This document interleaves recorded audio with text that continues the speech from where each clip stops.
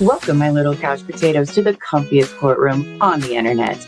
I'm your host, Llama, and it's time for dramatic testimony, overruled objections, and absolutely unqualified opinions. So grab your snuggiest blanket, some delicious snacks, and get ready to watch court with your internet besties.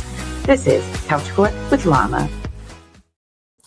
Good morning, my couch potatoes. Oh boy, I need to learn how to get back into the swing of things. I did not want to wake up this morning or get out of bed.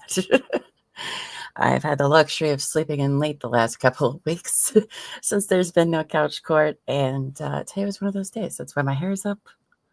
I'm in comfy clothes. I don't really care today. It's too early. I've only had like 2 sips of coffee too, so back to our old ways. Anyway, good morning, everybody. I hope you're doing well. Good morning, Lady in Gray. All you couch potatoes. Oh my goodness. Sorry. Juju Bean, good morning. Hope you're doing great. Glad to see you here. Polly Prissy Pants in the house. Hello. Hello. You wonder what witnesses we'll have today. Well, I think we have quite a few today. I did my best to write down all the names of all the people, but I was still missing like 15 people or something like that. But I know that we're going to pick up this morning. Detective John Snow is on the stand, and they plan on showing Brooks Houck's July 8th interview. So I know that's what's going on this morning. After that, I don't know. We'll see. Good morning, Teresia. Good morning. It's been a while. I hope you're doing great. Kelly P as well. Hey, girl. How's your dates? Tell us all about it. Lady in Gray says, speaking of delicious snacks, those nerd gummy crunchies are crack. Not sure if I should be mad at Llama for telling us about them. Well, let me tell you what, I already ate all of my pink bag and I'm on to my blue bag since yesterday. They're good, aren't they? It's weird. They're delicious. Good morning, Dave. Bestie Dave, hope you're doing great. Okay, you guys. So yeah, today we're doing day 2 of the Brooks Houck and Joseph Lawson's trial. Now, there was something I forgot to bring up yesterday, and that was, did you guys notice that the Commonwealth did their opening statement, and then Houck's attorney did his opening statement, but Joseph Lawson's attorney did not do an opening statement? And the reason for that is because he reserved his opening statement to do before the defense's case in chief, which they can do. I've never seen that done before. So I find that interesting. So I'm excited to see that work out in real time. And why they did that exactly, I don't know. I'm curious to see how their gameplay is. I've never done that before. Pam Malone, good morning. I hope everyone's having a great day too, you included. Welcome. Kelly said her date was fabulous. He's a winner, Llama. Oh man, I love that. That's a good review. Well, I hope you get a date too. And that's great. I'm so happy to hear that for you, Kelly. What was the other thing about trial yesterday? I know I wanted to bring up I should write these things down. That Joseph Lawson's attorney didn't do his opening statement, and that he's reserving that for opening statements. Oh yeah, and jurors, they get to ask questions, which is one of our favorites because not everywhere does that.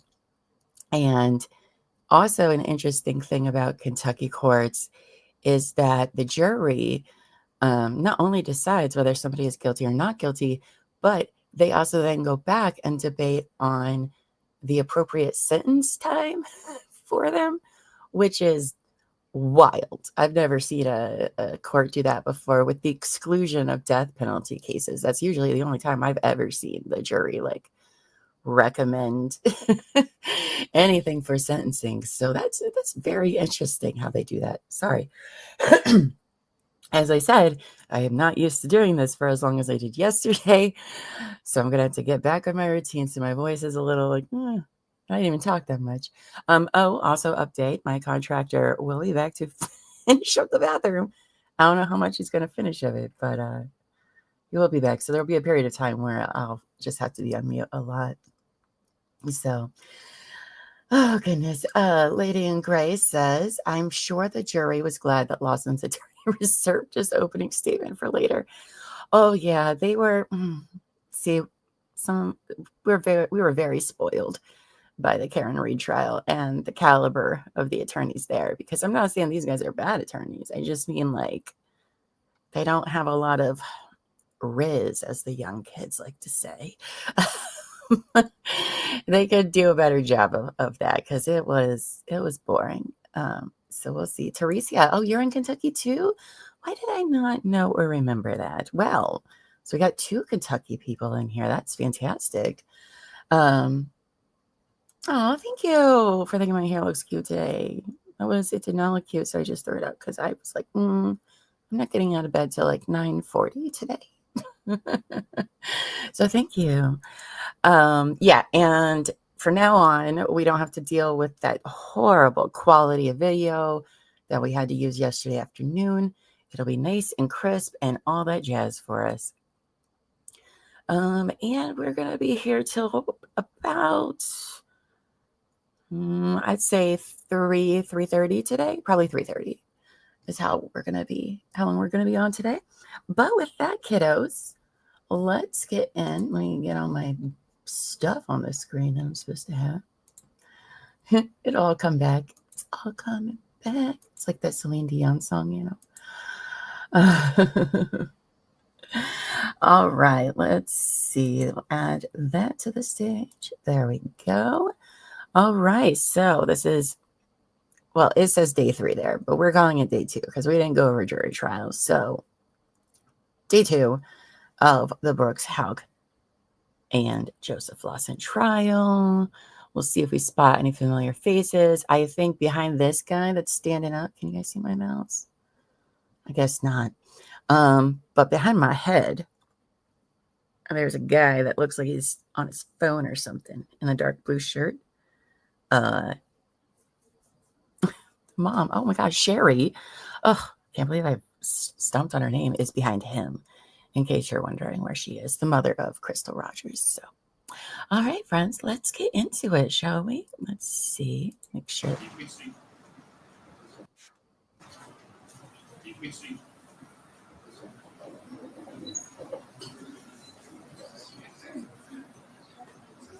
There's Buffy. Hi, Buff.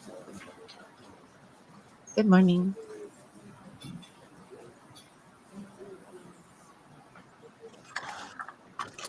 I'm not opening my nerds yet.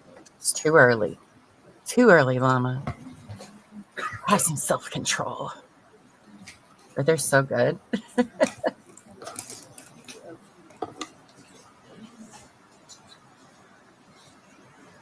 Okay. Oh, love bugs. I love that. At this time, let the record reflect all 15 jurors have returned to the courtroom. Let me see counsel at the bench for a second, please. Oh, counsel at the bench already. We get to hear about it. Look at them starting at 8:30 in the morning, being on time. See how efficient court can sometimes be? Sometimes. Oh.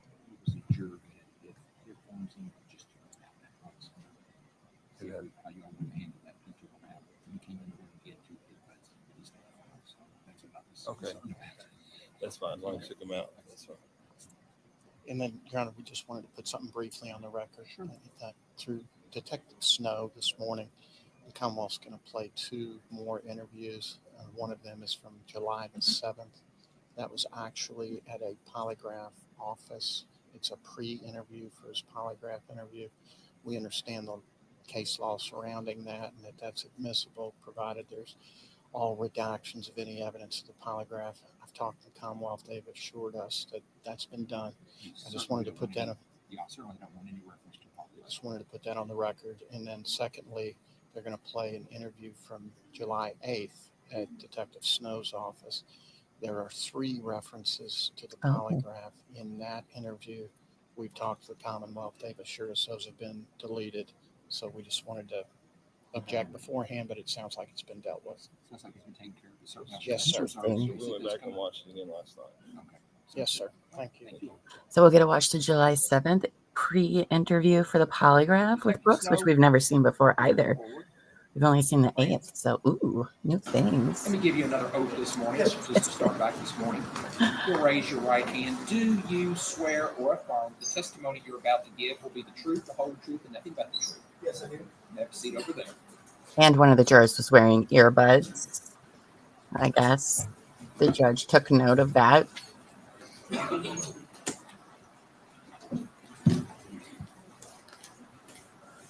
Oh yeah, that's what they were talking about. They can't mention it in court. They were just assuring that the Commonwealth took all of that out. Let's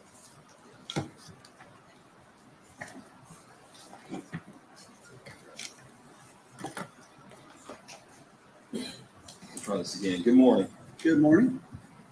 Detective Snell, I think yesterday when we left off on July 7th of 2015. Is that correct? I believe so. Okay. And did the defendant Oh, that's not right. go to Frankfurt and give an interview? Yes, that's correct. Okay. And was that with Kentucky State Police? Yes. Okay. And were you able, while they were interviewing him, to observe that interview? Yes. Okay. I'm not- Stuff in here.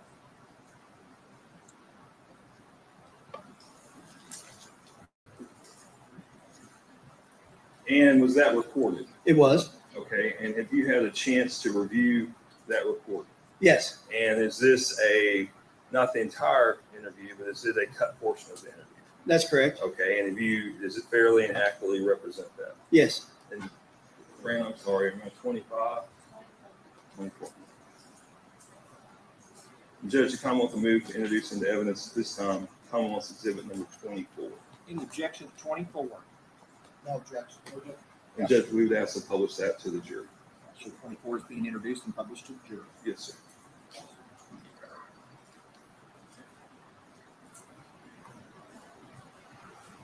Ooh, okay. I haven't seen this before. Yes, sir. Yeah, I think he was just wearing them. I didn't catch anything wrong. Just the judge was pointing that out to them. I don't know.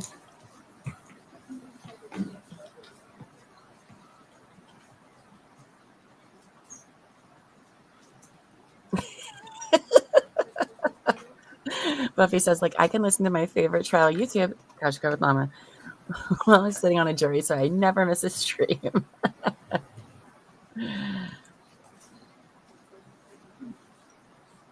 TV's on. That's it.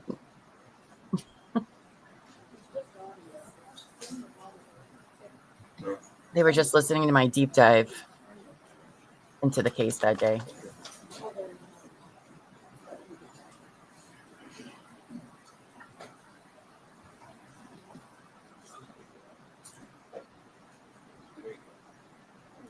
Tech issues in court. Favorite pastime. What's the worst thing he's ever had to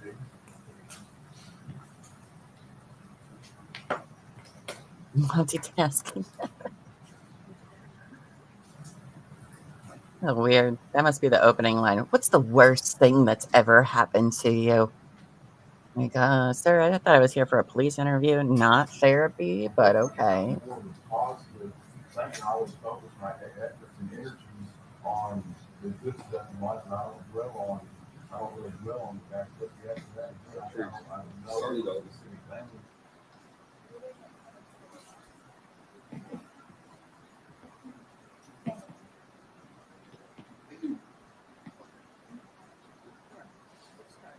I need to know, like, what are the numbers? Are they like lost numbers? What's the worst thing he's ever had to do?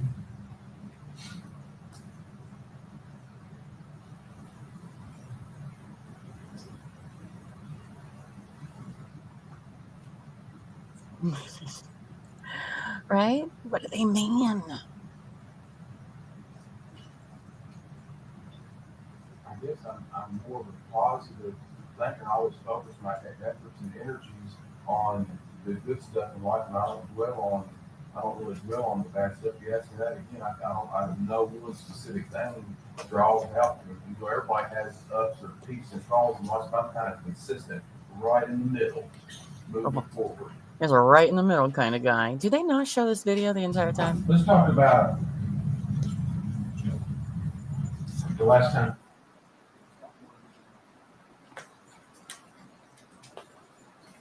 Oh. Okay, so I think it takes them like 20 minutes to get it up. Hold on. And then they still don't get it up.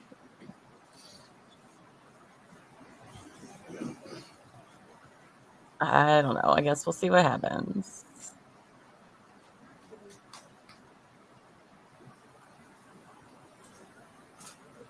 You saw Christmas. Tell me about that day. When was it?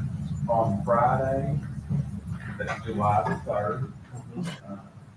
Just like when we go in the morning on Friday, I go to work. And then I did get off earlier that day than I normally do. And, about 5 o'clock, 5 p.m.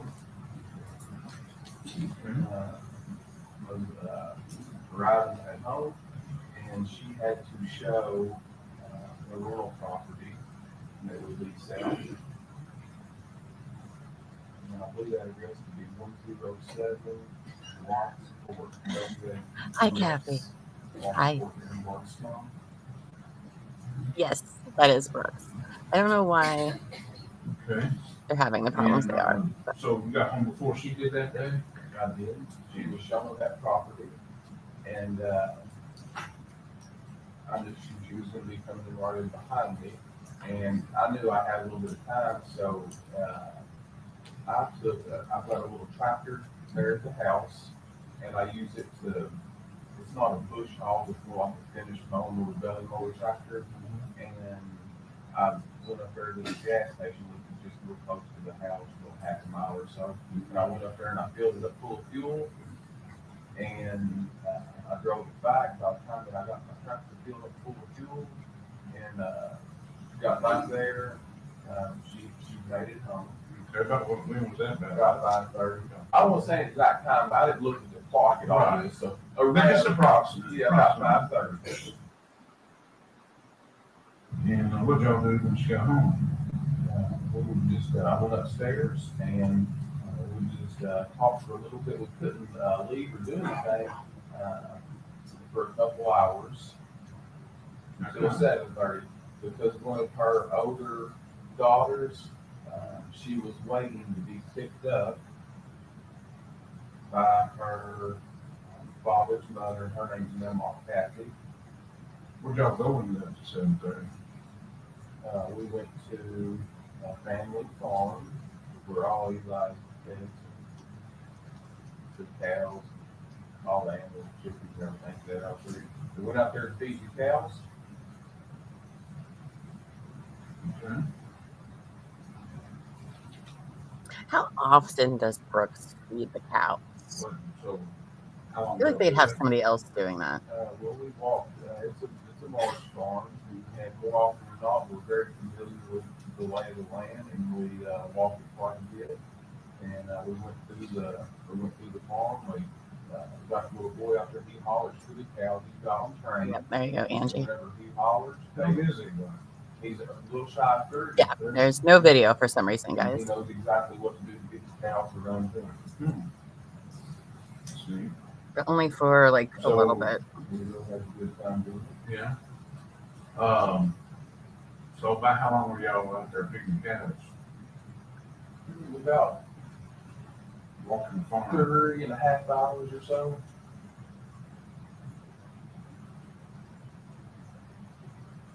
Okay. Oh, yeah, about 3.5 hours. So, I mean, I didn't look at the clock during all this period, but yeah. so,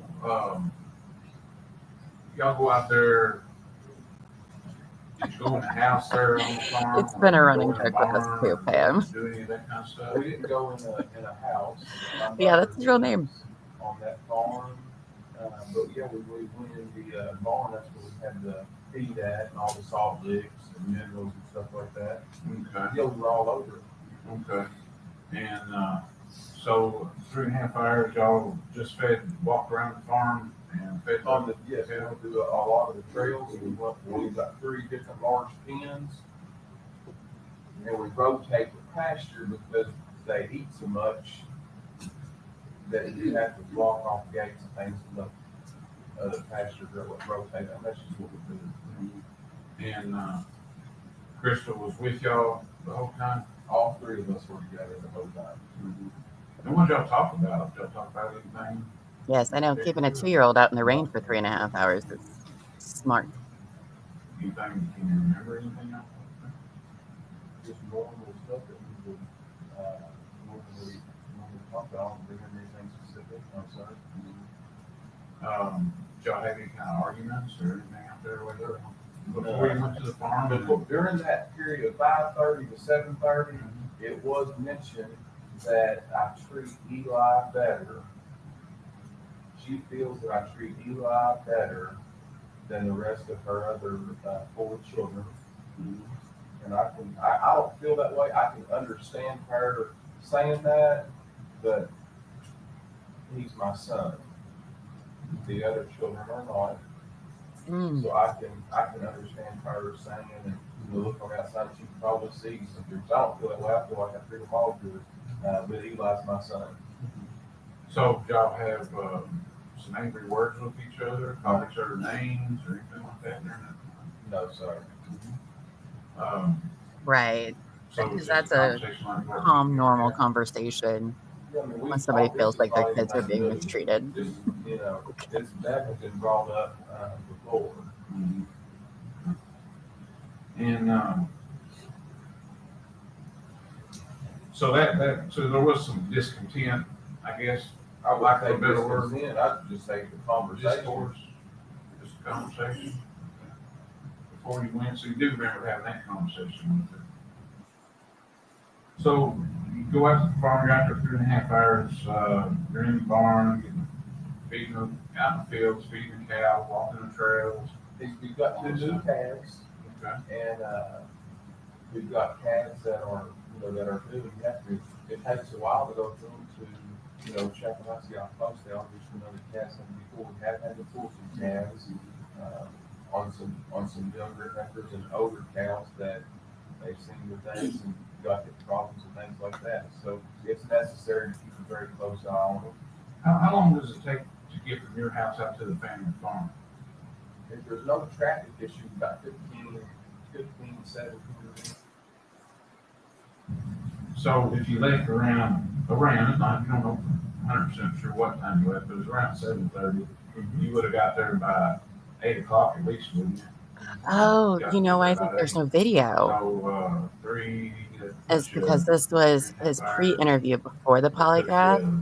And my guess is the polygraph machine is sitting right in front of them. And that's why this is all black. That's what I think. That's what I thought was good. That's Yeah. 11:30. Did y'all have flashlights with you and stuff while you're out there on the trails? In the barn, or is there electricity out there? Or? There is electricity out there, but it really wasn't all that gone. Now this time of year, it's lighter, longer. It could start about 9:30. Yeah, exactly, yeah. So was it clear night? I mean, I guess we could see pretty well out in the field. Had the bush.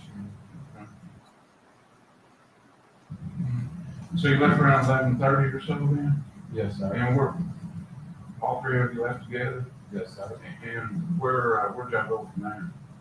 We left there, come to the farm, and went to our residence and went back to Glenview. Thank you. I love when you tell me that. Just kidding. Yeah, I think that makes the most sense to me. Back, maybe a little less, there's probably less traffic that time of night. You probably got there before midnight, before tail, midnight, somewhere in that ballpark. What y'all do at that time when you got home? I went to bed. So you came in, went straight to bed? Yeah, I mean, it's not that we didn't have any words, it was just a normal night. Just normal, guys. Normal. How many times has he said normal? I'm usually an earlier riser than everybody else in the household. We always get up and go to work. She typically, and the children also, they typically go to bed later in the evening than I do, and therefore they sleep later in the morning than I do. So, did she go to bed with you or did she stay up at night? She was playing games on her phone. And, was it in the bedroom where you sleep or No, she was out in the living room. out in the living room? Where was Eli? She was still playing. He was still up. Still up when you went to bed? 2.5-year-old still up at Okay, so you midnight. go to bed. Last you saw her, she was playing on the phone in the living room. Is that what you said? Yes, sir. That's the last time you saw her. Yes, sir. Okay. And, That'll be you the woke next up the next interview morning, what was that they going on play. the next morning? Whenever I got up, Did you have an alarm set or? I don't really have to have it. A lot of times my alarm on my phone goes off, but I'm usually already up for a good period of time before it goes off. And Eli is sleeping, still sleeping next to me, just like normal. And Crystal is not in the bed. And whenever I got up, I noticed the car was gone.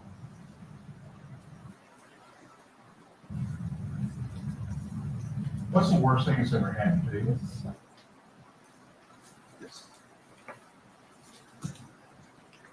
So Detective Snow, in that interview, the defendant was asked what was the worst thing that ever happened to him. Is that correct? Yes, And he was unable to provide a response. Is that correct? he did not provide a response to that question, correct? And I know we've had a lot of testimony about what Miss Rogers was doing on her phone. What in this interview did he say Miss Rogers was doing on her phone? He clearly said she was playing games on her phone when he went to bed. And are you familiar with the farm? There's been a lot of talk about the farm off past Ballard Road. Is that correct? Yes, Okay. Are you familiar with the farm? I am. Okay. And describe, I think yesterday you testified it was a pretty large farm. Is that correct? Right around 200 acres, I believe. Okay. Wow. And Judge, at this time, I'm going to move. I've already showed this previously to the council. You've had a chance to look at an overhead Google Earth photo of the farm. Yes. Correct. And does that fairly and accurately represent the farm? It does. Okay. In 2015, was Rhonda McElroy living there? No, Okay. And in this That's Brooks. photo, her house is present. Is that correct? yes, Okay. With the exception of that, does it fairly and accurately represent the farm? yes, I believe that was the only change at the time. Okay. Judge, I would move to introduce in the evidence comments exhibit number 25. Any objection? No, sir. Counsel, it's introduced at this time.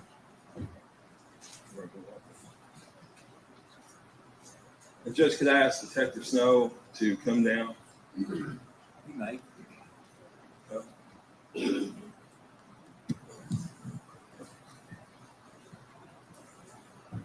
On the screen. Yeah, that's fine. To say, I do like this courtroom. It's very nice. There's a lot of space compared to the Canton one. God. Ugh.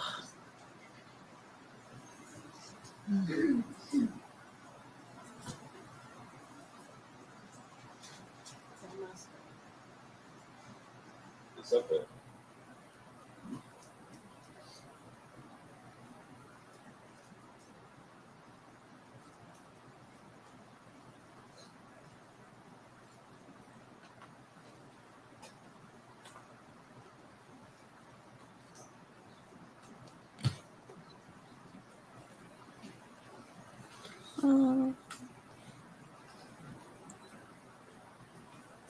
All right, so we're going to look at some pictures of the farm. And then the next one will be the interview with Snow and Brooks, the one that we've already watched a couple weeks ago. But now let's really pay attention to what he says now that we know more about everything in the last 10 years. Okay, Detective Snow, sorry about that, Judge. Okay, we've watched some video that you talked about Lawrence and Patty Ballard. Is that correct? Yes, that's correct. Okay, could you show the ladies and gentlemen of the jury where their house is located? Their house actually, the house itself faces Kentucky 46, but it sits right here at the intersection of Pascal Ballard and 46. Okay, and is that some of the video that ladies and gentlemen saw yesterday? Yes, the camera is located at the rear of the house near the parking area. And we've also heard some testimony that Rosemary Houck lived on the farm. Is that correct? That's correct. Okay, could you show me where she lived at? That would be her residence here. All right. And we had talked about on this photo, there's a house that wasn't there back in 2015. Can you show the ladies and gentlemen of the jury that? Yes, this house here was built after the fact. Okay. And Teresa, can you go out to a wider view? I'm not sure which group of houses they're focusing on. It doesn't show.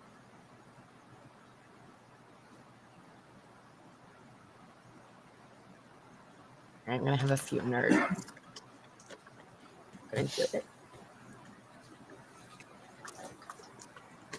Okay. And is this the same picture but just a wider view? Yes. Okay.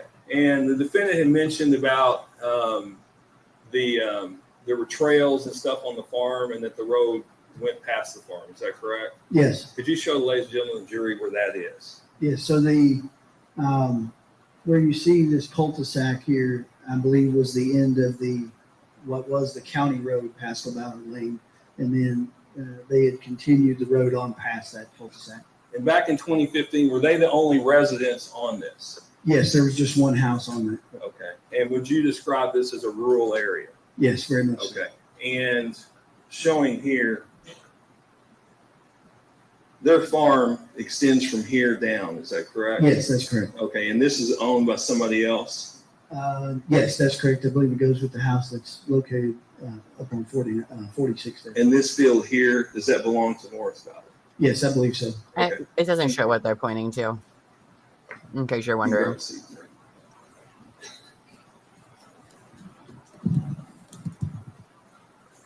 We'll get you there, Dave. Don't worry. Now, at some point, you said you had I think it's supposed to be a sunny day today. taken, I believe, the DVD or Think more DVR storms, player though. from Mr. Ballard, Lawrence, and Patty Ballard. Is that correct? Yes, we had, I'm sorry, let me get it closer. We had some difficulty downloading some of the video because it was very dense. And so we took the DVR at Ms. Ballard's consent and took it back to the office and downloaded some onto a bigger hard drive. And then we returned it to their residence. Okay. Now, let me move on to July 8th, okay? July 8th, did you review any phone records on July 8th? I did. Okay. Whose phone records did you review? I received the records from Bluegrass Cellular. I believe the CDR records from Bluegrass Cellular for Crystal and Brooks. Okay. And we heard during opening statements about CDR records yesterday, correct? Yes, Okay. And I think it was mentioned those are call detail records. Is that correct? that's correct. And what all do they show you? They would have general information about the phone numbers that are calling and receiving calls, texting and receiving text, as well as dates and times of those text messages and phone calls. Okay. And I believe we heard Mr. Houck say, the defendant say that his and Crystal's service was through Bluegrass Cellular. Is that correct? Yes, Okay. And when reviewing Brooks's phone records for the evening of July 3rd, early morning July 4th, did you notice anything? yes. I noticed that there was a phone call just after midnight to Mr. Houck's phone. Okay. And what number was that phone from? It was from the. I don't know, Pam. At the time, we didn't know the name. Well, I do, but I don't. 502-492-1390. Okay. And did you later come to know who that Hold phone on, I know was? them really. Yes. Okay. And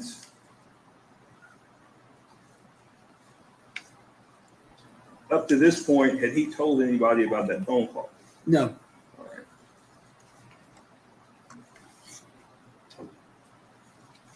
Now, did you also I mean, they found like conduct an no interview with Brooks evidence Houck anywhere. So on Yes. the 8th? I did. Okay. And tell me about how that come about.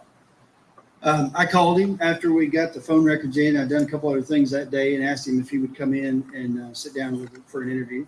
All right. And you had already been told by the defendant at this point that they don't receive phone calls late at night. Is that correct? Yes, during my first interview with him. All right. And what time on the 8th, when you asked the defendant to come in, did he come in? It was later in the afternoon, I think, somewhere just before 5, I believe. So he come in? Yes, Okay, and he come in voluntarily? he did. All right. And was this recorded? It was. Okay. Judge, I'm going to mark this as Commonwealth's Exhibit number 26. And Detective, have you had a chance to review your July 8th interview with the defendant? I have. Okay, and is this the entire interview? No, it's clipped for time. It was a very long process. All right. And does it fairly and accurately represent your interview? It does. Judge, this time the Commonwealth will move to introduce into evidence Commonwealth's Exhibit number 26. Any objection to 26? No. Sure. It's introduced at this time.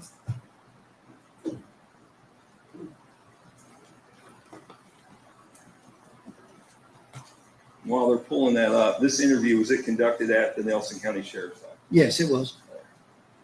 And could you note the time for me on the clock there? Looks like it says 20 minutes till 5. I'm sorry. 20 minutes till 4. Okay. My apologies. So military time, 1640? It'll be 1540, right? 1640. Never mind. Is it 440 in the afternoon? Yeah. Okay. No, it's 340. 340. I'm sorry. Yeah. 1540.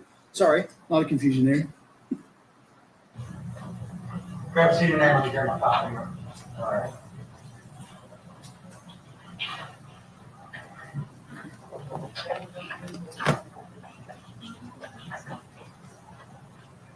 Now I want to stop it there real quick. When the defendant walked in the room, you weren't in the room at that time, is that correct? That's correct. Okay, and did you go back after you reviewed the video, did you notice anything? I did. I noticed that he was adjusting something in his pocket. Okay, did you know at the time what that was? I did not. Okay, did you later learn what that was? I did. What was it? It was an audio recorder. Okay, so he was recording the interview as well? Correct. Okay, we can go ahead, Bruce.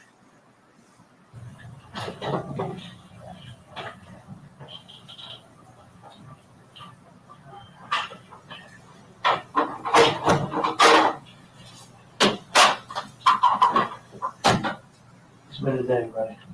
How you holding up? Not very good. My son's going through a terrible, I'm sure. terrible time. Okay, what can you tell him? Yeah. Well, not much, unfortunately. I don't have as much as I would like to have, obviously.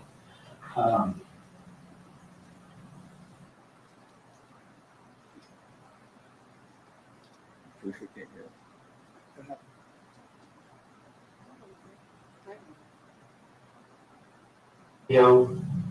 From along, the path between the farm and your house. We got the video from Walmart. The video from Walmart confirms that she's there and she's got the kids and she's buying the stuff that's on the receipt, that I told you I had from her purse. Good, all right. What time was that? That was roughly 4:36, give or take a couple Good. minutes for it being off, And so we know that she was at Walmart, bought that stuff that was on the receipt.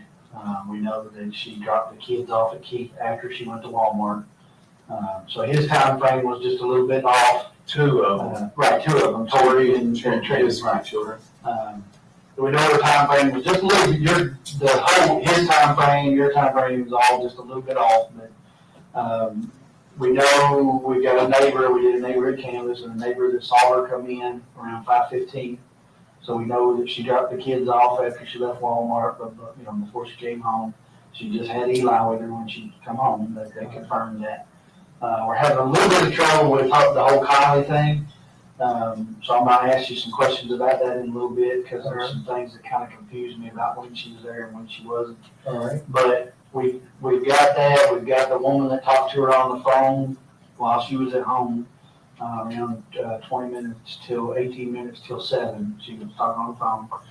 And then we got video that shows your truck leaving your old house, not leaving your house, but going down Bloomfield Road. Yes. It says that it was a little after 7. Now, again, video, the thing with video is not everybody's video recorder has the same time on it. So if my wife says 3:59 and 3:39 right now, and you looked at your phone, it might say 3:59 or 3. Probably 10 minutes discrepancy here or there from video recorder and video recorder. But anyway, we've got you going down Louisville Road, sometime a little after 7, which is what you told me. You left between 7 and 7:30 to go to the farm. We've got video of you going into the farm, going in there, I don't know what they would be to you, maybe your uncle maybe? Is that who lives at the end of Pascal Ballard there? Yes. Okay. They've got video cameras on their house and on the shop, and I can see your truck go past there a little after 7. Now, you told me initially that you had gotten home, you thought you'd gotten home a little after 11, got in bed about 11:30. No, I've told you that.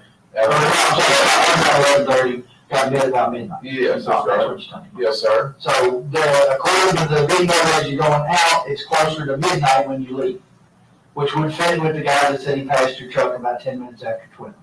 But again, no, you weren't looking at your watch. I get that. You're not exact on your time. There may be a lot of trouble with that, really. But you leave there pretty close to midnight. You leave the farm. We see you go out in your truck. We don't see you. We see your truck. Okay, that's important. I'll explain later. Sure.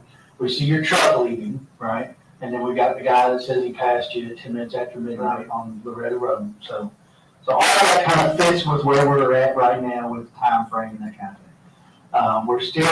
We haven't found anybody really to verify what I told you about her being on the Red Road on Sunday. We're still trying to work with that. We don't have any. But y'all have at least got the person who said it. It wasn't. Yeah, we know her. Good. And they seem to be credible, but again, that's, That's promising right there. Right. Verification is everything. Validating people's statements is very important when it comes to cases like this, particularly when we're looking at a span of a few days. So there's a couple of things. We got the sale records from Bluegrass. I think I told you that already. We're having to do a little more research on that because we didn't ask them for the right thing as far as location, pinging towers and things. So that's neither here nor there. It just wasn't worded the way they wanted it worded. So we're going to do another search warrant to get that information. Meantime, we do have all of your all's phone calls and text messages from the 29th of June to the 5th of July. Okay. So one of the things that I want to do while you're here with me is I want to have one of the narcotics guys take your phone and hook it up to the computer and download the information from it so that we can look at your contacts list and look at the numbers that are on that list that called and text and try to match them up as best we can and match them up with hers because we're missing some of hers. Yeah, all right. That's the people that you all knew in common. Yes. Now that may take a little while to do. That's fine. Excuse me, depending on how much information's in your phone. I'll tell you, when we did hers, it took them about 2 hours to get it done. That's, I don't care. So, and then the other thing that I would like to do is, because you are, for better or worse, you are the person of interest in the case until there's somebody else, okay? So I'd like to ask you to write a statement for me. And I know we've talked, and we're gonna talk a little more. I'm gonna ask you some more detailed questions after you write the statement, based on the statement that you write. I may ask you for more detail or more clarification on something. But it's important that you be as detailed as possible. And I understand you're not gonna remember every single thing you did every day. I get that. But from Friday morning to Sunday, I'd like to get as much detail about what you did as possible. What job you were working on Friday, if you went to more than one job on Friday, if you can remember which ones you were at. You don't have to be specific about how many nails you drove, but if you were doing carpentry work or if you were doing siding work or whatever it is kind of stuff you do building a house, if you had a house that was doing brickwork, if you went to oversee that, whatever it was that you were doing, working that day, right up till you got home and got on the tractor and got fuel like you told me, brought it back, and so on and so forth, all the way down through there. One of the areas that I'm really struggling with, I'm being honest with you, one of the areas that I'm really struggling with is what you all did on the farm. Okay. But one of the things that I really haven't, and I've got kids, so we do things together, and sometimes we lose track of time. But it was Friday was a rainy day. It was kind of muddy. when I asked you what you did at the farm, you said you guys went out there and you were tending to the cows and whatnot, which is fine. You get cows out there. But you're there from roughly 7:30 until almost midnight. So that's pretty close to 4.5 hours. 4.5 hours is a long time to be outside in the rain, in the mud with a 2.5-year-old. Does that make sense? I understand what you're saying. So if you could give me as much detail as you remember about what you all did on the farm, if you worked on the barn, or if you were, if Eli went in and watched TV, or if you were riding a four-wheeler, or whatever it was you all were doing. And again, I understand you're not going to be able to tell me minute by minute, but as much detail as you can give me about that time will kind of help me to rebuild how that whole weekend. That's fine. Whatever you ask me, I'll be more happy to do. Okay. So I'm going to write some stuff on the top of here. And it's just going to be basically the report number that we're working off of from the missing persons report. It's 3. That's a 7. 158. And then I'm going to write today's date on there, which is the 8th, 2015. And then I'm going to write your name right here, so that I know who's writing out the statement, and I'll get you to sign it at the bottom. Yes, sir. Sometimes I can't read people's signature. Take as many pieces of paper as you want. When you get done, we'll number them 1 through how many ever pieces we got, and then if there's space left on the last one, I see they got you and put a Dave. line through there, sign your name to it, so that nobody adds anything or takes away from them. I'll have you initial each page, and then I'm going to make you a copy of it. All right. Is that fair enough? Yeah, absolutely. Do you mind if I take your phone now? No, I would like for you to walk with me. I like in the trucks that when it rained in here. So I just want to be sure that you know that after you told me that nothing's done by house. I want you to walk with me to my vehicle. Do you want me to buy some water or a cup of coffee? I'm good on that. Okay. I'll be back in just a minute. I'm going to pick you this phone. Why is police interviews so bad always? Oh, this is a statement. Okay, sorry. I had to Okay, go detective, did you note the time on that? to check the weather for Jujo, which is It's like about overcast, 7 or 8 Ohio minutes gray. after 4. Cool. And in that, We go under you asked him to advisory in like provide 10 as much minutes. detail as possible. That's correct. And to take as much time and as much as he needed, is that Yes. correct?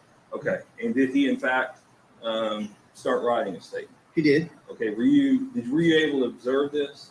I was, after I took the phone to the individual who was going to take it to download it. We have an observation room and another room where we can watch the Oh, I know what's going to happen. interview room on a monitor.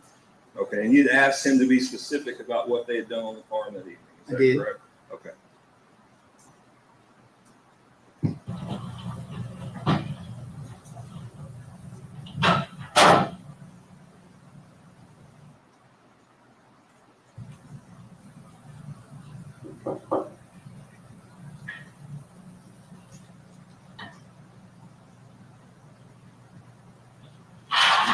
All right, let's see here. We'll start back at the top.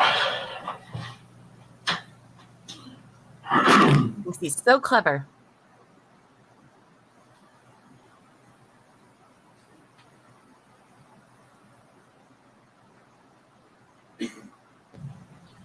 Friday at 4 o'clock, I went to Bluegrass Cellular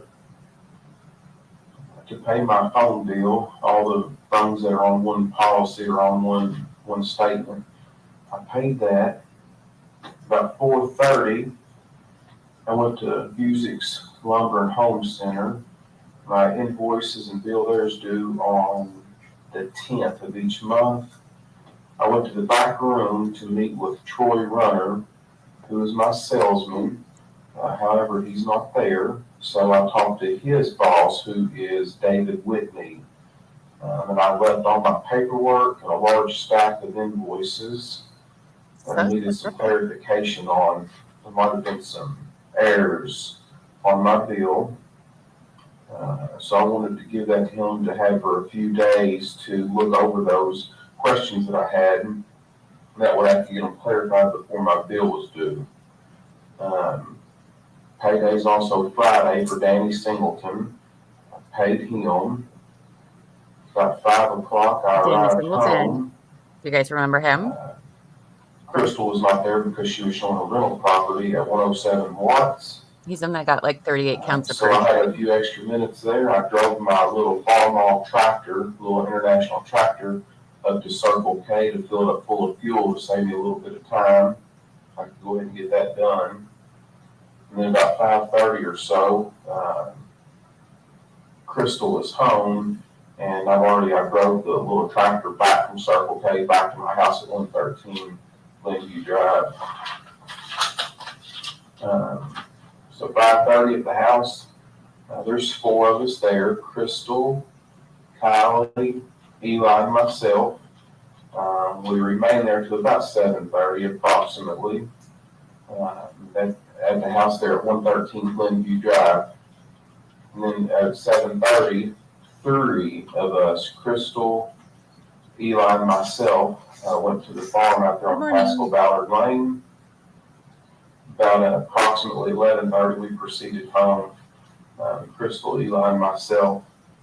At 7:30, when we left for the farm, we left Kylie behind at our home at 113 Glenview Drive in Bardstown because her mama Kathy was on her way to come pick her up to take her with her.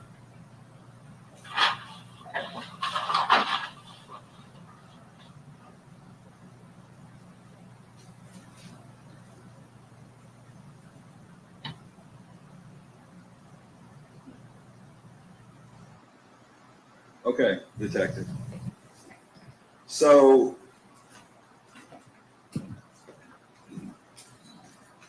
first of all, I need to correct something that I messed up because the time, Teresa, if you can go back and show the time. Kind of. When it started. All right. So I asked you a while ago, we were at the wrong spot on the video. Can you tell the ladies and gentlemen, is that when he begins to write his statement? I believe so, yes. Okay, and what time is that? Oh, thank you, Dope, for gifting one membership. Okay. Thank you so And much. Teresa, you can go back to the other Congrats. spot. And detective, you Relax. said you were watching this statement, correct? Yes. Okay. And we know that you noticed that in this interview that you had told the defendant you were going to give him a copy of the statement. Is that correct? Yes, I did. Okay.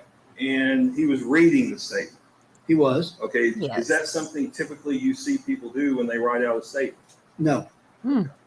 Why is And you that? said you come later to learn he had a recorder in his pocket. Is that correct? Correct. What? Yeah, you guys heard. He had a recorder in his pocket. That's why he was reading it out loud. But I think it's interesting. He also said he had to pay Danny Singleton. Danny was one of the first people charged with 38 counts of perjury. And for some reason, he had to pay him that same day.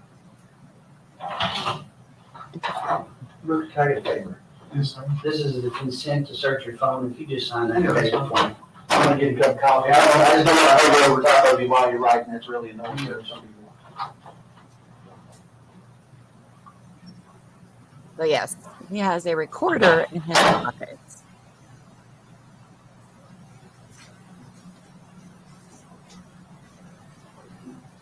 The Houck family loves recording everything they're not supposed to.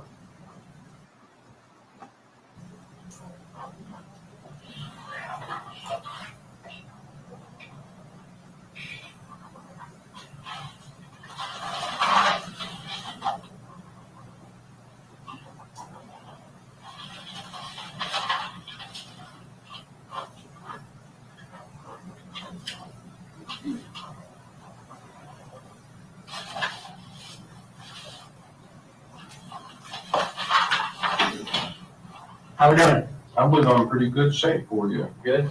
I numbered the pages. Let me get down to her. Look, I'm gonna charge my phone while we're talking here. Right?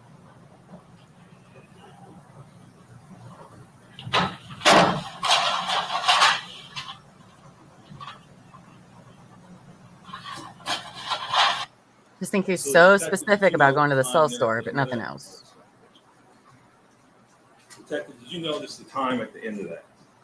I'm sorry, I wasn't looking at the Okay. Please, clock. can you put it back up there?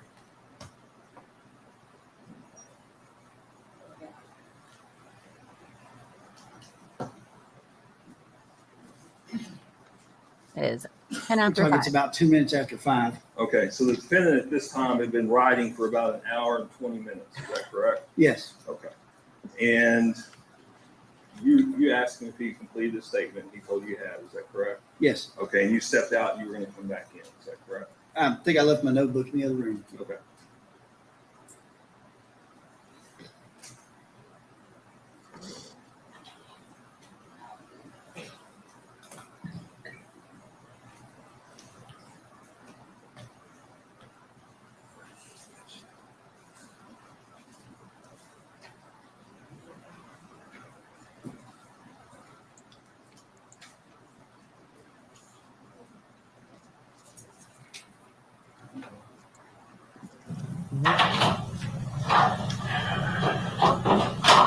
I just called, trying to get over him before he comes here. I'm not answering his phone yet, so he must still be in the middle of it. That's all right. All right, I'm gonna take a minute here and read through your statement, if that's all right. Yes. Get an idea. You might have answered some of my questions already, so. But I decided, I was trying to. Detective, you're actually looking at his statement. Detective, you're actually looking at his statement at that time. Is that correct? Yes. Okay. And I want you to take a look at this. About 27.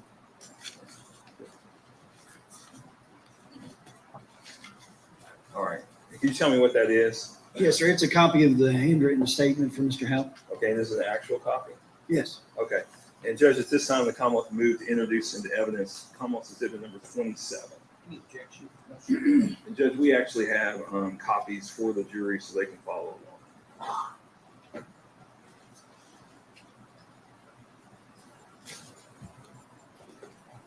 Ooh. Are we going to read this statement? I'm assuming that's the only thing in this package.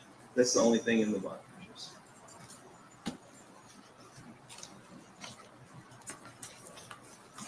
And we have copies for the defense counsel in your honor also.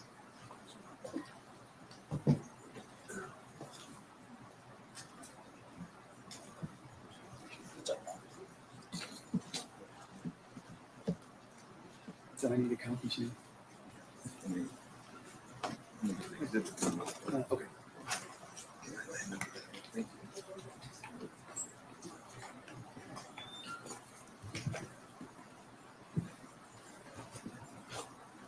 And so, detective, at this time, what are you getting ready to do with the defendant? Well, we're getting ready to have a conversation somewhat about his written statement. I'm going to go through it and then ask him some questions about it. And I had some other questions that I wanted to ask him prior to getting that statement as well. Okay. Ooh. Now, by the way, Yeah, nobody. much as if my writing's not real well, you just ask me, and I can clarify real quick for you.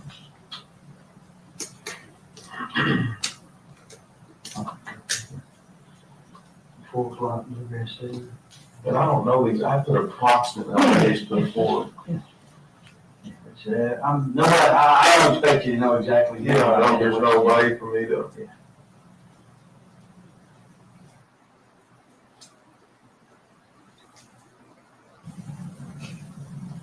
Is this Friday?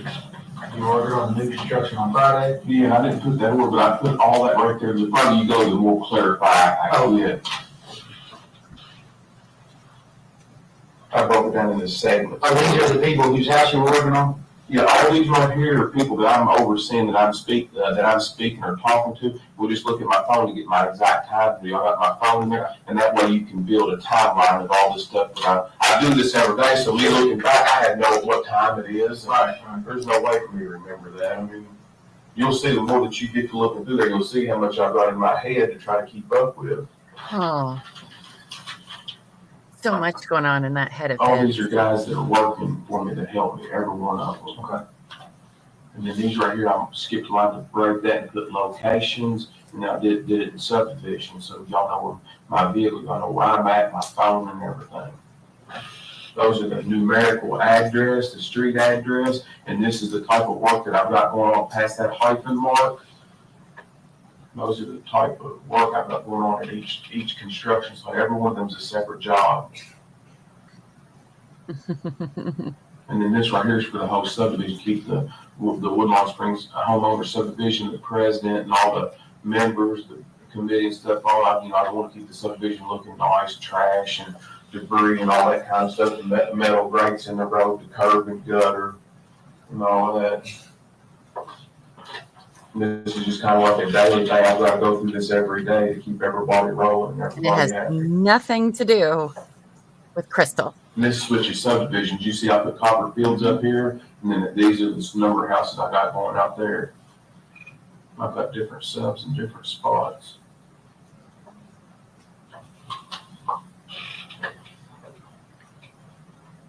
Sorry, that thing will go off pretty That's constantly. fine. That's not Got people all over the county, so. Alright.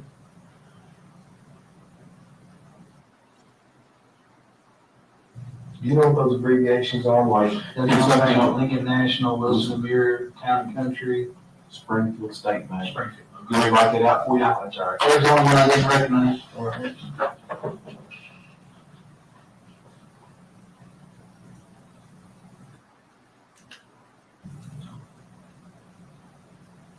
Nobody else will write on that though, correct? No, and I'm gonna make you a copy to show And I you. want to be sure nobody else, messes with none of my stuff. Right. No, you're gonna get a copy of it so that you can look at mine and look at yours and say they're the exact same thing. All right.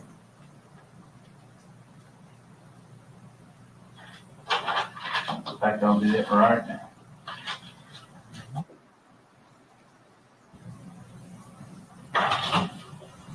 Take a minute, go through those pages by page and compare them just to make sure that everything's good for them.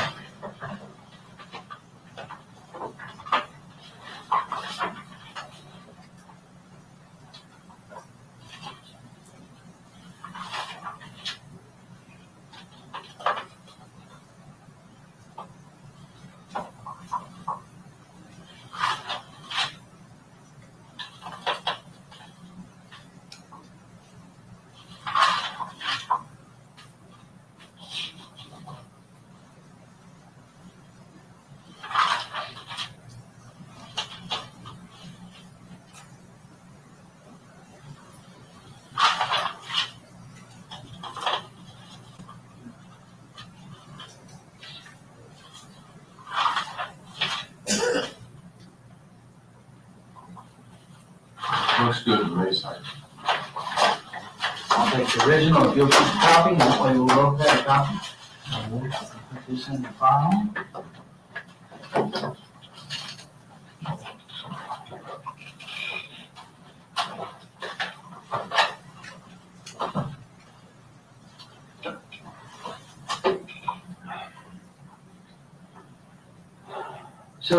So we're obviously, we're hearing tons and tons of rumors, right? All right. And I know Bardstown is the rumor mill of the world. But in a case like this, should it turn into a homicide investigation, any question that I didn't ask doesn't get asked. Does that make sense? I don't understand what you're saying, but. Well, if I don't ask you, then somebody's gonna ask me why I didn't ask you later. You see what I'm saying? Sure. So when I ask you a question, it's not to be offensive, it's to get the question cleared up so that we can move on to another. I understand. Yeah, I hope however I can. Hmm. Again, these are. That's fine. Anyway. That's whatever you guys have you and Crystal ever talked about breaking it? I mean, obviously, we have fought just like any other couple, but in the last several years, I mean, it's came up, but we've always found ourselves together moving forward. So that it's mentioned, but it's never happened, and we've always found ourselves together moving forward. Okay. I know she didn't work out of the home currently, but has she worked out of the home recently? Has she had a job outside of taking care of the rental properties? Well, she took care of 2 young children, so she did some babysitting there at the house for some extra money. One little boy was about Eli's size, and other was, I don't know how old, but he was a little bit older. And she worked at that gas station for quite some time, but that's been quite some time ago. Was that before or after Eli was born? I think she started there before he was born, and she did work some there after he was born. She worked for a pretty good period of time there, but it's been quite some time back. Yeah, because he's 2.5. So did you He's a think little bit older than 2. He'll be 3 in October. almost 3? Yeah. All right. So you think it was a year ago or better since you worked there? Probably approximately, I don't know. I would say give or take a 6-month window there, something like that would probably be pretty accurate. But I do not know the answer to that. I do not know. I just know that it's been a period of time. Was it, you all, have you all, since you lived together, have you all always lived on Glenview? That's the only house since Eli has been born. We brought him home from the hospital. We lived there. Okay. Yes. You That's the only reason. all lived there when she was working at the, and when she stopped working at the. When she stopped working there. There was, I don't know, maybe 4 or 5 other girls that worked up there with her. I don't know their names. They didn't have a large amount of employees, just a few.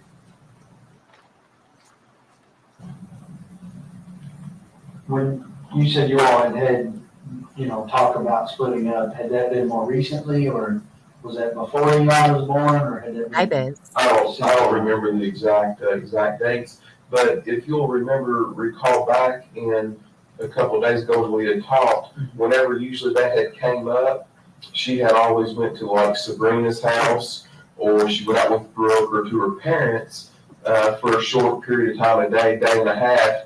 And after she cooled off, and we had a chance to talk a little bit, we always found ourselves back together. But it has been at times a stressed relationship. I'm not here telling you anything other than that. That is the truth, and that's accurate.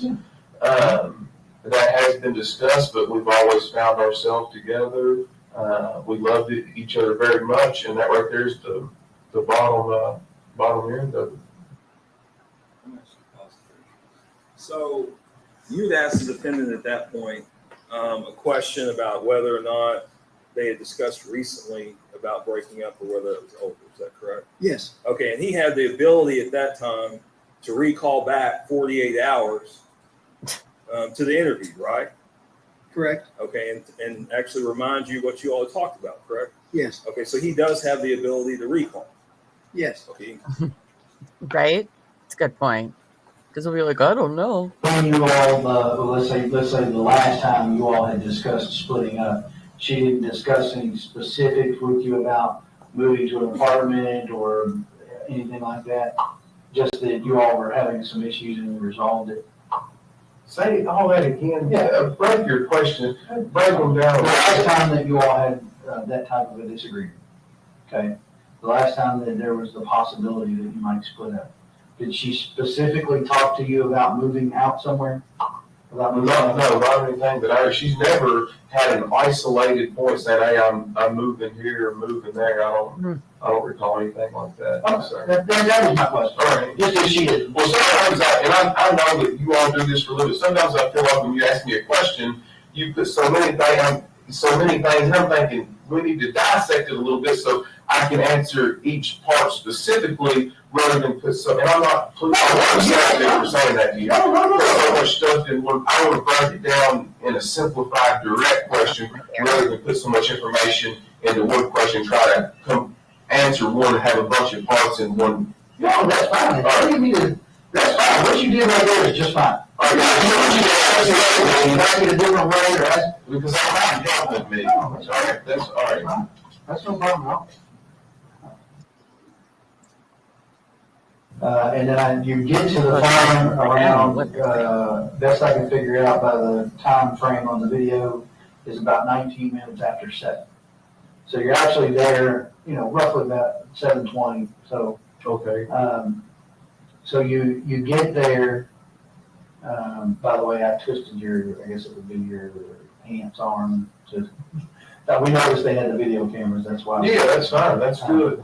So she actually helped you out with the time. Good. It showed you coming. Now, I haven't watched the full days yet, so I don't know anything about comings and goings, but I know you got there about 20 minutes after and you left there about 11:55, thereabouts.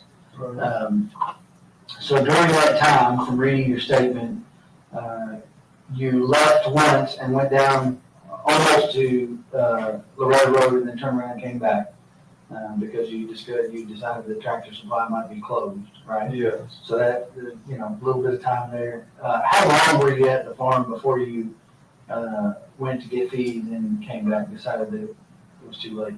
Do you remember?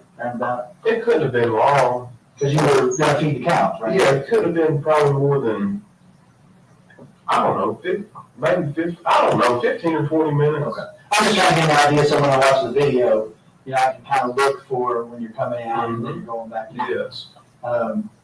And when you got to the farm, do you know if anybody was there other than your mom? I don't know. Okay, did you see your mom when you came in? No, we didn't stop up there. We went straight down there we were going there to feed the cows. Right, well, yeah, but the farm was within eyeshot of your house. But sometimes she might park inside, sometimes she might not, so I don't know if Right. She got more than one vehicle? she's got a little red truck, and she's got a white, and then she's got a white SUV. Oh. But that 15 to 20 minutes is as close as I can, and that's a guess, but I'd say it's pretty accurate. She, I think your mom told me she had been mowing grass. Do you know if she was mowing when you got there? Or She's always outside doing such. She's more of an outside person than inside, but she likes to mow grass. Sometimes she'll mow it whenever it don't even need to be mowed. So, but no, I don't recall her mowing if she was mowing. But you know, there's a lot of area there that if she was mowing, that I could have pulled in and not seen her, but I don't believe she was mowing. Yeah, okay. And it's not all that important. I'm just trying to get an idea of what was going on. All right. So, but I noticed when I was out there, yesterday, I guess it was. So there's a bulldozer in the drive. Mm-hmm. There's a tractor, actually two tractors in the barn, right? There's a tractor with a bucket and a tractor that looked like maybe it was leaking hydraulic fluid. Maybe somebody. Or attachment. Yeah, maybe an attachment. All right. So when you were out there Friday, did you operate any of that equipment to take care of the cows, or how do you normally? No, I don't. By hand? No, when you feed the cows, you just get the sweet feed, and you haul them, you shake a bucket, and because repetitious, they know to run. They know. I know you fed If you're talking about in the wintertime, you have to have a tractor that can handle. We don't do square hay. I mean, in the wintertime, we're going to have to handle a round bale, right? And that's done by tractor. We're not going to. You can roll one by hand. You got 4 or 5 guys, but I mean, we're not going to do that. We're going to take a tractor and. But how about Friday? You No. So you just fed out the bucket, the sweet feed, and So Aaron probably, he's out there raking hay and stuff. He might very well have done that. I don't know if it was Friday, but he's been out there the past 2 weeks doing hay. And I don't drive the equipment because that's not what I do. Aaron takes care of all that, and he bales the hay, he cuts it, he does all the mechanical work out there. And now who is Aaron? The person that does all the work out there. But I mean, is he related to you all, or is he a farmhand, or what is he? Yeah, he's the city mechanic right up here for the city of Bardstown, the bus garage. He does all the mechanics and does all the inspection reports for the city of Bardstown bus school system. How is he connected to your family? There's no blood relation. We graduated together in high school. He did? Yes. Okay, and so does he get the hay off of your farm, or? 5 of the cows out there that are out there are his. Oh, okay. So what he does is, whenever you look at this paperwork, I've got so much stuff going on, I'm not a farmer. I enjoy farming, but I don't farm. So what he does is an added benefit to me. He takes care of all the fencing, all the labor, keeps the equipment running. If it's round baled or busting ice and stuff like that in the wintertime, he does all that. He's got the time. He gets off early at 3 o'clock in the day. So he will come out there, and he knows about the mechanics. I'm not a mechanic, so he'll go out there and cut all the hay and prepare for the winter. He uses his time to do all that, to use the grounds out there for his cows, because he's only got about 7 acres here in town, and he wants to keep growing and expanding. And a way to do that, I don't have time to bush hog and all that, so I would rather keep up with the grounds by letting somebody do that and participate and let them. I don't charge them no money. Right. You see what I mean? Right. So it's a good trade-off. Absolutely. But he wasn't there Friday. that you saw? You were there Friday night. When you were there, right? Not before, I don't know, not before, but I feel when you were there, you worse were than there. the first time around. So you all fed the cows with the buckets, and watched them eat. And then you walked, now when you said you walked the road to the grave, you're talking about not just to the turnaround that goes We walked to the back. to where the county road goes to. Where I put, yes, exactly. Where the road gets a little harder. I mean, it's still, you can still drive a car on it, but there's a little bit of grass in the middle. But yeah, And that's what goes when you get to the, if I'm cul-de-sac to the top of it. right, if you get to the turnaround here, then it goes. Yes, and it goes back there far. And there's 3 big pens back through there. There's 3 separate fields where we rotate the pasture and stuff. Gotcha. And you said you walked from field 1. Yeah, let me just make it real clear.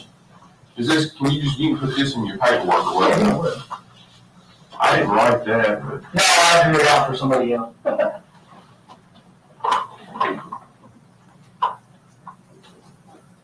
This is the barn. And then, of course, the fence does something like this. Right, kind of gives an angle off Mom's place. And then it goes all the way back. So somewhere right in here, this is a double gate. This is where we go in right here, is where we enter the field, because this is barbed wire, And then over here is kind of an octagon's 8, but it ain't 8. This is like a pin out here that we can move, and then there's some columns and stuff. Mm-hmm. And then I think right here, that field separates and then there's another gate right here. So this is number 1, and then way up here, this is number 2, and then number 3 goes up all piece back through there. So we go through this gate, and then the gate from 2 to 3, the other gate's up here. Right. You know what I'm? Yeah. And then there's more food in field number 3 than there are on these other 2, because these 2 are 8 down close. Mm-hmm. So a lot of times, and it's cooler back there in the ravines and hollers for the cows than if they're on this flat land, and they would rather stay cooler and eat back there. And they're in a big pond back there, but there's a little pond for them for a water supply too right now. So more often than not, they go back in that third field, but like later in the evening, a lot of times we're consistent at the times, sometimes we're not, but a lot of times in the evening they'll drift up here thinking they're going to get some feed. Right, for the sweet feed, right? Yeah. Right. So you all, when you all went for the cows, then you went in this gate right here, and then we walked all the way through. So because they weren't up in field 1. Yeah. Okay.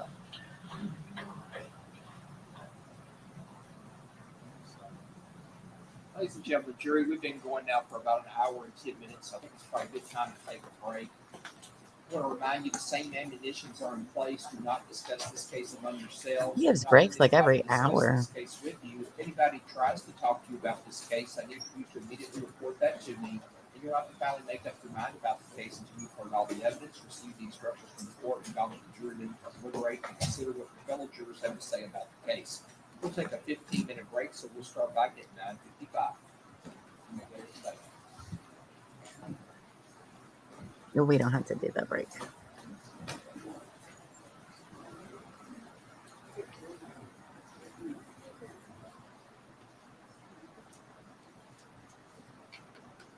Oh, the audio on that video is just so awful.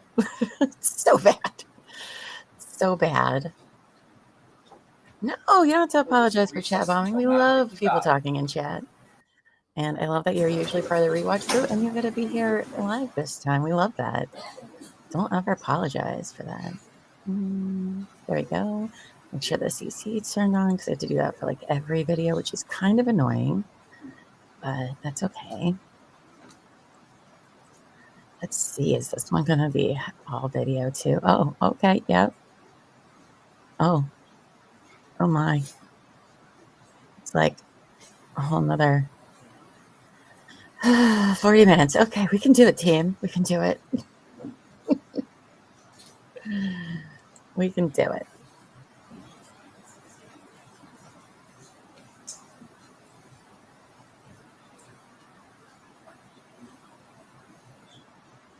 I will say, it looks like Detective Jon Snow has not aged in 10 years, which was when that interview was done. It was almost 10 years ago. So At this time, let the record reflect all 15 jurors have returned to the courtroom. Everyone may be seated. one of those. Counsel waive the call. Yes, sir. You may proceed. Detective, when we left off, yourself and the defendant were looking at a map that he had drawn out. Is that correct? Yes, Would you take a look at that for me, please?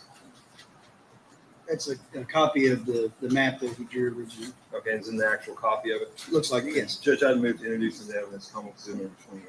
Any objection? 27. Is it 27? 27.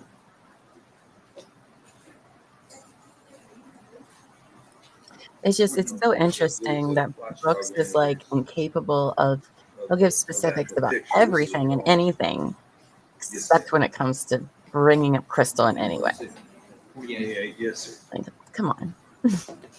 And Detective, just briefly, in the interview, you had actually advised the defendant about the Kevin Terrell tip, did you not? Yes, I believe we'd previously spoken about it in generalities, but we talked more specifically about it. And had you resolved this tip, whether it was true or not true at this point? Not at the time of this interview, no. And Judge, if we could go back and play the video, please. And we're gonna, just to let you know, we're gonna turn the volume down on the computer. If everybody could turn their volume up on the headset, it'll cut down on the That's reverb. great. Thank you. They must have heard us in the past. We were voicing it so loud. We went back So, in okay, time. so you fed cows, what else did I leave there? Look, Angie, we'll see you later. Be safe, Bibs.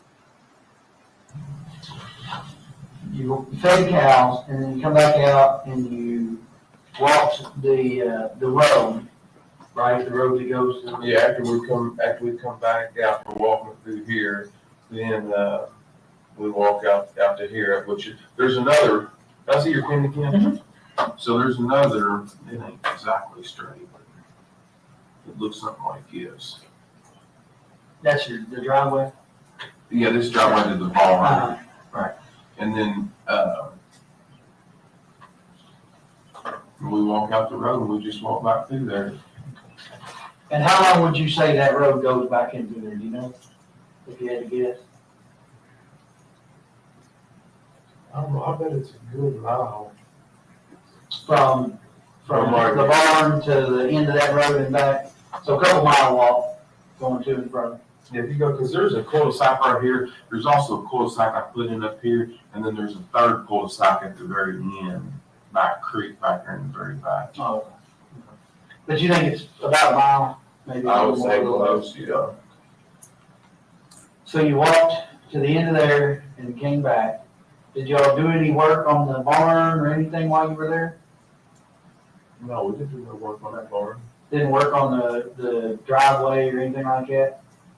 The dozer, the reason I ask is because of the dozer that's sitting there. Did somebody use that to put that driveway in or put rock on that driveway recently, or? No, on Saturday, I moved it over there. It was parked. That dozer, I've got a skid steer also broke down. Right. I've got a skid steer right here with some weeds growing up around it. And then I had a dozer.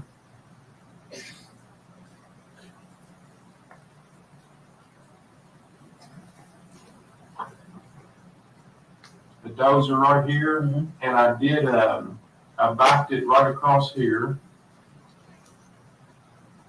Right here, and there's been a water, water coming in the front. There's a big door right here in the front of the barn, and water had been going in the front of it right here.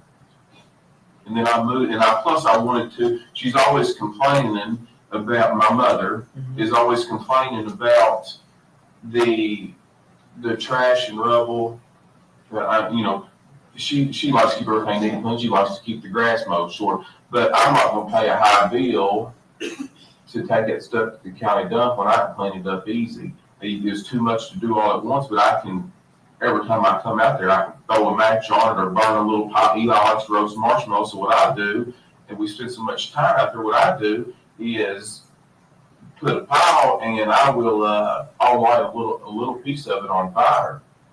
And then that way I don't have a huge fire, but I've got enough that I'm constantly getting rid of some, and then they won't charge me that high density fee out there at the dump. So I'm gonna take all this equipment, this skid steer too, I just haven't drug it over there yet, and then all these trucks with the weeds are high, I'm gonna try to get it on both sides of these doors, just to get it out of there. Did you find anything Friday night when you were out there? Yeah, yes, it's not uncomfortable. I don't want the stuff piling up to the moon. I always light a fire. There was a little pile, probably, I wrote it on there. Right here with this little pile here, I think y'all may have covered it up. Y'all go out there. I think we did. Some stuff everywhere, but. Yeah, I apologize. It don't matter. Well, the dog, that lady's dog, she said acted like. We fed the cows first, because I want to do that as quickly while we have still plenty of daylight. I don't know if I lit the fire before we walked back here or right when I got back. I could have done it either one. I don't remember. So you lit the fire. I'm assuming then you probably don't leave until the fire burns out. Well, You leave it burning. I don't know. I generally don't like to walk. yeah, but if it's just a bed of coals, I mean, it's not like. I wouldn't leave if I thought there was any danger. Not especially when I got all this right stuff right there. But I mean, if it's died down and it's just a big bed of coals, I'm not too worried about it. Yeah. So especially if it's not in August or September, when everything's just perfectly dry. It wasn't. Plenty of rain. Yeah, the ground's wet and dew's on it. Yeah, it's not a big deal. To me, I'm not a firefighter, so. But you definitely moved the dozer on Saturday. Yeah, I moved the dozer on Saturday. All right, so you guys you're taking your walk. The fire is down, maybe not out, but it's down enough, and you're leaving. And it looks, again, looking at the video, looks like it's about 5 minutes till midnight.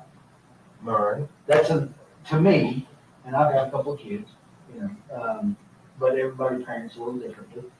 To me, it seems a little late to be out on the farm with a 2.5-year-old. Where is he at midnight?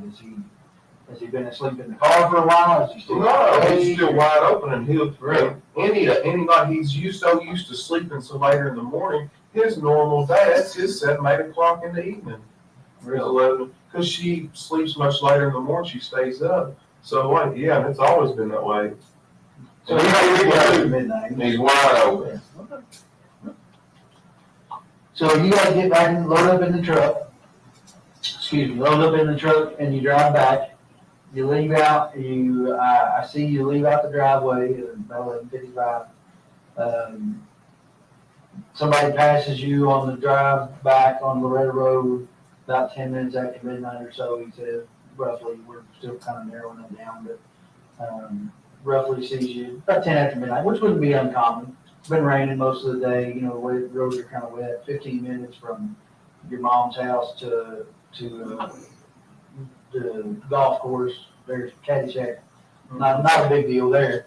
And so do you remember, did you go straight home on Friday night, or did y'all stop somewhere? Or, because I'm thinking if that's their normal 7, 8 o'clock in the evening, it might be dinner time. Did you stop and eat something, or did you go straight home? We did not eat anything. I went straight home. Okay. So you went straight home. So if we assume that he's correct in about 10 minutes after midnight, another 10 minutes to the house or so. So you get. Yeah, I don't see it being that late. I mean, if that's what some of the things say, I guess you'd have to kind of go by that. But yeah, we didn't stop anywhere. We went straight home. So you could feasibly be home by 11:30. You can be home that day. I still like it. Which is what you told me. You thought, or I'm sorry, not 11:30, 12:30. You could feasibly be home by 20 minutes after 12. If it passes you 10 minutes after 12. All right. Which is a little off from what you originally told me, and you just said, I still think it's a little off, but we'll go with what the camera says as opposed to memory, because sometimes memory is not that great. All right. And I checked the time on her camera, and I'm allowing for about a 9-minute gap there between what my watch says and what her camera says. All right. So which puts you leaving there by 11:55, which, again, 15 minutes to Caddyshack is not terribly bad in the rain. So it could have been that he passed 15 minutes after midnight, putting you home roughly 20 minutes after 12. All right, Fair enough? yes. So you guys get home 20 minutes after 12, right there, thereabouts. I think you said you went to bed first. Do you remember about how long you were home before you went to bed? I went to bed immediately. So when you guys got in, you went and did your nightly routine and you're going to bed. I think you told me that she stayed up, and Eli, did he stay up as well? He was, And where was she at? if there's any activity going on in the house, he doesn't want to go to bed. If everybody turned the lights out and we just got in the bed, he's gonna follow us and they're lay down with us. But if I go to bed and she stays up, he's not gonna come in there to bed till all the lights are out and then she goes to bed. If I was doing something out there and she was in the bed, he's gonna stay up with me until the lights are out till I go in there. Do you see what I'm? Sure. Yeah, so that's what So he's gonna stay up with mom. Right. So, and before you went to bed, or as any conversation, I know you told me that you all had a conversation Friday evening sometime about the kids. We'll talk about that in a minute, but you said you all talked about the kids Friday evening. Does that conversation bleed over to when you get home, or is that conversation done? No, whenever I got home, I went to bed. I mean, it was relatively, quickly when I got in there. The conversation does not bleed over. Okay. So you go to bed, she stays up. What's she doing? She's just on her phone, playing, I don't know what game, but she normally plays a game. Right. She's got several of them on there, but I don't know which one. So she's on her phone, messing around, doing whatever. And you go to bed. Do you know what time Eli came to bed, or she put him into bed? I don't know. Don't have any idea. I normally go to bed earlier than that, so when I went to sleep, I'm a pretty heavy sleeper, I wouldn't have noticed, people crawled in there, So you said you're a pretty heavy sleeper. So your phone is getting phone calls. I can see it on your phone log before 7 o'clock in the morning on Saturday morning. Do you hear that going off? Do you normally keep it in there? Yeah, but I don't have to. At that time, I've got an alarms on my phone at 6 o'clock and 7 o'clock. Sometimes I've got them at 4 and at 7. So my alarm most mornings goes off. I always have it for 6 and 7, but I wake up before my alarm goes off. But yeah, it's not uncommon for me to get called really early in the morning. So what time do you think you got up on Saturday morning? I bet he I does. probably woke up around,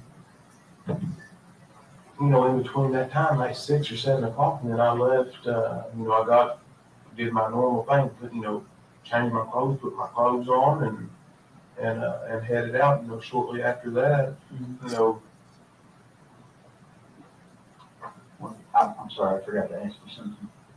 There, on the phone records, there appears to be a phone call around midnight All right, on Friday night, Saturday morning. all right, On your way home, basically. all right. Do you know who that person was that called you around midnight? Do you remember No, talking to your phone call? Can you just call the number back? I don't. I mean, I could. I could. Yeah, look at my phone, but I don't remember You don't that. remember getting a phone call on the way home? Would it be unusual for you to get a phone call at midnight? I mean, it is for me, and I work for the sheriff's office. I get called. Some of the people that do the tile for me, I wouldn't put it past them to call me at any time. They lay brick through the day, and then they're tiling my houses at night. The Thomases I wrote on there, Derek and his brother Tyler Thomas, they'll call me at any time. And I've got it, even if it's just one day, I don't pay them people by the job. They got to get paid by the hour, and then when they get done with it, I pay them. Right. That's just what we've agreed on. But yeah, those folks, they're calling me any hour. It was a pretty short phone conversation is the only reason I asked. Kind of unusual to get a 13-second phone conversation at midnight. On July It is for 1st. me. It may not be for you. But, All right. Well, just check it out. Yeah, we'll check it out in detail. That's right. So Saturday morning, you wake up sometime between 6 and 7. I think we decided that Danny Singleton, is that his name? A guy that works for you, was calling you. He called you pretty frequently. You said you showed sometimes you give him incentives to work on Saturdays, Yeah. and that may have been why he was calling you. So did you go do some work Saturday morning before you went to your mom's house? Before you went to the farm? Or what did you do Saturday morning?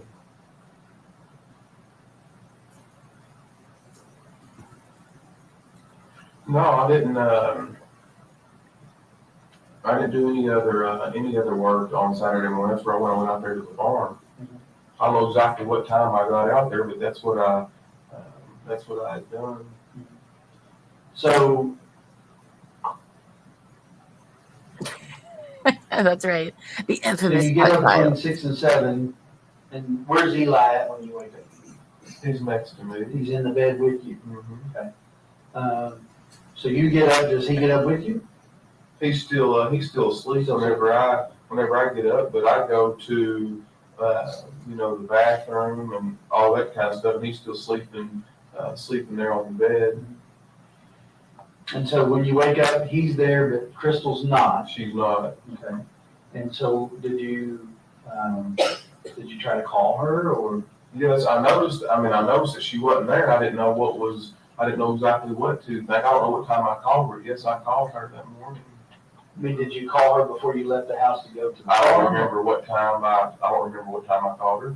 But do you remember where you were at? Were you at home or were you at the farm? Or you were on the way to the farm? I don't know, somewhere in between. I don't recall. I don't know. That's fair enough. So you, before you go to the farm, you feed Eli breakfast?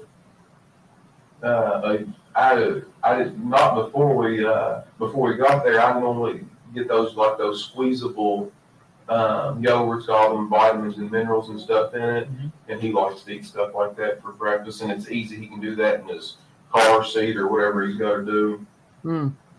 Yogurt. So you think he was eating on the way to the farm? I don't think he was. I know he was.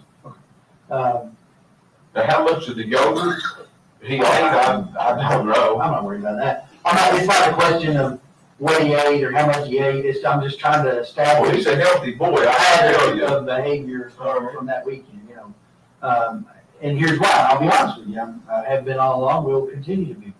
If I woke up on a Saturday morning and my wife wasn't with me in the bed, as is normal, which might not be normal for you, I don't know, but for me, it would be normal, particularly if my wife's a late sleeper, which mine is as well on Saturday, for her to be there in the bed when I get up.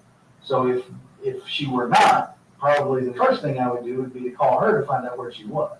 But what you're not aware, what you're missing is a lot of times that her and Brooke, her sister, or Sabrina, a lot of these girls that they do all these, they go out and do stuff. Sometimes they do these, this is going to be embarrassing for me to talk to you about, but I'm wanting to get everything cleared up as quickly as I can. They do these fantasy parties. All these girls get together. Passion parties. Talk about and do whatever. And it's not uncommon for them, when they go out and party, they stay out the better part of the night, if not the whole night. So, and of course, I always have the children, during that. They don't take the kids to that. Matter of fact, I take care of some of their other children while they're the ones going. It's not uncommon because they know I don't get into all that stuff, and they know that I'm a man, don't get me wrong. I understand that, a white-blooded American male. And there's no sense, I'm not saying anything different, but they do all these parties and order all this stuff. Well, who gets the kids? I'm good enough to get the kids for all this, and I'm a good enough person to do that. And then when everybody sees a little bit of distress, they're going to throw me under the bus. What? How does that make any sense? That they So would be having detective, a passion you had party asked a question, like 2 in the morning.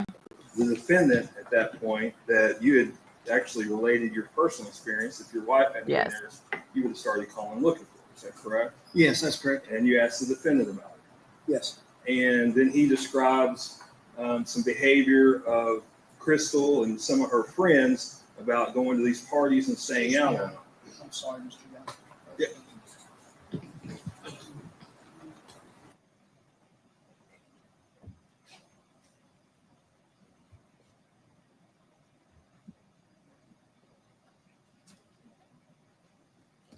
I'm sorry, Judge. we've kind of let this go before, but I want to be careful because I think Mr. Young has a tendency after clips are played to lead the witness. We're going to object to the leading. Certainly he's allowed to ask about what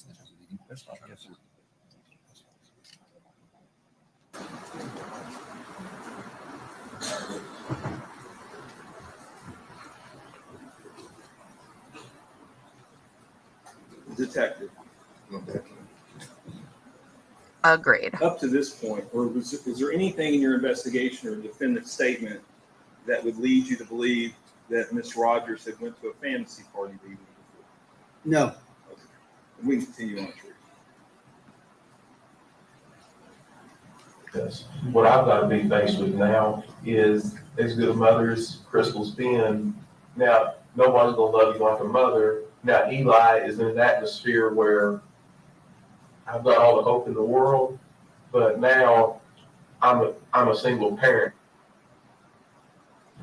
So you went to the farm, and was your mom there Saturday? Do you remember? No, but I didn't stop at the house up there either that morning. What do you do with Eli while you're working on the equipment? Do you have, is he in? I'm usually not the one that works on the equipment. Sometimes I might drive some of it, but yeah, if I get on that little tractor, he rides in my lap. No, but I'm saying you said you worked on the driveway, on the drive in front of the barn there. So Yeah, but now he's got 5 or 6 tricycles and big wheels and stuff like that he plays on. And this isn't about your parenting skills. Don't misunderstand. I understand, yeah, but I'm not arguing about that, but what, if you're working on the dozer, is Eli in the dozer with you, or is he out playing in the yard? I'm not really working on the dozer. He's got 5 or 6 of them tricycles and big wheels, things that are at the barn. And if he's not out there with the cows or something, he rides them little toys around. We got them down there in the barn. We got them out there in the driveway. It don't take a lot to entertain him. He lots he pedals or does whatever he does. Sure. But how long would you think that it took you to fix that area you said was taking on water there in front of the barn with the No, I don't know. A lot of times on Saturday, I just use that as a place to vent and get away from what I call the city, not just like Bardstown, the city, but all the right city stuff that goes on, loud music and all that. Out there, you hear crickets. Yeah. You know, you don't hear a lot of people, so I'll go out there to a lot of times just to get away from the stress of all these tenants and stuff, calling these new construction contractors and stuff. It's a kind of a little vacation away from home. Right, but you told me earlier that on Saturday you fixed the spot in front of the barn where the water was coming in. Yeah, if the water's not, if it's not been like raining a solid week or whatever, you can't really tell if it hits and misses. Sometimes if we get a substantial amount of rain, you can kind of tell where problems are, like, you know, and I can tell. So that's just what I did. Just piddle, just nothing important, just piddle. Right, but would Eli normally be in the bulldozer with you while you're operating it? Was he in there with you while you were operating it? He's drove it, not that more there he wasn't. But yeah, I mean, he has been in, he's drove the bulldozer before. He's drove all the tractors out there before. So that Remember, morning, Eli is 2.5 you years say old. mom was or wasn't home? You don't I don't remember. Yeah. 2.5. So you don't know that he was out riding on the tricycles or whatever. When you said in the driveway, you mean the driveway for the house or the driveway where that you're Say working it again now? You said you were working on the driveway in front of the barn with the dozer, right? Yeah, down about. And you said he was probably riding on tricycles or something. Yeah, I'm sure he's running on the concrete slab. It's easier for him to pedal on the slab than it is outside there, and I can see him better. My visibility's better if he's in there than out here. Right. So he was here by the barn and not over by the house in the driveway. No, he wasn't. Gotcha. Okay. So you guys finish up whatever you're Maybe later that day or something, he might have went over there. The chickens might have come down there. He might have done something with them. I don't know.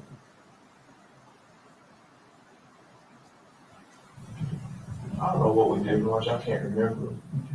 Did you go from the farm to Fabian's or? I don't know if I took I may have went home and taken a shower from being out there on the farm, I don't want to go there smelling like a bunch of cows. Sure.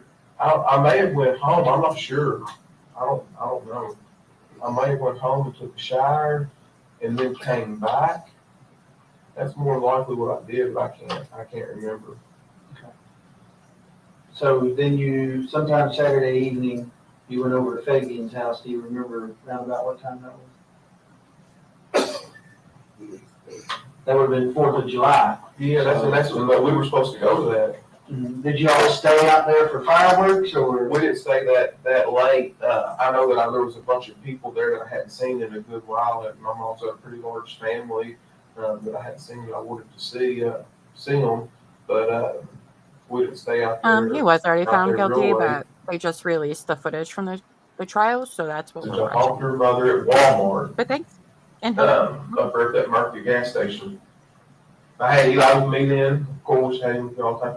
And she wanted to look at Eli. She said, "Where's Eli?" I said, "Right there." And then she spoke to him and she looked at him and said hi. And he said hi, and that was it. So she just asked you where, if you'd seen Cherry and you told her no? No, she asked me if I saw Crystal, sorry. Crystal. My name's confused. So Sherry asked you if you'd seen Crystal. She was the only one, everybody else stayed in her vehicle. And then she walked over to my truck. And when you told her, what, I haven't seen her, don't know where she is, and she just said okay and asked you? No, she thought that the wisest thing for us to do was, she said she was gonna go to the police station. Okay, So I told her that, That's I think okay. at that point No worries. I've already talked to, Barbara, I believe, I'm not sure, Barbara Lane, and,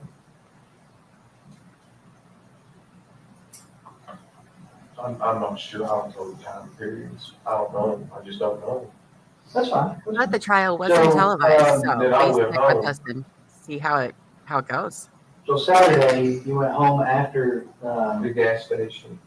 so you think that was, okay, so you think the gas station was between leaving the farm and getting showered up before you go to Fabian's? No, that's incorrect. Okay.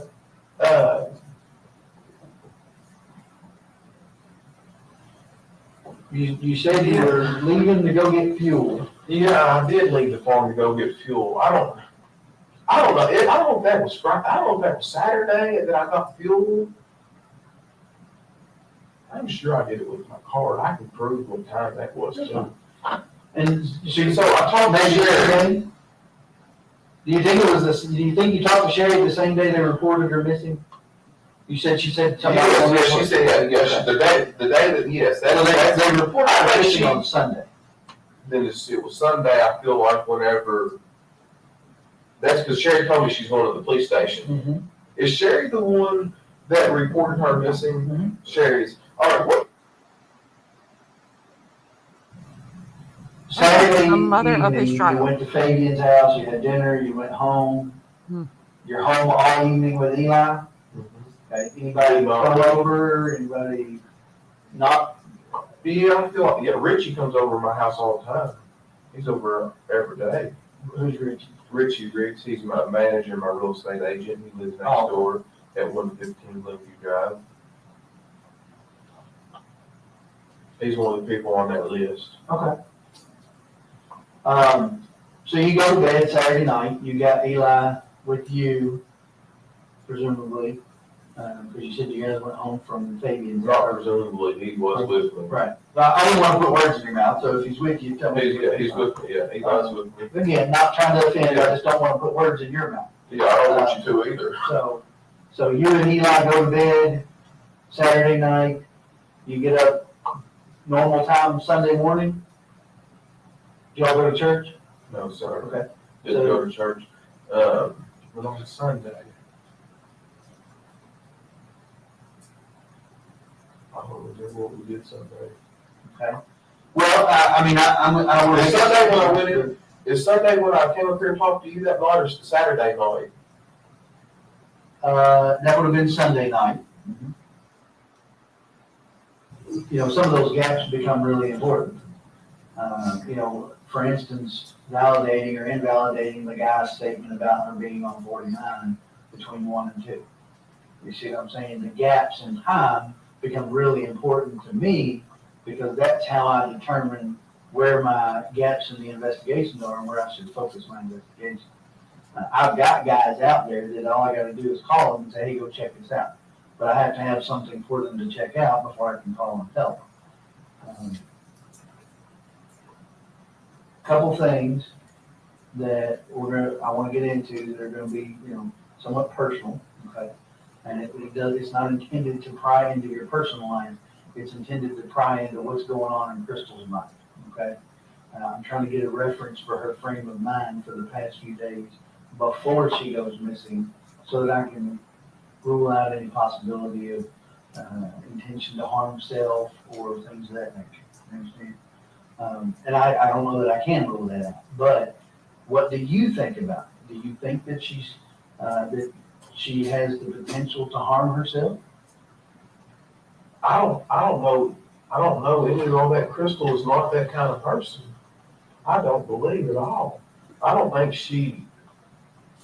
feel that way at all. Mm-hmm.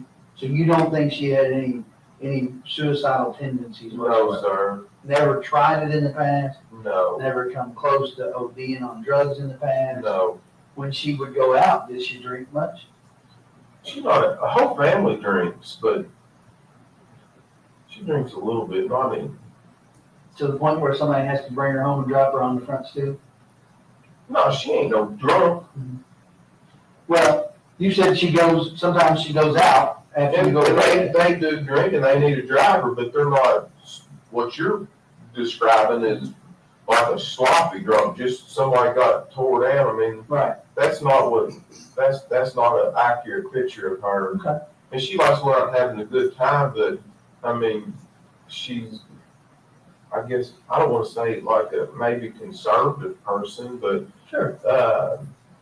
just a normal, typical, Social drinker. yeah, normal, typical person likes to have a good time. I mean, that's it. So if you But had you to think you'd guess, be even more how concerned often with would you missing? say she would go out? She doesn't go out real often, not real often. I mean, she's got all those, all her kids, and we've got Eli. I mean, we have a pretty busy lifestyle, and seems like we've always got kids here and there. So, I mean, Right. we don't have a whole lot of time to do that. We don't like to get babysitters all the time. You know, sometimes if her parents have a couple of the kids, or Keith might have a couple of them, we might go out with. Usually, with Eli, we don't usually seldom ever get a babysitter for him, and we take him with us. But other than that, So you said Eli generally does not go to a babysitter. no, it doesn't. I don't want him at a baby, and I certainly don't want him at somebody's house that smokes. I just don't. I don't want to. I'd rather just keep him right with me, and I'd rather. If we're going out doing something, I'd rather just take him right along, right along with Well, us. so that kind of brings me to one of my questions that I had. We talked a little bit about the last time that we talked when we were at your house, and you kind of explained it. And I get the fact that she would tell the kids, hey, we got a babysitter for the night or for the evening, we're gonna go out, I get that. You explained that the other kids kind of get jealous. And If you guys we don't want to hurt their feelings. Sure. Especially Kylie, the situation, she's always wanted any kid really wants a father figure in her life. She's really struggled in that area, and her mother doesn't want her to think that she's pushing one of the children out and then the other one can go with us. I mean, that's normal. In my opinion, Sure. it is. And I get why she might tell Keith that, because Keith has two of the kids. She doesn't want him to tell them differently than what she's told them. Are you familiar with a woman named Christina Holly? Yes, I know who you're talking about. There are some text messages between her and Crystal on Friday. And she's asking Crystal if she wants to. Hi, go Dave. to, Have a great day. Chuck E. Cheese. See you in Discord. Something to do with the kids. Do something with the kids. And she tells her the same thing. Well, we've got a sitter for the evening. It's our first time being kid-free for a while, so we don't want to, we're kid-free. We're going to enjoy ourselves. Right. Why would she lie to her? I don't know. I can't answer that question. Are her and Christina close? Yeah, I mean, they've always been good friends. I know exactly who you're talking about. Do they, I mean, close enough that they see each other on a regular basis every few days, or No, I say phone, or? they talk on the phone, but I don't know if they see each other that often. But I think we were also supposed to maybe go to the zoo or something too. She was going to. She's got a little girl that's really close to this, born in the same month apart. As Eli? Yeah, it's Eli. I mean, that's just curious to me, you know, these are the things that make me wonder, and in any other situation, they might not amount to nothing, but. Did you ever talk to the girl, the Amanda? Mhm. All right, And so she said there was no plans for her to babysit. all right. So, but that doesn't necessarily mean that Crystal hadn't planned for someone else to watch him. I don't know that. I mean, you know that, because you and Crystal have him together, but I don't know that because I don't know you guys. You know, I don't know, maybe sometimes she might use Crystal's phone. I don't know. I don't know. I can't answer that. Right. I do not know that. Okay. Give me just a second. I'll get your phone and look that phone number. All right.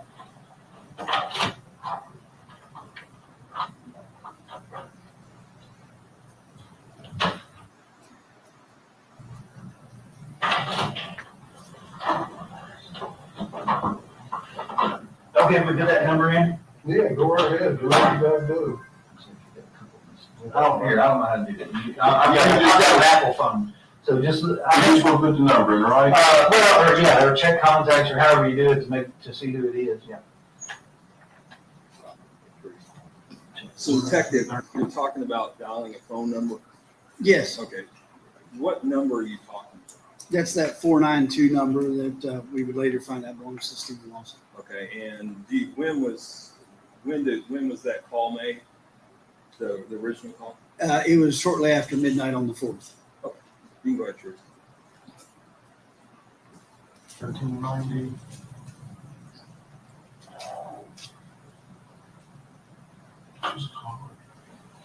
Oh, Steve Lawson. Okay, who is Steve Lawson? He's somebody works for him.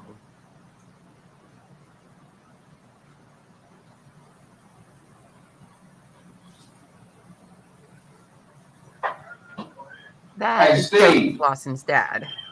Hey, I can't hear you real good. I'm gonna let you speak up a little bit, okay? Okay, sir. Hey, I was wanting to know, hey, I've got some things going on next week.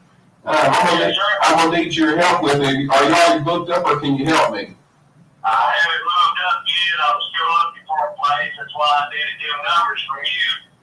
All right. Well, I can write them all down and give them there for you. But I was actually talking about doing some more work with your little skid steer and so forth. Mine's still broke down.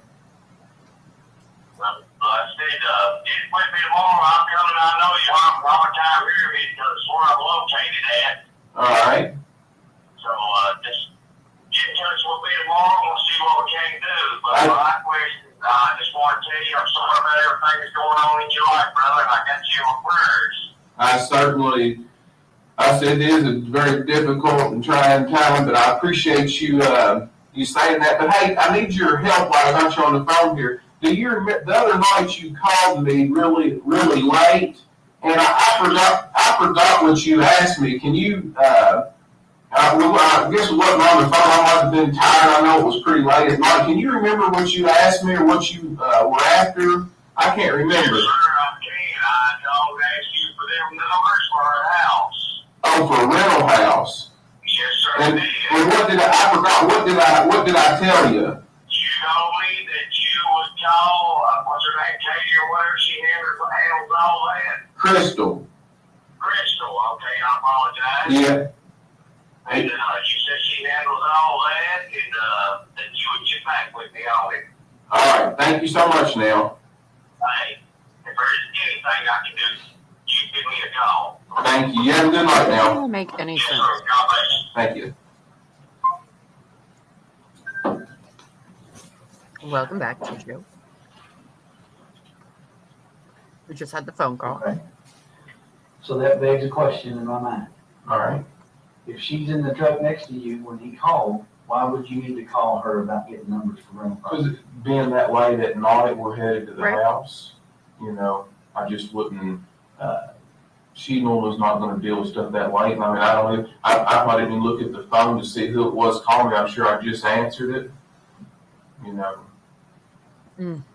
But he said you told him that you need to call her. All right. Why would you call her? I mean, that's an odd phrase for someone who's sitting next to you in the truck. Do you understand? You see what I'm saying? Yeah, I see exactly what you're saying. I mean, that's what if that right there is what I told him, that right there is what I told him. We wasn't on the phone that long, but normally I would just, she handles all that, and that's what I would do. She's not gonna wanna mess with that kind of stuff that late. I'm sure I'll probably try to answer the phone really quickly, so that it wouldn't, a lot of times after I get moving, Eli goes to sleep, you know. Sometimes he goes to sleep in the truck, sometimes he doesn't. So if you want to call him, you got his number and everything. If you want to call him, you know, you can Certainly, call it's him. very interesting phone call there. So detective, you heard the phone call, correct? You were sitting in the room. Yes. Other than the fact of the questions you asked him, was there anything else you noticed about the phone call? Well, it stood out to me that when Mr. Houck asked him about doing work, Mr. Lawson immediately went into talking about obtaining a house from him rather than answering the question that he asked, which was, can you do some work for me? Judge Winker, you're on truth. No, I do not know. When you told me that she doesn't do drugs, She's not on any kind of drugs that I'm aware of. she drinks socially. On And occasion. mildly, yes, not any kind of. Every 6-8 weeks, something like that. Right? Has she ever had? It is crazy. trouble with It's depression weird. before? Not really, not to my knowledge. I mean, there's always stress that's highs and lows in people's life, but I wouldn't classify her as a stressful person or someone that's deeply depressed. No worst I shirt know. ever. Keith Rogers, her ex-husband, are still current, but not together. I know that he has had a drug problem in the past. Was she with him during the time that he had the drug problem? Or was that after? Yeah, but I'm not, I Was mean, she I think involved in that? that he has fought that for some time, and I think that she was obviously definitely in the picture while that was going on, but I don't, to my knowledge, she didn't get wrapped up into any of that. Can I get this? Sure. No, we know Yeah, he has. no.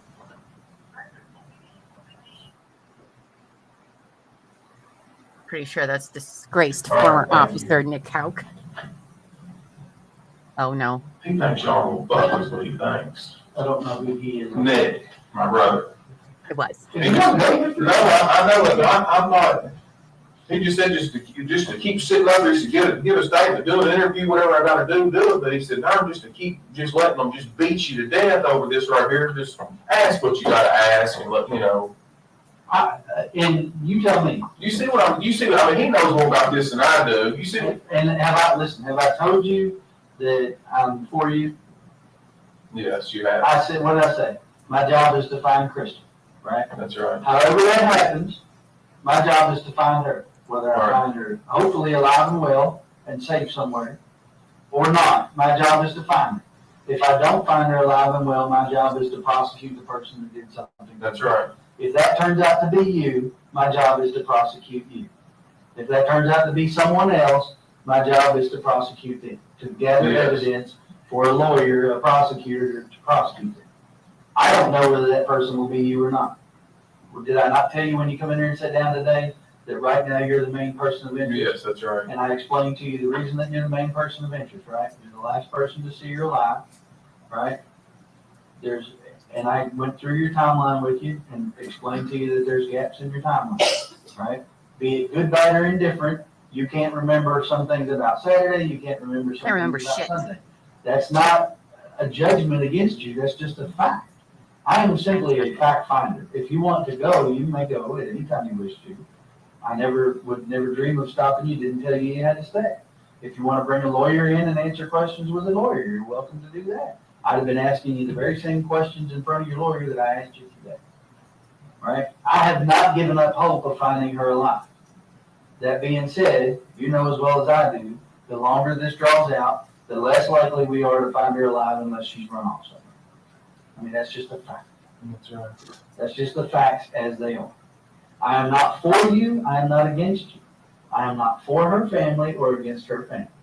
Right now, my job is to work for Crystal. Plain and simple. It's just that simple. If that means that I have to interrogate you, then that's what I have to do. You've been nothing but cooperative with me. I appreciate that. We've talked. This makes number 3. If Nick thinks you should go and you want to take his advice, go ahead. It's fine. I'm not offended by that. My job is not to make you happy. My job is to find Crystal. If that makes you happy, awesome. Yes, You we're know, still in the interview, Kelly, but I But think it's probably make almost no over. mistake, my job is to find her. That's what I'm doing. Let's see. If I offend people in the midst of that, I'll Yeah. apologize later for offending people. If it finds her home safe, then I'll just take the blunt of offending people and go on. You know, just like what you said. What'd you say? Doesn't matter what they think of you, as long as we find her. That's All right. So that being said, you know, you're free to take Nick's advice if he wants you to leave. I don't really have any more questions with you. I was just going to tell you what we got, where we go next. All right, yeah, well, wrap it up and you tell me what we're doing next, and if it's over, it's maybe it's last And long. that's how So, Nick yeah, lost so- his job. So that's fine. Okay. Oh, Amos, thank you for gifting 5 memberships. Hold on, I think somebody's here. One thing with you, the phone call with Nick. Nick is who? Thank you for That's gifting his 5 brother, memberships. the former city police officer. Okay, You're at the the best. time, was he employed with the city police? Yes, he was still employed there. Okay, and the defendant told you when he You got got off the to tell the phone with winners. this, that Nick said what? That he should go. That, I believe he said the word he said was that we were going to fuck him. I think is what he said. Did you say fuck him or fuck us? Could have been us. Okay. Yeah. Okay. And the defendant left shortly thereafter, is that correct? I feel Yes. like my chair is sunken a And lot. at this point, do you have any suspicion of Nick at all? No. Okay. So moving on to July 9th. Yes, I'm sorry. Moving on to July 9th. Did the defendant, was he interviewed by anybody on July 9th? He did a TV show. I think it's a TV show, Nancy Grace. Okay. And I'm showing you what's marked as Commonwealth's Exhibit 29. And you've listened to the interview with Nancy Grace. Yes, And is this it's not the whole interview, correct? correct. Is it a fair and accurate representation? It is. Okay, and Judge, I move to introduce Commonwealth's Exhibit number 29. Any objection, 29, sure it's introduced at this time. And can we publish it, please? You may.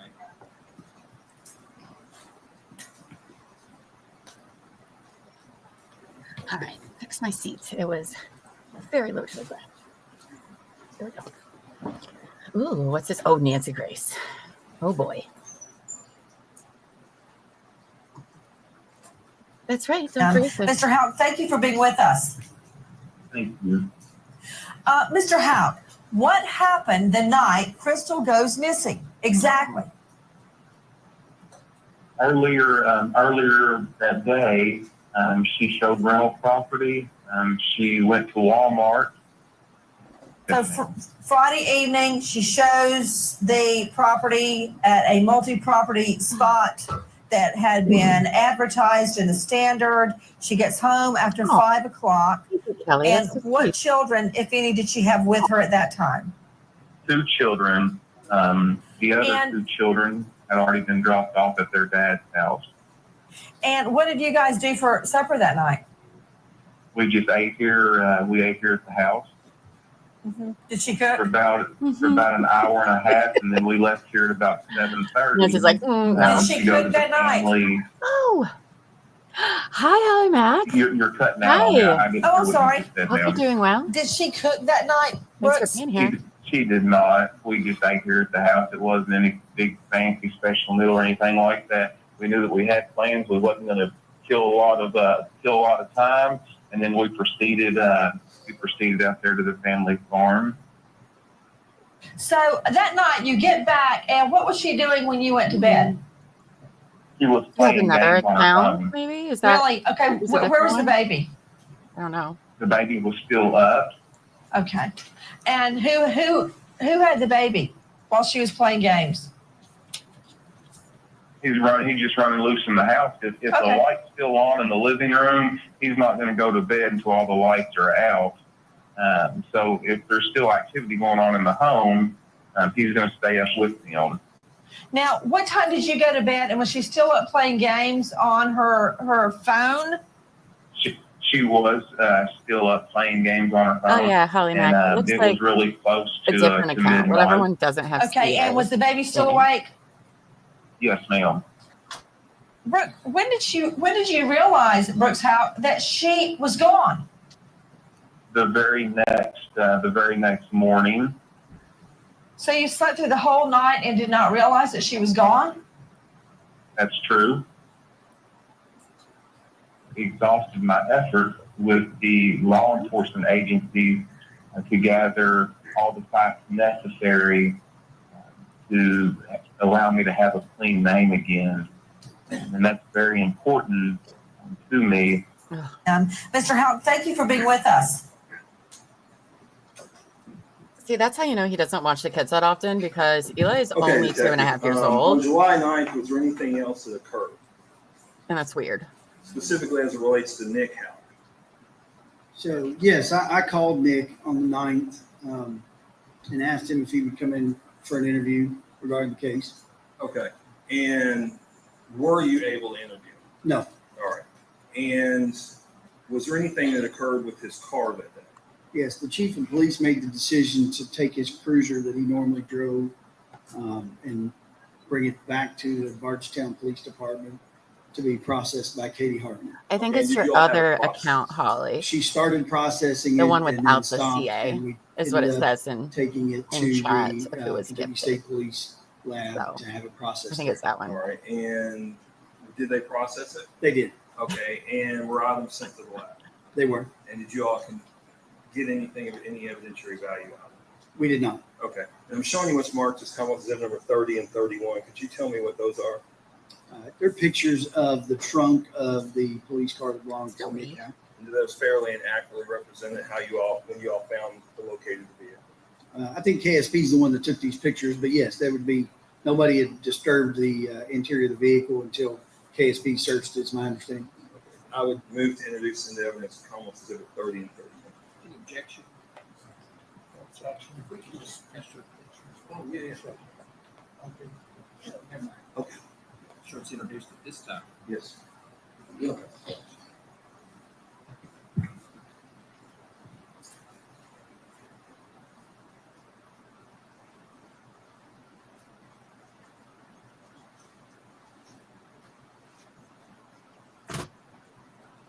Now, also on the 9th, I'm sorry, I'm moving on. We're going to move on, okay, to July 16th. And did you have an occasion to do a search warrant at the farm? I did several searches at the farm, yes. Okay. And did you all locate anything at that time? I don't specifically recall locating anything on the 16th. We, in all of our searches of the farm, the only thing I can remember that we took from it was some swabs from the bucket of a tractor, I believe, and it ended up being of no evidentiary value. Okay. Did you have a chance to talk to the defendant that day on the 16th? Welcome back, Angie. I'm glad your appointment was fast and easy. I'm sorry, the 10th. The 10th, okay. I apologize. The interview is over. Your ears will be Yes, fine now. I made note of in my report that I spoke to them while the search was being conducted. Lay down. And did the defendant say anything to you? Yes, he asked me what it would take to clear his name. Okay, and what did you tell him? One specific thing I asked was that he add more detail to the written statement that he had provided me. Okay, and was that about the weekend? Correct. Okay, and did he ever do that? He did not. To the shock of no one.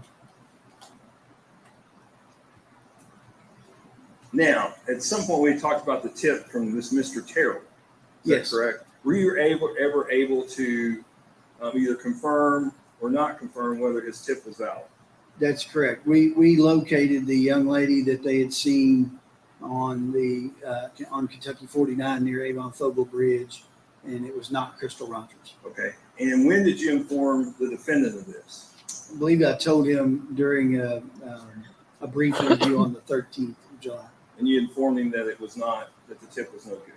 Correct. Okay. And what was his reaction? He didn't really have a noticeable reaction to that information.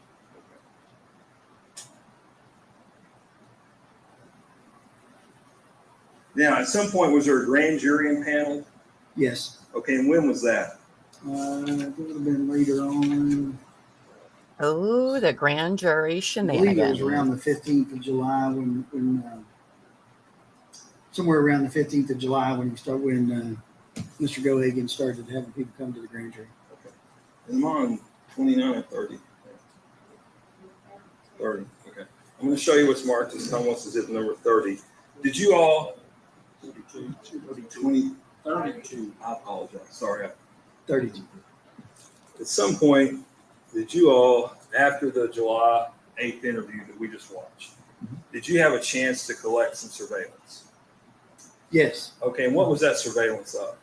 It was of the same route that we had collected surveillance from before going from Bardstown to the Pascal Ballard location. Is that where Rosemary Houck lived? Yes. Okay. And what did that surveillance indicate?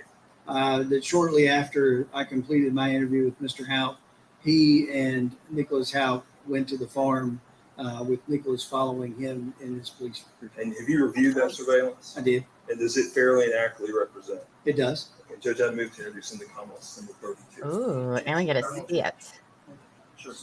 That's And can we also post why they the jury? took Nick's cop car. You can get up, yes.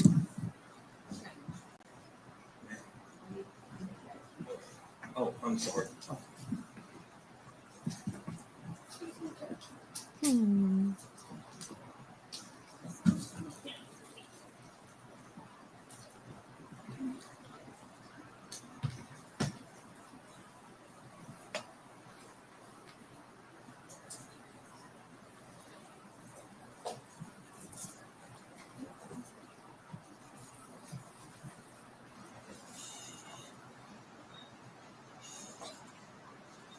Oh, me. Oh, there's his truck there. That would be the dog park that we got video from before. And Take that's that down the so defendant's truck. see all the things. Okay. Oh, there's his truck.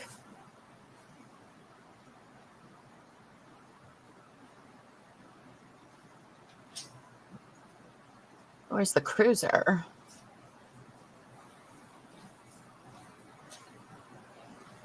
And that would be Oh. the Bardstown City Police Car. There it is. Was that the type of car Nick Houck would operate? Yes. This is the camera angle from the Lawrence Ballard residence. And it's Mr. Houck's, Brooks Houck's vehicle and the police cruiser. Thank you, Lieutenant. Interesting. Now, at some point, did you all attempt to interview Danny Singleton? We had interviewed him before. We were trying to interview him again, yes. Okay, were you able to interview him? I was not. Why weren't you able to interview him? We were informed that he had retained counsel. That is very weird, Holly And- Mac. I don't know why that's happening, but a happy Did review. you, Sorry. at some point, obtain a search warrant for Steve Lawson's Oh. phone? My bad. Yes. Oh, Okay, tell me about, was he advised that you had a search warrant? Yes, he was. Okay, did he bring the Danny phone in? He did not. We had to go and find him. Took us a better part of a day after we advised him to find him. I'll be right back. And I gotta jump back just real quickly. While they were on you have surveillance of the farm, correct? For the July 3rd, meaning that there's video at Lawrence Ballard's house. Correct. Okay. And while they were there, I think Mr. Houck talked about this. While they were there, I think he indicated that they left for a brief while and went to Tractor Supply. Yes. Okay. Or And you was going to Tractor Supply. going to Tractor Supply. And was that confirmed on surveillance? Yes, we saw him, his vehicle leaving and returning. And how long was he gone? Couple of minutes, give or take. Okay. And about what time was this? I want to say it was around 10 to 8, maybe. Okay. About 7:50 p.m.? Yeah. Okay. And did he give you a reason for not going there? He said that they realized that they would likely be closed before they got there. Okay. And you said this was about 10 to 8? Correct. And how far away would the house, Rosemary House residence be from the Tractor Supply? 15 minutes or so. Okay. And Trees, we can play this today. Actually, Trees, don't worry about it. Don't worry. We'll just move on. Now I want to ask you this. Have you ever been able to locate Crystal Rogers? No. All right. Has there been anything that you've been able to verify about her existence since July 3rd? Past July 3rd? Past No. July 3rd?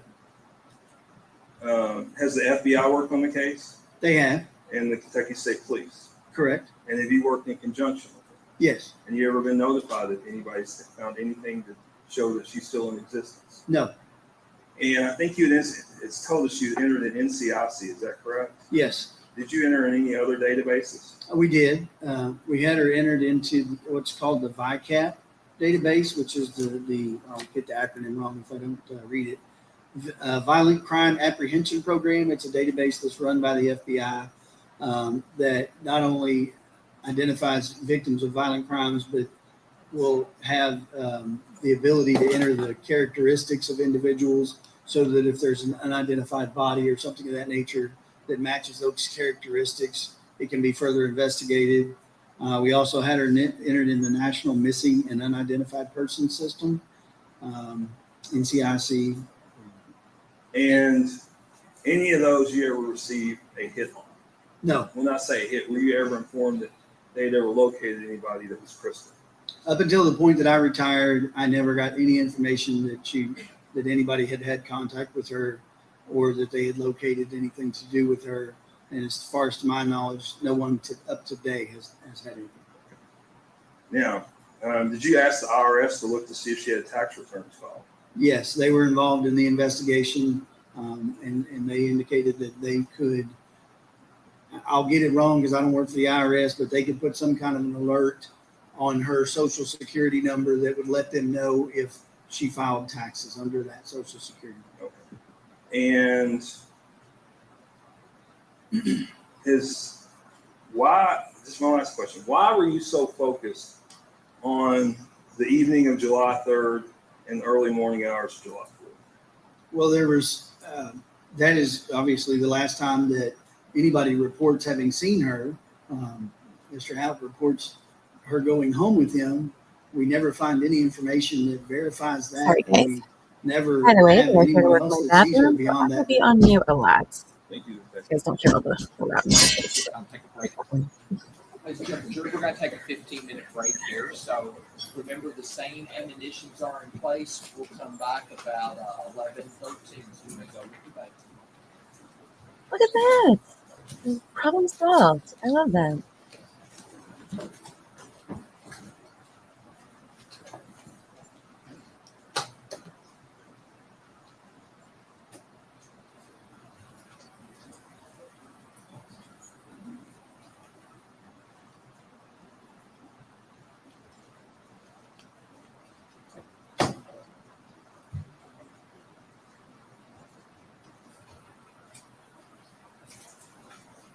Court's in recess. We'll start cross-examination in 15 minutes.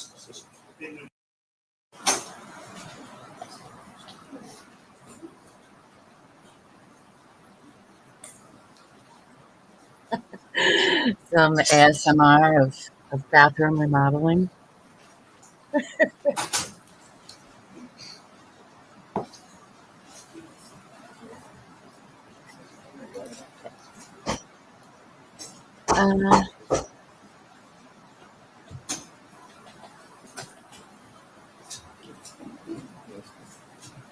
They already cut out all the breaks, so we don't have to really wait for them pan. But I guess it's probably lunch.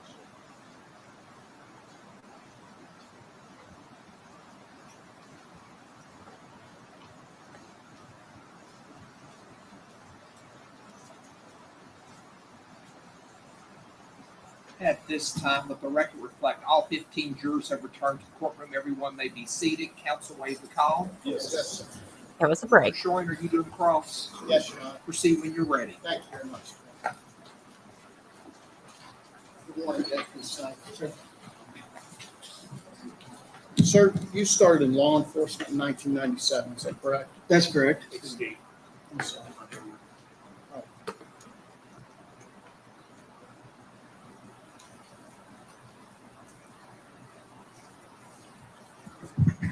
Well, thank you, Holly Mack, for gifting You 5 started law membership. enforcement in Thank you. 1997, correct? Yes. That's so nice. At the time this Well, we got yours investigation started began, you out. had over 18 years of And law congrats to all enforcement the new experience. members. Yes, sir. That's one of membership. Thank you, Holly. Thank you, Ray. In July of 2015, while you were employed with the Nelson County Sheriff's Office, you became the lead investigator in this case, as you have testified, correct? Yes, sir. And that began right around the date that she was reported missing, all the way up through December of 19. Actually, I retired in like August, I think, of 19, so it Okay. wasn't quite the full year of 2019. Okay. I think, if I'm not mistaken, I didn't work any actual hours past July, but my official retirement month was August. Very good. In the first year and a half between July of 2015 and December of 2016, and I'm going by an interview I saw that you had done, you estimated you put in approximately 3,100 hours of regular work hours on this case. Does that sound accurate? That sounds correct, yes. And about 400 hours of overtime at that point. Approximately. 3,500 And in the hours. 2.5 years or so that followed that, you put in thousands more hours on this case, correct? Yes, we continued to work on it, yes. You've indicated that this case became your life, in your words, during that period of time, correct? It consumed a lot of my time, yes. You obviously were not working alone on this case, correct? Oh, very much so. I had many people working on it. Right. Certainly everybody in your office. I wouldn't say everyone, but a large portion of them at various different times would be doing things on it, yes. Kentucky State Police aided you all. Correct. Various other sheriff's departments aided you all. Yes. The FBI aided you all at your request. ATF, correct? Correct. Bardstown Police Department. Yes. LMPD helped. Mhm. You had dive teams that helped you in searches. Yes. There were times you used 4-wheelers, helicopters for searches, correct? Yes. Massive amounts of manpower, time, resources, and expertise were poured into trying to resolve this case during your period at the sheriff's office, correct? Yes. During that period of time, you and others interviewed literally hundreds of witnesses, Right? or You must be potential good at darts, witnesses, or Holly. anybody who might have information about this case that you could identify, correct? Thank We you interviewed a again. lot of people, yes, sir. That included Brooks, obviously, family members from both sides, Mhm. workers, former workers of Brooks Houck, neighbors, people all over the city, correct? Yes. You collected during your investigation many, many pieces of physical evidence, correct? Or potential physical evidence that you thought might be relevant, right? Yes.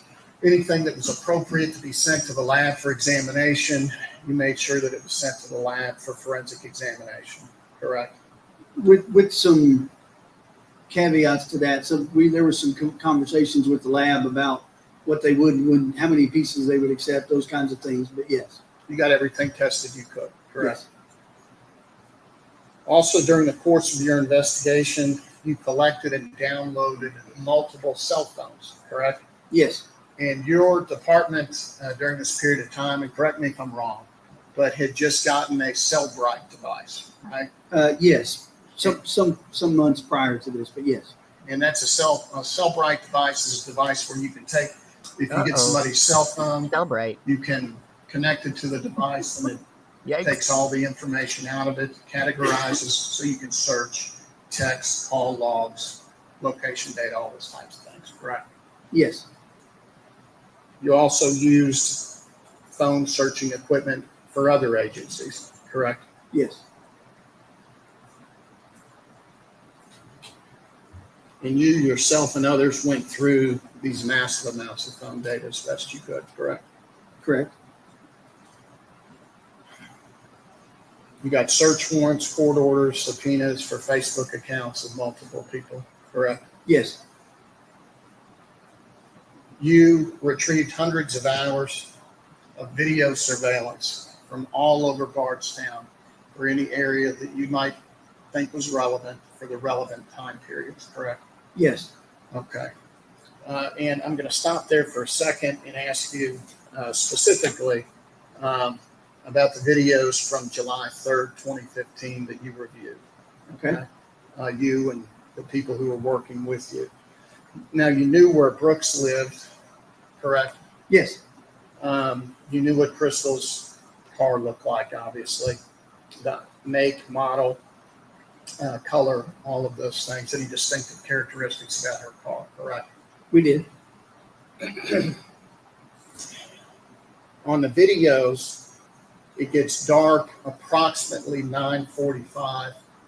Between 9:45 and 9:50 is when you stop being able to really tell the makes and models of cars on videos that are not lighted. Is that correct? It is difficult after it gets a certain dusk, so a certain period of time to determine make, model, color on some of them if it's a darker car. And in the Commonwealth's opening statement, they talked about a witness that may testify seeing the vehicle at 10:30 on the Bluegrass Parkway, 10:30 p.m. Correct? I believe so, yes. All right. In your searches of the videos, at least from what you were able to discern, you were not able to make a positive identification of Crystal Rogers' vehicle leaving or heading out anytime prior to dark, 9:45, 9:50 on July 3rd, correct? That's correct. We did not positively identify her vehicle on the videos. You also conducted neighborhood canvasses, correct? We did. And you fielded hundreds and These hundreds would of rank tips. very And we'll high. talk about those in a few minutes, but lots and lots of Thank tips. you, There were Holly. a lot of them. I appreciate that. Thank you. We all work hard around here and have fun. During this time, you would develop leads, theories, places that you wanted to search for evidence, and you would obtain search warrants, correct? We got numerous search warrants in the case, yes. I'm going to give some examples of some of those. And a search warrant is a formal procedure where the investigator, the person requesting Is to this search somewhere, Brooks' to lawyer enter into talking? I think it is. premises or to I might have collect missed that. evidence that belongs to somebody else, you go in front of the judge, correct?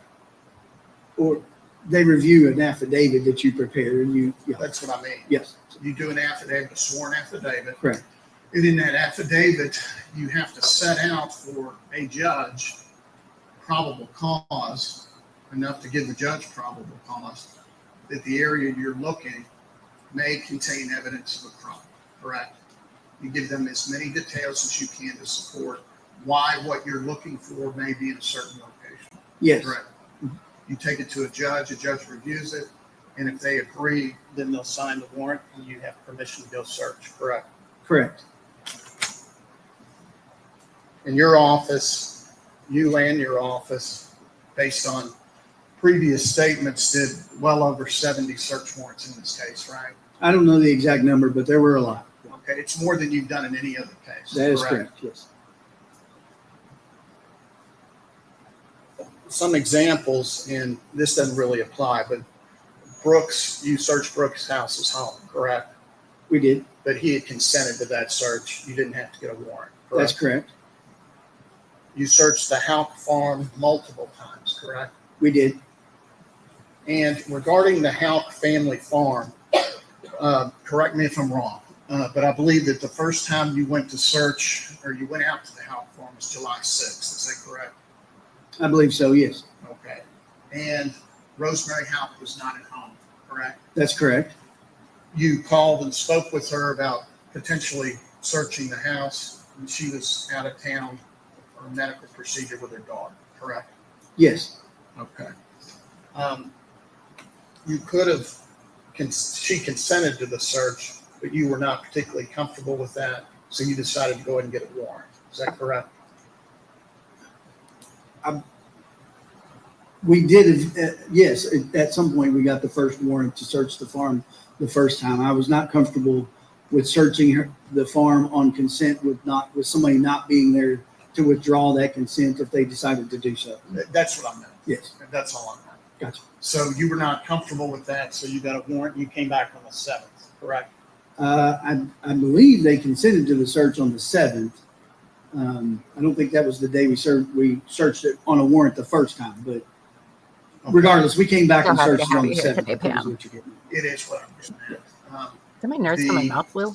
In the documentation, it's not particularly clear on some of this, so if my dates are incorrect, let me know. Sure. Okay. But on July 7th, you searched the farm with a number of other officers, correct? That's correct. And you all used ATVs. They did. You searched as much of the farm as you could. I understand it's a big farm. It is. You searched, you had particular interest in a debris pile. You all searched that, went through it, took pictures as you did that, correct? Yes, sir. You're looking, during the period of time you're out there on the 7th, for any evidence that you can possibly find that has anything to do with Crystal Rogers and what may have happened to her, correct? Yes.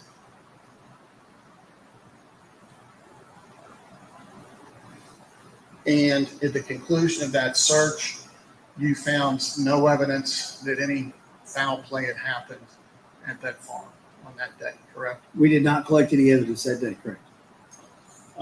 You went back with the search warrant on July 10th, is that correct? Yes. And how many What officers you were making with though, you this Holly? time?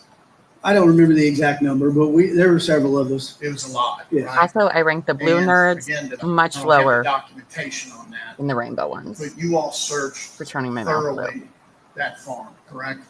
As thoroughly as we could, yes. Okay, and there were a number of structures out there on that farm that there were back then, including a skid house, a barn, correct? I don't know the exact terms that they called them, but there were several buildings, one of which would be the barn that's closest to the house. That's right. Yeah. Rosemary House was there at the time, Yes, sir. obviously. And you all searched as best you could to find any evidence that you possibly could that something may have happened to Crystal Nice. Rogers, any evidence Sounds you could try to awesome. find her, correct? Yes, sir.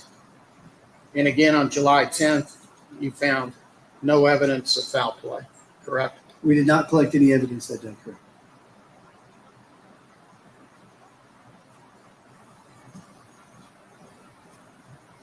On August 10th, you, 2016, and again, correct me if my date's wrong, but you did a search warrant on that Houck farm as well, correct?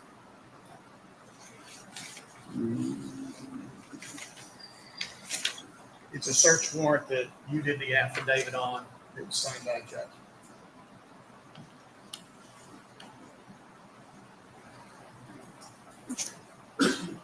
Okay, I apologize. I don't have that specifically noted. Do you have the warrant with the date, or I don't know that that's the exact date, but we did do another search warrant on the farm. I just wouldn't know the date without looking at the warrant. I Okay, I'm apologize. not It's been particularly several worried about years, the date. so. It has, you're right. But you remember the search. Yes, right? we did several searches at the farm. And this was a massive search, correct? It was, yes, And you brought in other agencies for this search as well? we did, yes. Okay. The Louisville Metro Police Department dive team came in for this search. I believe so. Search bodies of water on the lake, correct?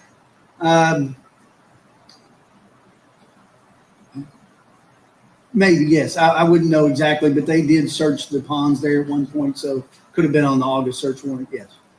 Again, in the notes I have show there were at least 56 officers there. Does that sound right? That's very possible, yes. All right. And it was a long search. It was.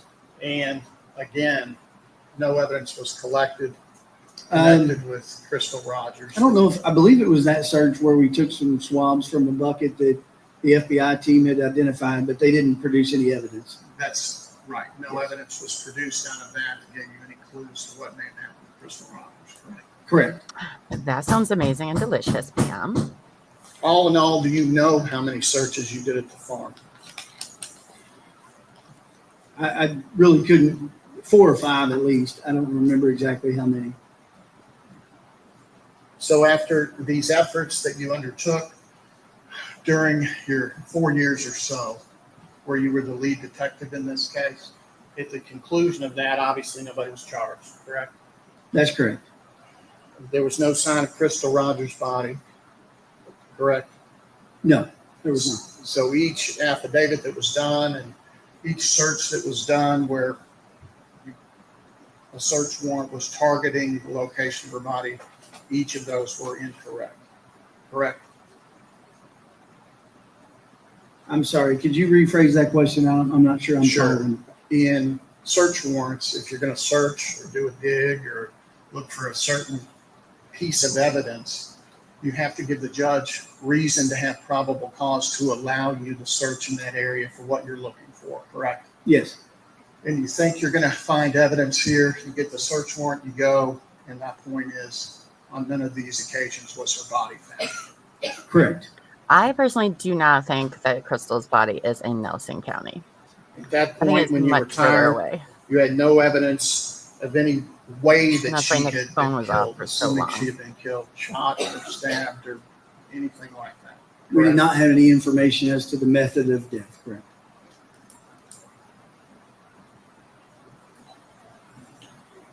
You had no physical evidence of where something like that might have happened if it did happen. The crime scene, physical evidence. Well, I would probably define physical evidence, or let me rephrase. I would define the location services that were provided from the cellular companies and things as physical evidence. I don't know if that's what you're referring to. I'm talking about a crime scene where you might find blood, tissue, body fluids at the farm, out by the car, any location that indicated something violent happened that you can prove. You didn't find that. Correct? We did not find proof of the crime scene. That's correct.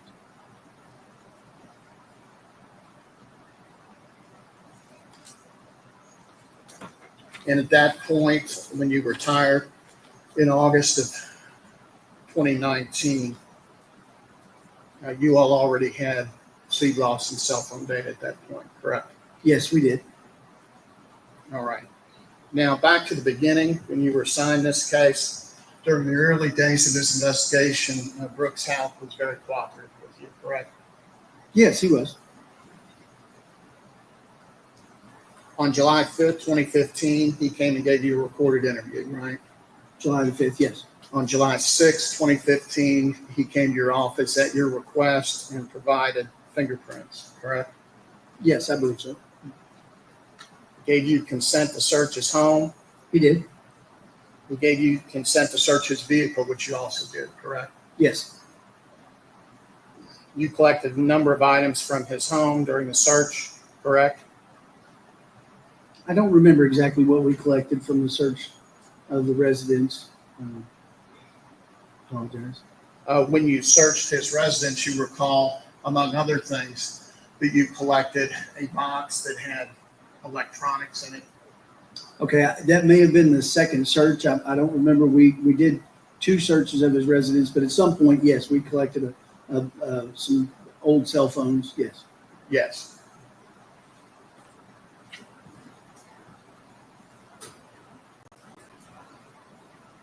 He gave you his cell phone to download, correct? He did. Consented to that. You didn't have to get a warrant. And then Crystal Rogers was on his cell phone plan, and he gave you consent to download her cell phone. Yes. Correct. That's something you typically would have had to get a warrant for, right?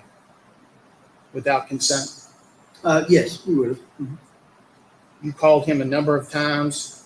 He answered when you called, correct? Yes. On July 6th, you call him, tell him you found prints on Crystal's car, and you asked for fingerprints from him. And we've already covered that he came down there.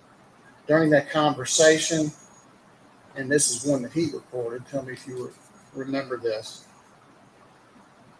He says, you can draw blood, take care, whatever you need to do. I'll run to the police station to give that to you. Do you remember that? That sounds correct. Yes.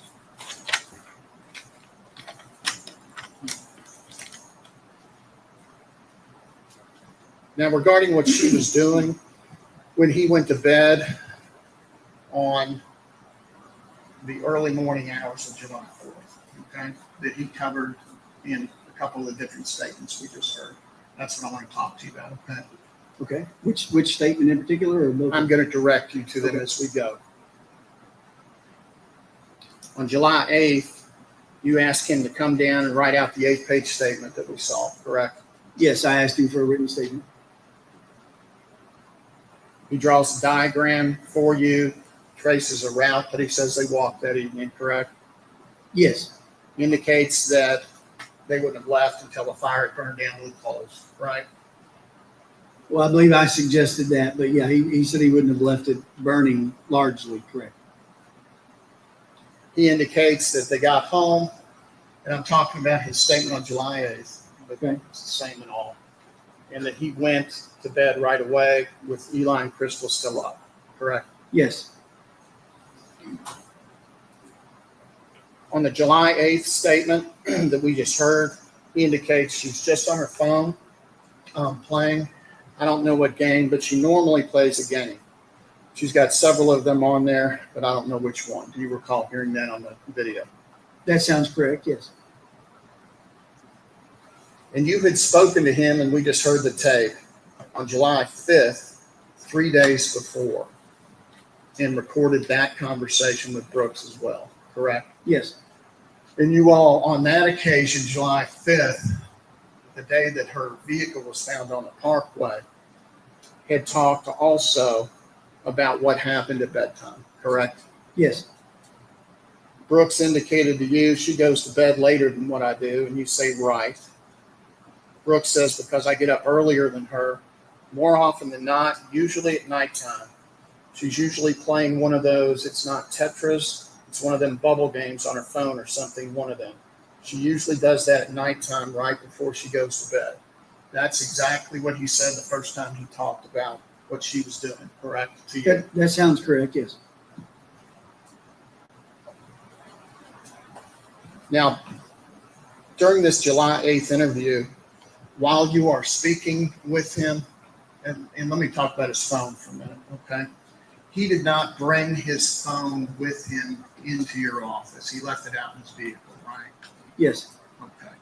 And you ask him for consent to download the phone, and he says, yes, Mhm. It's out in my vehicle. I'm going to go get it. So he didn't bring it in there, right? Correct. Initially. You walk out there, and he says, I want you to go with me on the tape we just saw, correct? Yes. Mhm. Because he didn't want to be accused of deleting items off of his phone after you just told him we're going to download the phone, correct? Yes. And you walked out there with him. He retrieved his phone, and you came back in. He gave it to you, and you began downloading it, right? Well, I took it to someone else to download. But On yeah. the Cellbrite machine, correct?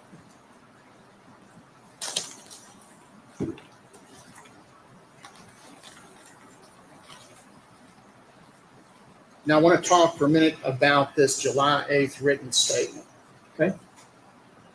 This written statement is occurring on July 8th, which is actually his third formal interview with you or law enforcement, correct? He gave you an interview on July 5th that we just talked about that was recorded, right?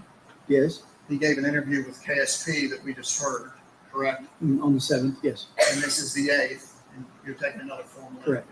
You see Yes. what I'm saying? Mhm. So within 4 days or so, this is the third formal type interview. Yes. And he'd actually been called down on the 6th as well. So he's been called every day to do one of these things, correct? He was, yes. He had been told not to come to the press conference on July 6th that the sheriff's department had because of fear of some problem that may occur because the family of Crystal Rogers was going to be there, correct? I did not tell him that. I don't know if someone else did. Okay. Were you present at the press conference? I honestly don't remember. I don't know. I'd have to Okay. go back. I would think I was, but I would without too. seeing it, it's been several years. I don't know. Okay. Sheriff Ed Mattingly, he was the elected sheriff at the time, Yes. correct? Mhm. And do you recall either seeing on the news him talking or being present and hearing him say, Brooks wanted to be here today, he's been cooperative, but I advised him not to come because I didn't want any problems here. I believe that's what he said, yes. You recall that. So that's occurred. Social media is obviously blowing up about this case already, right? Yes. And on July 8th, his home's already been searched, his vehicle's already been searched, he's been out to the farm twice already. He's been cooperating and he's consented to searches, right? So that's where we sit on July 8th when he's giving you the written statement in this recorded interview afterwards, correct? Yes.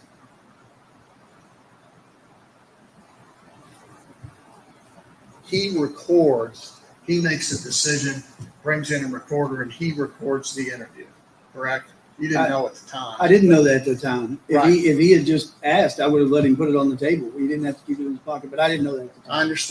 I understand. But that's a decision that he made to document everything that was said. Objection, Judge. I'm sorry, that was a bad, I didn't word that question well. That's a decision he made, is to bring in the recorder. Yes, he brought the recorder in. And then he has written out this statement, and even though as you testified on direct, you had indicated to him, I'm going to let you keep a copy of this. He reads, as we saw in the video, while he's in the room by himself, he reads aloud word for word with this recorder in his pocket, what he has written down, correct? Correct. And on this written statement that he has given you,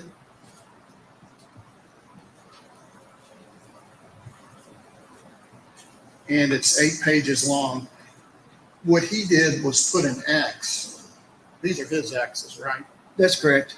On his written statement, in every single blank space on this, he puts X's, right? Or squiggly lines. Right. And he initials it, correct? Yes. Puts an X here. That was It's not. That is, then he's got X's anywhere there's an open space, correct?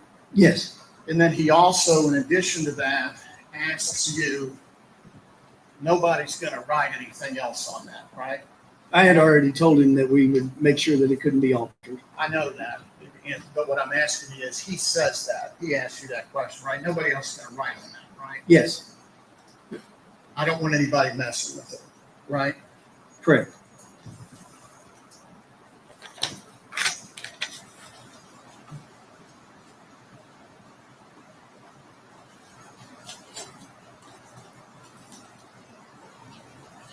And again, he asked you to go out with him to get his phone out of the car so he didn't get accused of deleting messages, right? Yes.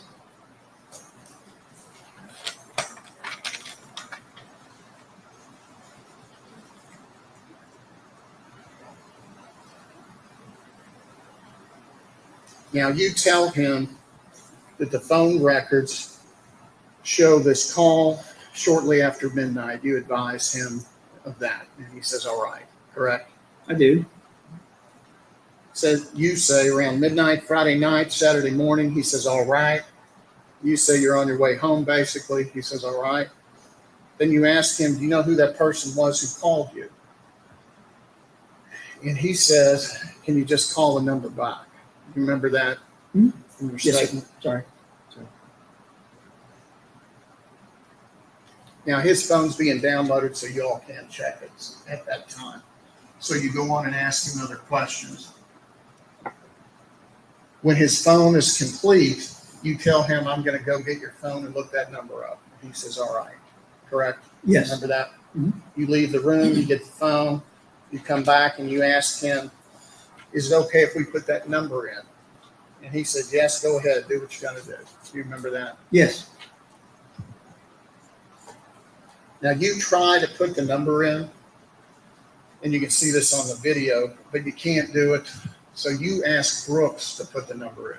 That's correct. I'm unfamiliar with the Android platform. And that's it what was an you Android told him. phone. You said, I've got an iPhone, so you slide it across to him. So he enters that number at your request. Yes.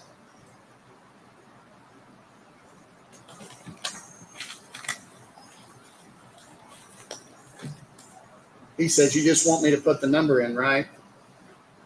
And you say, yeah, well, or check contacts or whatever you need to do. Brooks puts the number in. He says, just call it. And he calls the number, correct? I believe he says it came up as Stephen Lawson, and he called it, yes. He indicates to you who it is, and then he puts it on speakerphone, correct? Correct.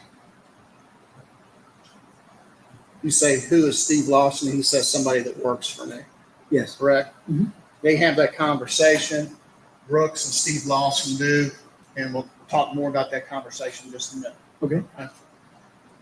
This process where Brooks is helping you identify a number by calling that number, he had done that the day before with a different number, correct?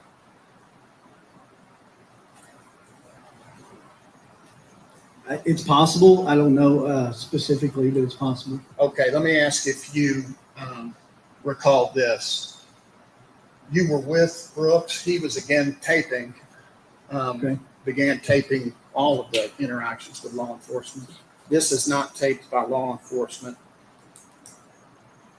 You asked him about some calls that he got in the morning, Saturday morning, and you can't identify the number, correct? It's possible. I don't have a specific memory of that conversation, but we had numerous conversations. Okay, let me give you a few more specifics and see if you recall. Brooks says, we'll find out right now. He punches the number in, and he says, I want to do it right here in front of you. And he punches in the number you're asking him about. And it comes up. He says, oh, it's Danny Singleton. Yeah. He waits, and it goes to voicemail. You remember that now? Yes, we talked he about had done Danny that Singleton before with a previous phone call, correct? Yes, that's very possible. Yes. I apologize. It has been a long time. I understand. If it wasn't recorded to review, you know. So let's go back to the conversation he had with Steve Lawson there in front of you, okay, on July the 8th in the interview room.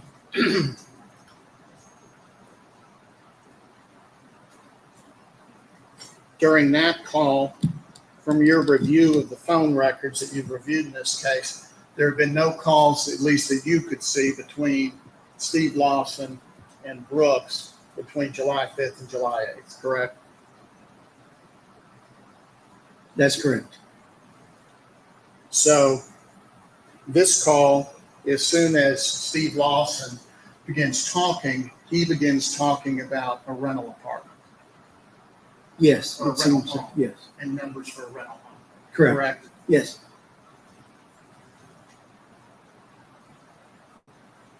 And what he says on the tape that we heard Back, is that a little bit later back in in the days. conversation, Fine. when Brooks asked him, he's like, I was calling you about them numbers on that rental house, correct? Yes. After he makes mention of doing work for him, and Mr. Lawson mentions renting a house, that Mr. Houck circles it back around to renting Holly. a house for him. Exactly.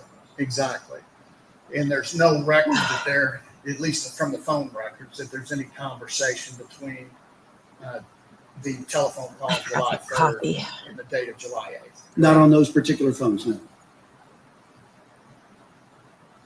Now, through your investigation, were you able to determine that Steve Lawson had a stepdaughter named Lauren Harden, I believe so, yes. and that she had rented from Brooks Houck?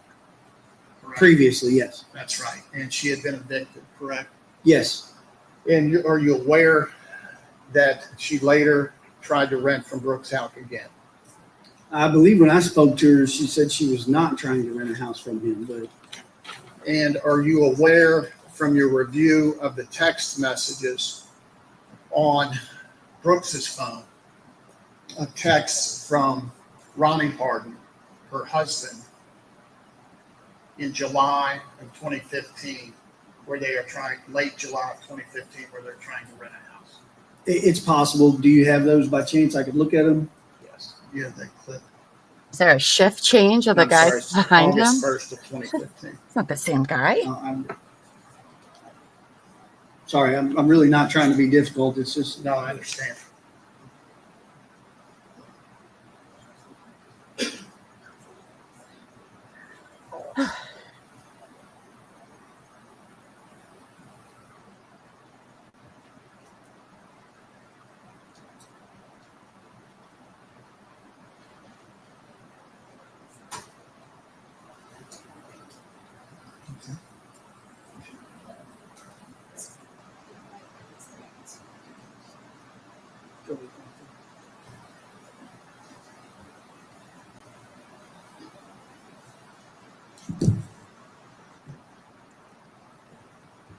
All right, what do we got here? You know, Ronnie Harden is Lauren Harden's husband at the time, correct? yes, correct. Move this You out of the see way. these texts from August 7th on down talking about rentals. He says we'll take it. Becomes available on Monday. If we could look at it when it's empty, we would really appreciate it. Sounds like they're probably talking about rentals. Is this from Brooks's phone? Yes, that one specifically mentions a house. And this is from August 1st, 2015. Yes. What does Ronnie Harden text to Brooks? Since what's going on this morning, can we look at some house today, please? Kelly P would like to file a complaint. Yeah, correct. That's what he says. Yes, that's the response. And they go on talking about various properties, correct? Yes. Okay, thank you, sir. Yes, sir.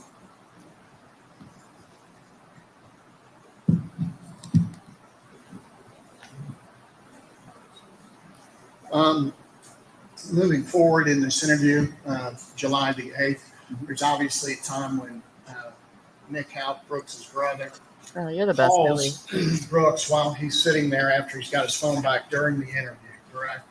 That's correct. And Brooks is sitting there in front of you, looks at his phone, sitting in front of you, says, "Can I get this?" Correct? Sure.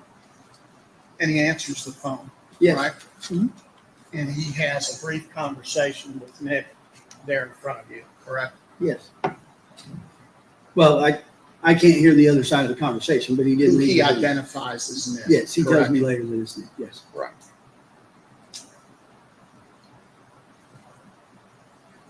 When they hang up, Brooks does not immediately get up and leave the interview or ask to stop the interview, correct? No.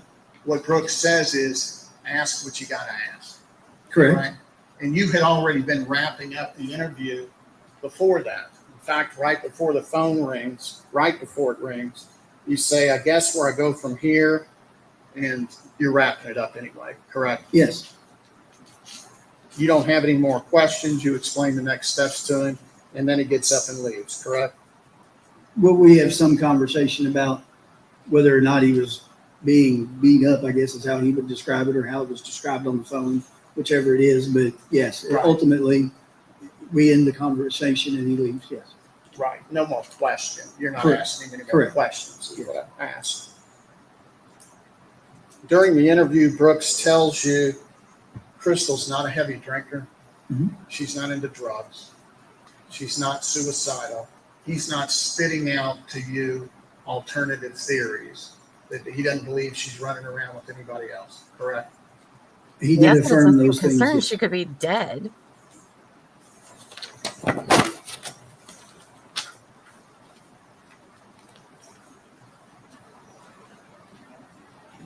Now, sir, you would agree with me, you've investigated cases for a long, long time. It is not preferable for people in your position, when you're investigating a crime, to have details about your investigation given to the public. Do you agree with that? We generally prefer to keep most details to the investigative team. Absolutely. And for investigative reasons to protect the integrity of your investigation, correct? I don't know that I would describe it as the integrity of the investigation. We typically like to hold those things so that when we talk to other people, if they give us details, we know they're not just regurgitating details that they've already heard. That's what I meant by integrity. I sure didn't mean your integrity, but I mean the integrity of the investigation itself. If you're out interviewing people What you don't want, you want the truth, right? Ugh, Of course. the word What you don't integrity and want is honor. for them to be spitting out stuff that either they're intentionally That's some molding the things they've heard, Flashbacks. or they've somehow been influenced by what they've heard. You want their personal knowledge. Yes. They've heard about the investigation, correct? Yes. And in October of 2015, early in this investigation, this July 8th interview that we just watched a lot of, not by you, but was released to the public, correct? Correct. All right. That was not your decision, right? It was not. It's not a decision you would have made, is it? Correct. And that was released, and it was given, or first of all, it made it to the Gazette, right? That's the newspaper in Nelson County. Well, since our agency, I don't know exactly where it went first. We sent it to the Bardstown Police Department to be used in some employment hearings. I don't know how they disseminated it beyond that, but it made it out past them. And that's really my point. It makes it out to the Gazette, their print form, and then also their electronic form. And then the interview of Brooks Houck gets put on there for anybody who wants to look at it, correct? It was put on the internet, yes. I don't specifically know which outlets, but yes. And then it goes to YouTube. You know, it was on Correct. YouTube, right? Yes. Oh, shout out you too. Got over 150,000 views. Are you aware of that? I don't know how many views it got. And thousands of shares. Mm-hmm. Then this case also quickly became the subject of podcasts, correct? There was at least one podcast about the case, yes. Obviously, it's all over social media. And then it was a subject in 2018 of a 6-part national documentary on the Oxygen Network, correct? Yes. All right. And during that 6-part, I know that you've seen it, the documentary. I think they he was had in a it. couple of interviews from you. Yeah. But they have interviews of family members of Crystal Rogers. They have theories. They have their own investigators. All of that stuff is put out in the media, correct? Through this show. Yes, the show aired nationally, I believe.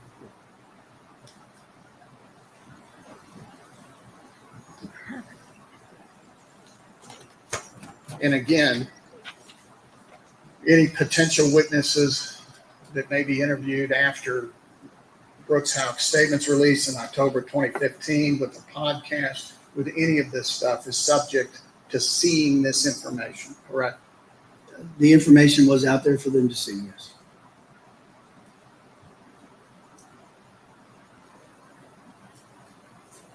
All right. Now, on July 7th of 2015, you have Brooks come down. There's a period of time, and you indicated when you testified a few minutes ago. I had the date wrong. I was talking about July 6th. You had Brooks come down to give you fingerprints, correct? I think so, yes. I didn't look at the date on that card today, but yes. And when you testified on direct examination, you all were talking about this swirled tip, right? I did speak with him. I couldn't guarantee that it was the 6th, but if you say it's on the recording on the 6th, I wouldn't argue that with you. It is. This is Zoe. With Everybody. Brooks. We talked Correct. to him about it. Yes, I talked to him about it, yes. But just so I want to make sure it's clear what happened with this. So what happened was With the conversation or the tip? I the apologize. tip, and then we'll talk about the conversation, okay? What? The tip, again, you got thousands. You got as many tips as you could ever want, right? And these tips may be way more than you wanted, but the tips were all Everyone's over the saying hi, board Zoe.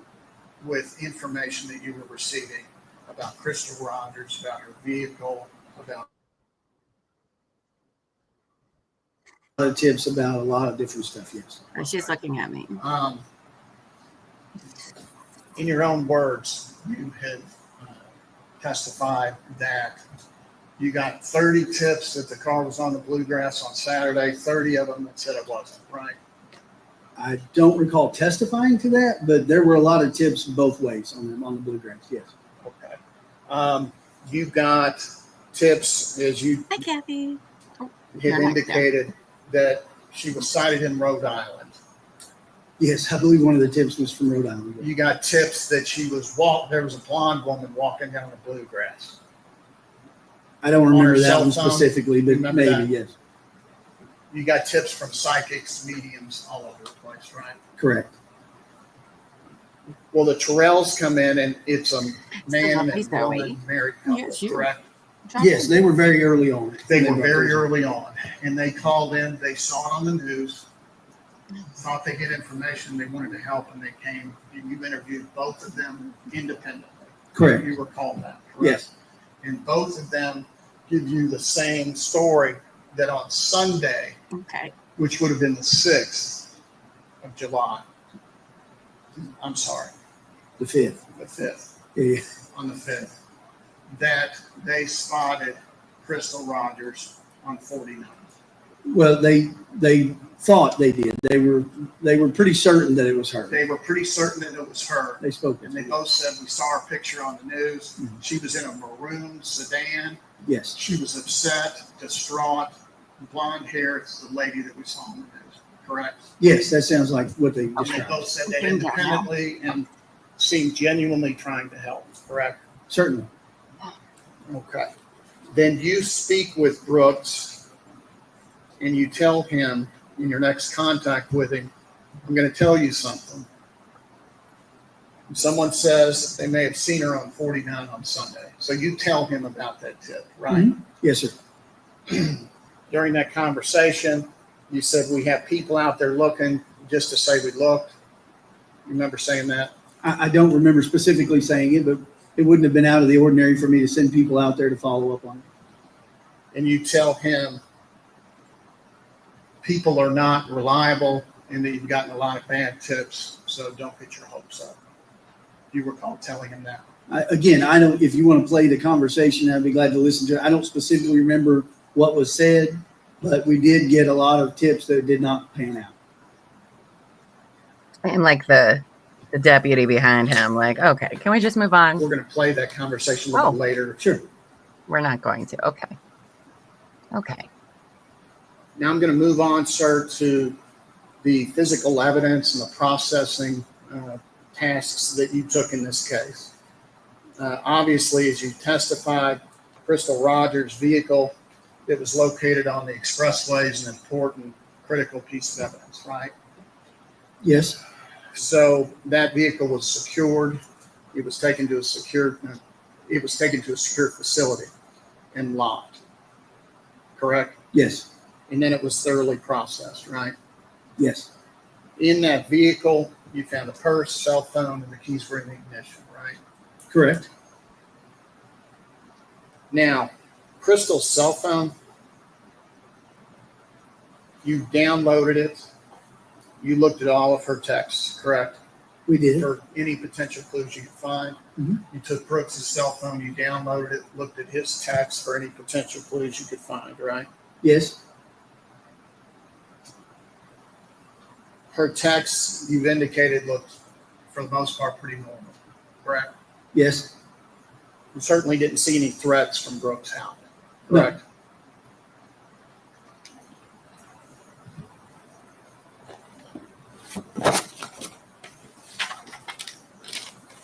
You looked at the text on Brooks Houck's phone, and it looked, for the most part, normal, what you would expect to see, correct? No Yes. threats, nothing that led you to this case, correct? I didn't see any threats on his text messages. No. All right. The text from July 3rd.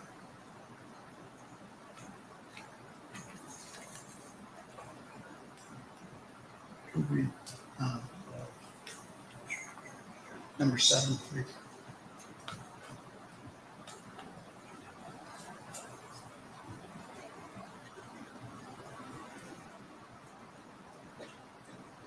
Thank you.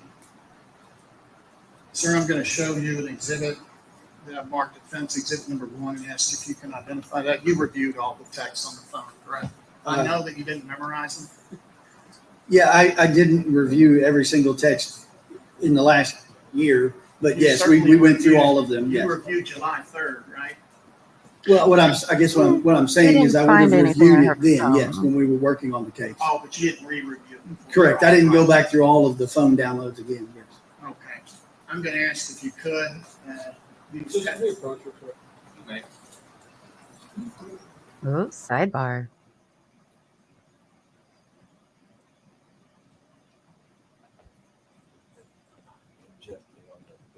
What I reject to is this is hearsay. This is hearsay. It's not being offered. I've already seen this in this case. No. Well, they come up opening.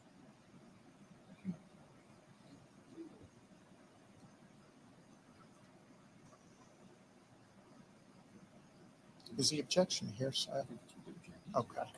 I'm not offering them for the truth of the matter asserted. What I'm offering them is to show that there was not a violent relationship, or threats or anything going on at the time of this incident that was occurring. Llama. He says, I love you. I'm sorry, I can't. I'm sorry. The conversation is him saying, I love you. He's offering that for the truth of the matter asserted. That he is telling I'm not offering it to show that they were deeply in love. I'm offering it to show that there was no conflict right that second this morning when they're. Sorry, I was hearing you. I didn't mean to interrupt you, but it takes getting used to being like that. Is this a good time to take a lunch break from the jury? That'd be fine. Come back before we bring it in and finish it. How about that? Thanks. Ladies and gentlemen, jury, what we're going to do at this point is go ahead and take a lunch break. I want to go ahead and remind you the same admonitions are still in place. Do not discuss this case among yourselves. Do not let anybody discuss this case with you. If anybody attempts to discuss this case with you, I need you to legally report that to me. And you're not allowed to make up your mind about the case until you've heard all the evidence, received the instructions from the court. So the Commonwealth objected for the sake of hearsay. Again, there can be no outside research. Everything has to be done based upon what occurs here in this courtroom. We're going to take an hour for lunch. We'll come back at 1:15. But the judge has not decided. Okay.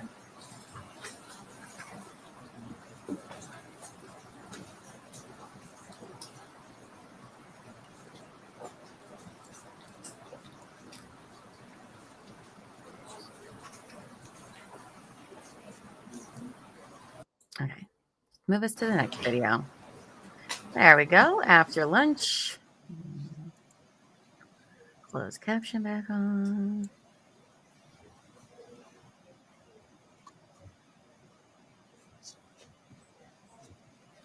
Yes, sir. During lunch, we talked with Steve. He went ahead and showed us what he's planning on introducing in the future. We don't have any objection. We're going to withdraw our objection on the one. Okay. We don't have any objection as it relates to the ones we want to introduce, with the exception of one. And we wanted to bring that up for the jury got in there. Sure. It's what I've got marked exhibit number 7. It's that text, the one that's blown up there. It's from April 15. April 15th of 2015, I'm assuming. It's April of 2015. Yes, sir.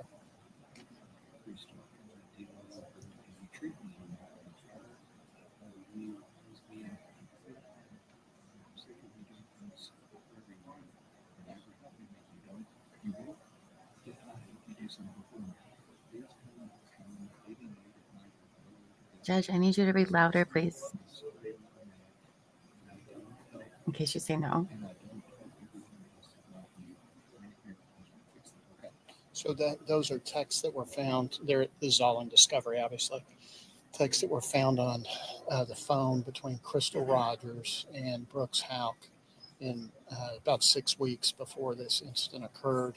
I believe I wanted to show that to the Commonwealth before in case they were going to object. They are, and I'd let them state their objection and then we'll respond.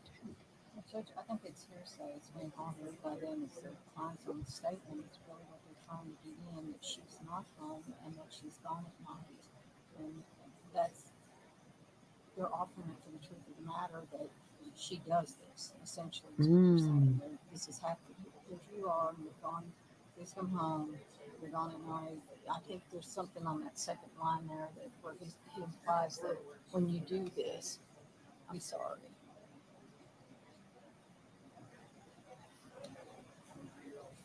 So they're wanting to prove that Crystal Leaving late at night with nowhere to go is not good.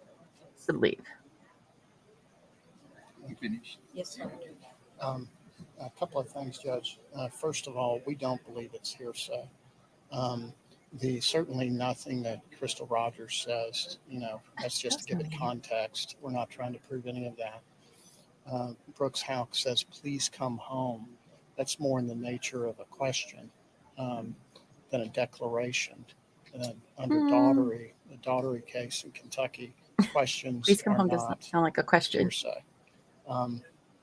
The balance of it, we are not trying to prove that it's dangerous at night for her to be driving around, which is what his next declaration, or it's not a good idea to be driving around late at night. We're not trying to prove that. We're trying to prove they are asserting in their case that that his statements previously about her leaving sometimes when she were mad, they've tried to minimize those and say, well, she didn't really do that. This is relevant to that point. We're trying to show that it had occurred within 6 weeks of this, not for the truth of any of the declarations that are contained in that document. If the court thinks it's hearsay, and which we sincerely don't, but if the court thinks it is hearsay, it's clearly under the then existing state of mind condition under KRE 8033.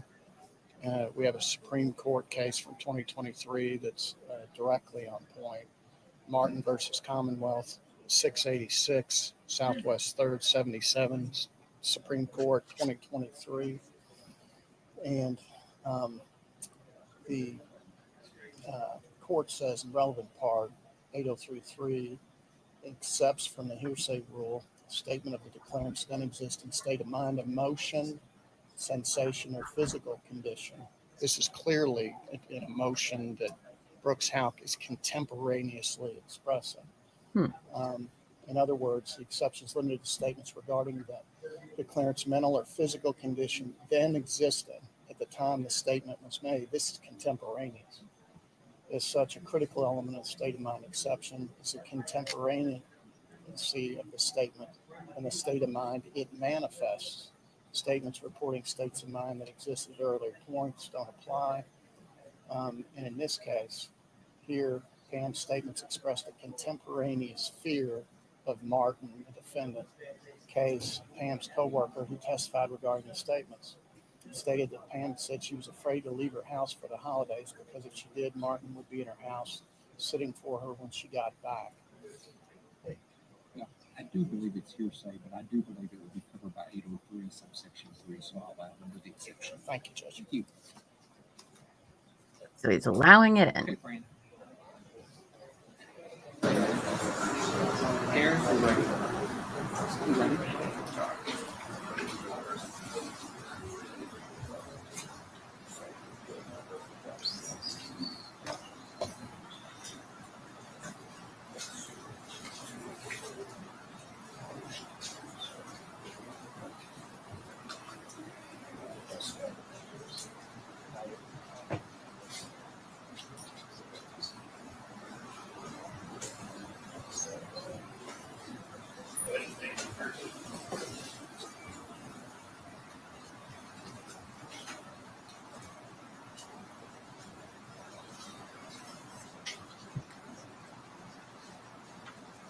By the way, Joey's not standing up because he is in a wheelchair. I wonder if the jury knows that he's in a wheelchair. At this time, let the record reflect all 15 jurors have returned to the courtroom. Everyone may be seated. Counsel waive the call. Yes. Mr. Shoyne, please proceed. You're still under oath, Detective Snow. Thank you, Judge.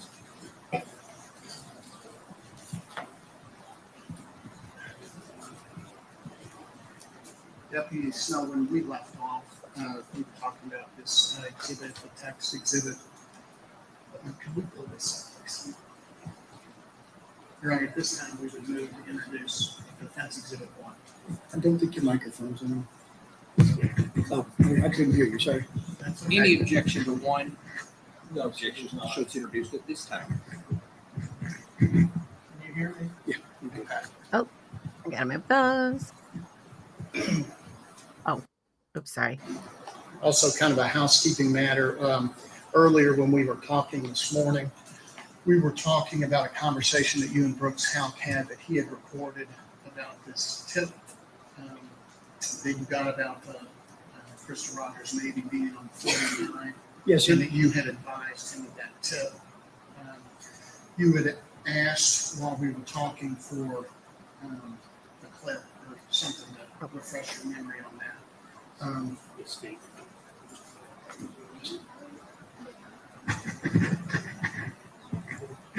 Right, me too, Pam. I'm just like, are we done with Jon Snow? I'm sorry, he just doesn't really have a lot to I'll give it a shot. offer here.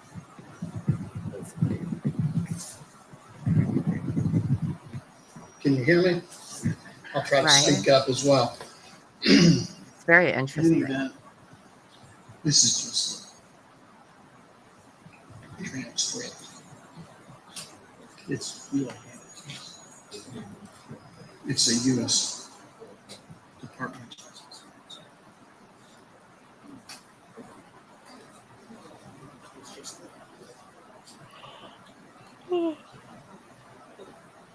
Excuse me.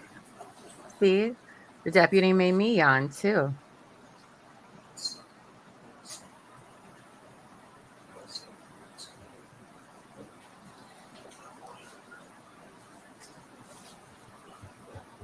So I've got a transcript of that conversation that was provided by the Department of Justice and Discovery in this case. Okay. If you could please look at that, and on page 8, if you could just read the underlined portion, please don't read any other parts. Sure. Where you are speaking to Brooks Houck.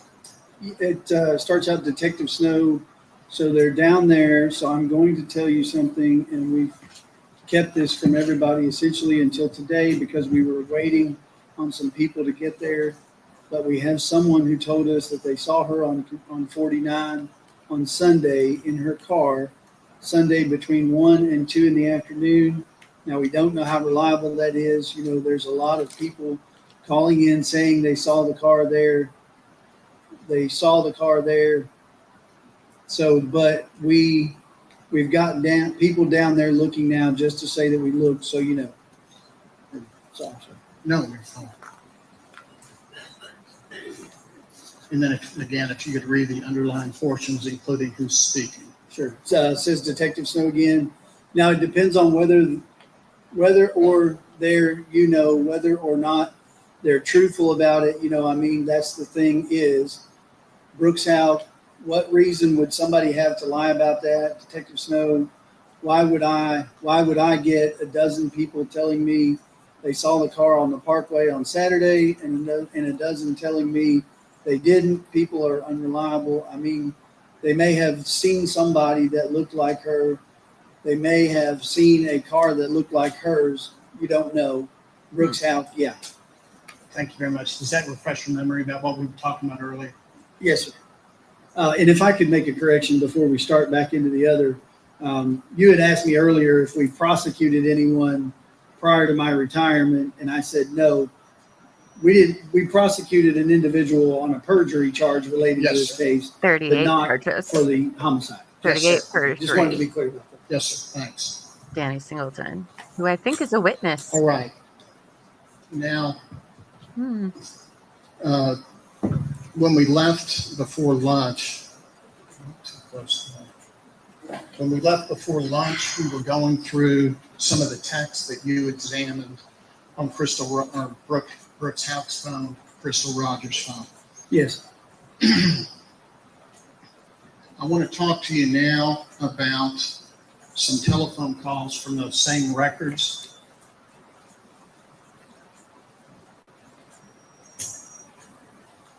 Let's see this. No. Okay, thank you. I'm going to hand you what I've marked offense exhibit number 2. Okay. Those are from the phone records that you examined.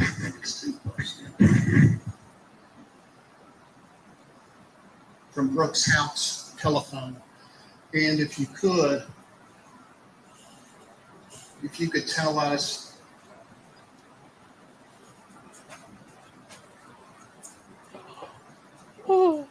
first of all, on the first telephone So call sorry, guys. from Brooks, what the date and time is. The origination time says July the 4th, 2015, 080627. So what time?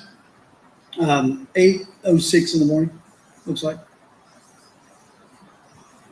We said 27, but there is The no- originating call is from Brooks Houck Oh, on Yes, that side. to Oh, Crystal Rogers' number, correct? Yes. okay. And does it appear from the record that that telephone call was answered?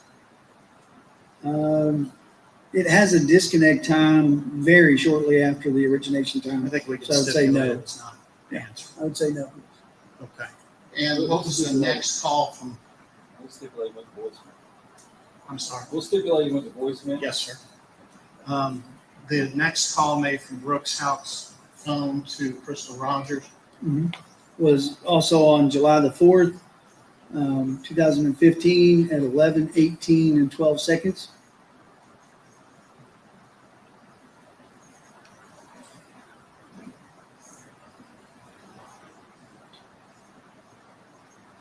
And is there a third call? The date, please, and the July the 5th, 2015 at 05:41 and 25 seconds.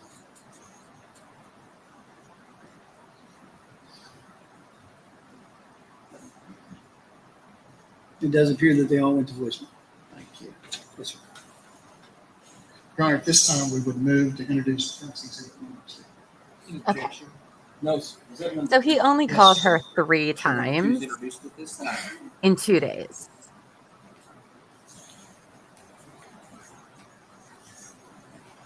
Karen Reed would have called like 700 times in 2 days.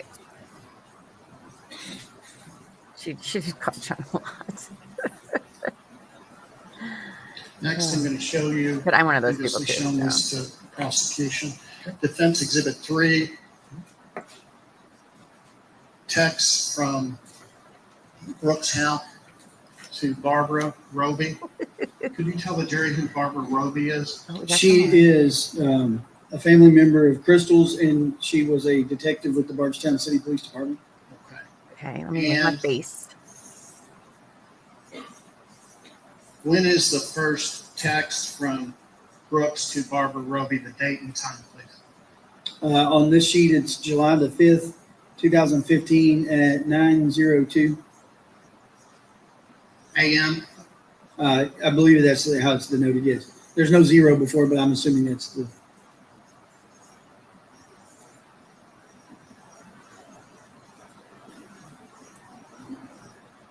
And what does Brooks Houck write in that text? Will you try to get a hold of Crystal for me? I tried to call her, but no response yet. Okay, and then does Ms. Roby reply? The next one seems to be from him as well. The third one also looks like she replies back at 9:28 on the 5th. Let me make sure I'm right here. Yeah, it looks like she replies back with a phone number for maybe an answer to a question he's asking. What's Sabrina's phone number? And he puts a phone number in there. Okay, let me Are we looking see at the right thing here? I don't think so. Let me see if we can clear this up. This first text here, and sir, feel free to step in here for me. Let's make sure we got the right. The source address is Brooks Houck's phone number. His question, when you try to get a hold of Crystal for me, I tried to call her, but no response yet. You see that? Yes. Okay, now the next one, the source number is her number. So she's texting him back, right? Oh, yes. I'm sorry. I skipped over that one. My It's okay. apologies. It goes to her voicemail is what she replied. I apologize. And then she sends another one that says what? So to him, I sent her a message yesterday too, and she didn't respond. Okay. Now, Brooks texts her back at 9:25 a.m. And what does he say? This is what I get also. Thank you though. All right. Then he texts her a minute later, And asks for Sabrina's phone number.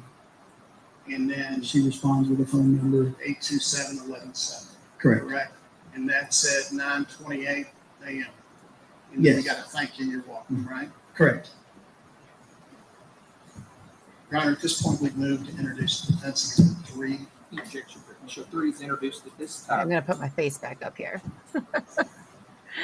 So they decided not to redact anything. You see? Please do not call those numbers, people.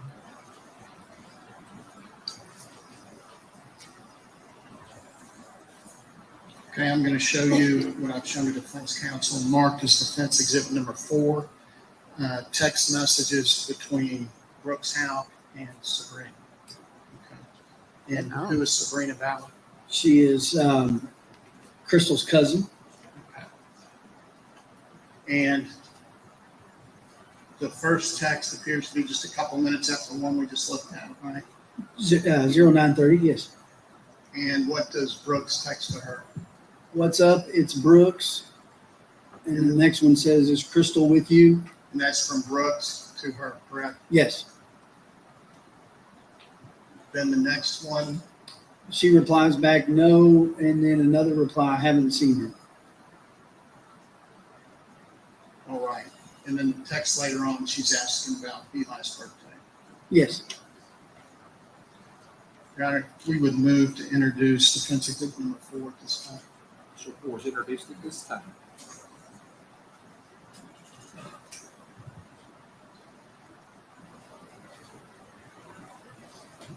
I'm going to show you what I marked as defendant's exhibit number 5, another text from, or a text from Brooks to Crystal. Right? She's going to have to rehome her phone. Everyone is worried sick. Please call me back. Okay. And what is the date and time on that? July the 5th at 4:33 in the afternoon. Your Honor, at this time, we've moved to introduce defense exhibit number 5. Sure. Exhibit 5 is introduced at this time.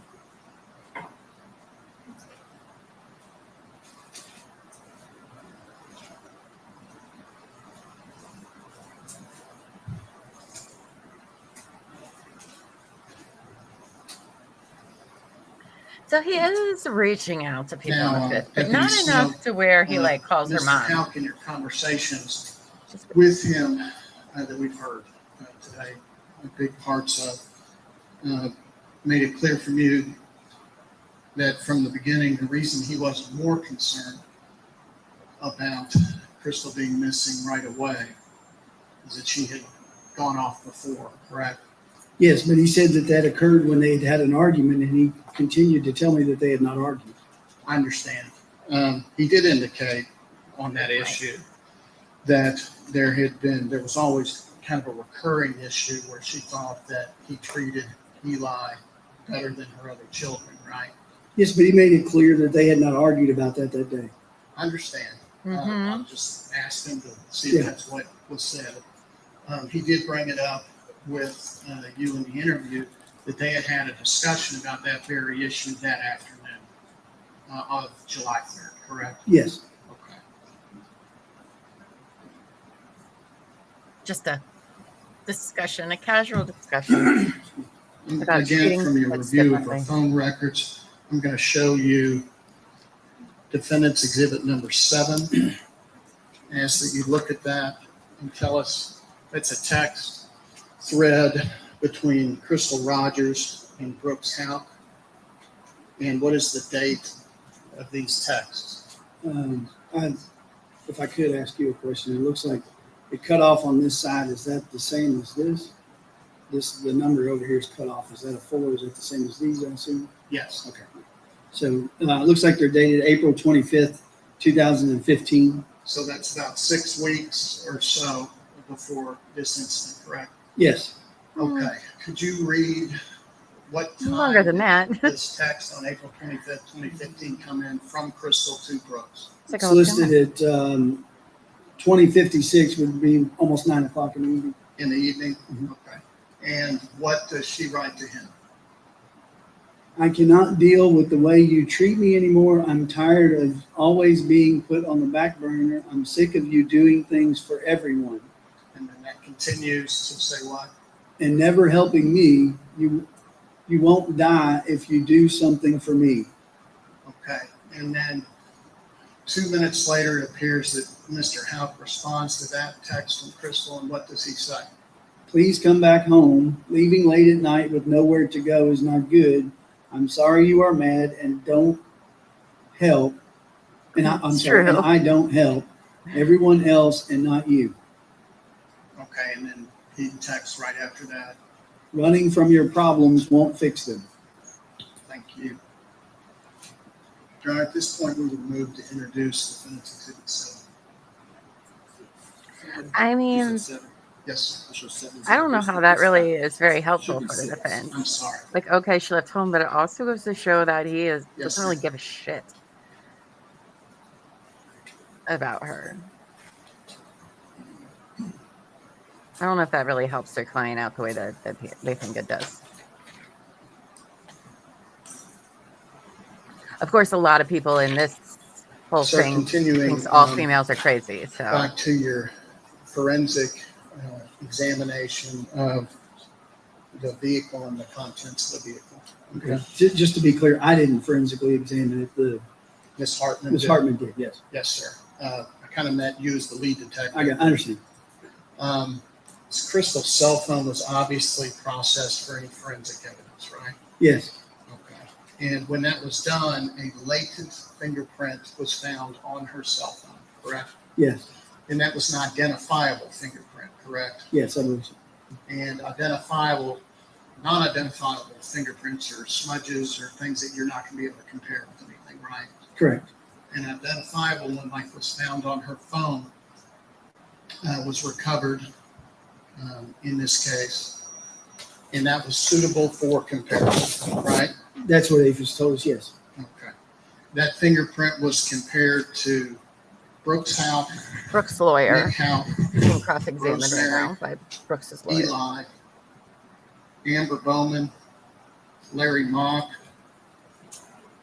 Rhonda McElvoy, who's Brooks' sister, James Houck, who's Brooks' dad, Charles McElvoy, Brooks' brother-in-law.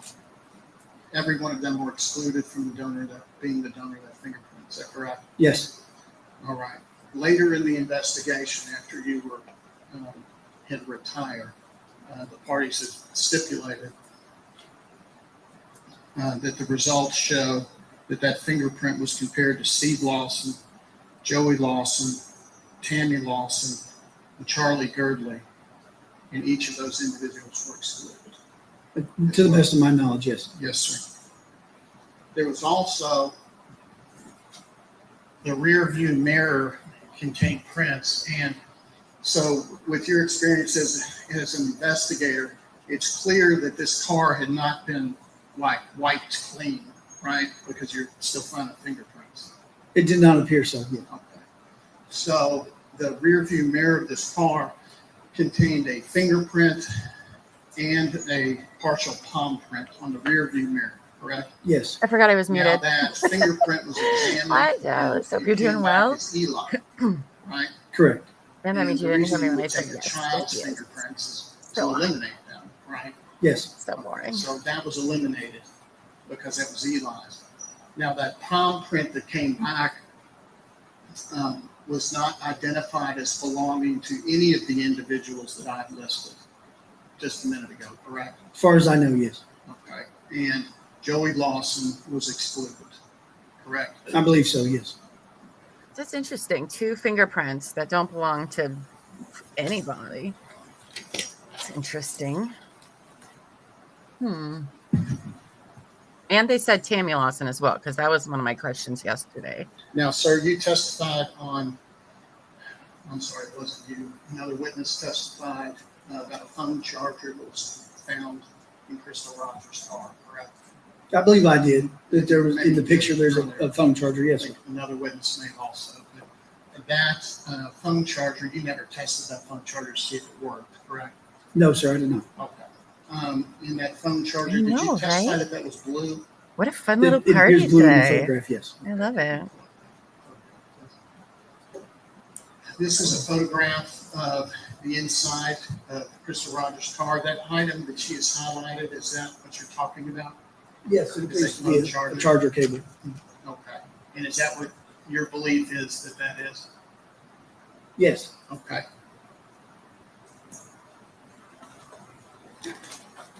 Did I miss why the Now, charger cable was Crystal's important? car, as we have talked about, was towed to Coulter's where it was secured.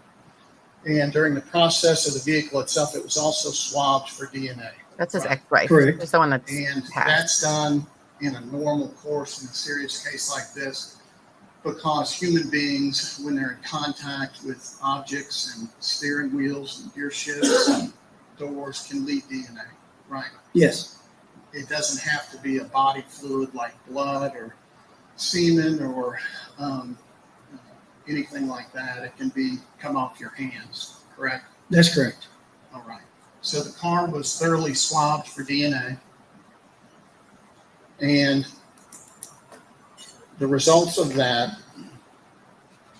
showed that Crystal's DNA was recovered from the steering wheel, correct? Yes. There was no DNA recovered that could be matched with Brooks Houck, Nick Houck, Joey Lawson, Steve Lawson, or anyone else that we've discussed in this case, correct? That's correct. Which is interesting because they don't seem like, rocket scientists or anything. Also, during that processing, there were tape lifts done with pieces of tape to see if you can gather any hair. Is that right? Or other trace evidence. Or but hair, other yes. trace evidence, yes, sir. Here's And the that's hairs. routine. Yes. correct? And one of the reasons for that in investigations is that hairs fall out all the time, right? They can Yeah. be left behind Mhm. and transferred easily, correct? Sometimes hairs have enough components left. that they I mean, can I don't know test for it the and cool they can kids, get DNA but results. this is where we all hang out. Yes, sometimes. I'll let you decide whether we're the Now, cool in kids Crystal's or not. car, there were 13 hairs found on her Oh, seat, Kelly says yes, we are. 38 hairs I guess it's on her official. floorboard. Does that sound Kelly right? says so. Sounds correct. Yes. Okay. And obviously, a lot of those, most likely, we don't know, but Crystal Rogers, correct? Well, she also had daughters and Exactly. female friends that would ride in her vehicle as well. But Right. Yes. There were 2 hairs found in the car that were suitable for DNA. They could have been tested, to your knowledge. Is that correct? Yes. A decision was made, not by you, but a decision was made not to test those hairs because they were too long and would not be expected to come back to Joey Lawson or Steve Lawson, correct? Well, I don't know. That's why the decision was made. My understanding was from the conversations that I had was that there was the potential for the destruction of those hairs should they be tested. And there was a lot of conversation as to whether or not it would be better to preserve the hairs or run the risk of destroying them without having someone to match the DNA to. Oh, like in Okay. person? I don't know that to be a solid fact. I don't know that they were necessarily not tested because they didn't look like they would match one person or another. Okay, and there's also a database called CODIS, is that right? There is.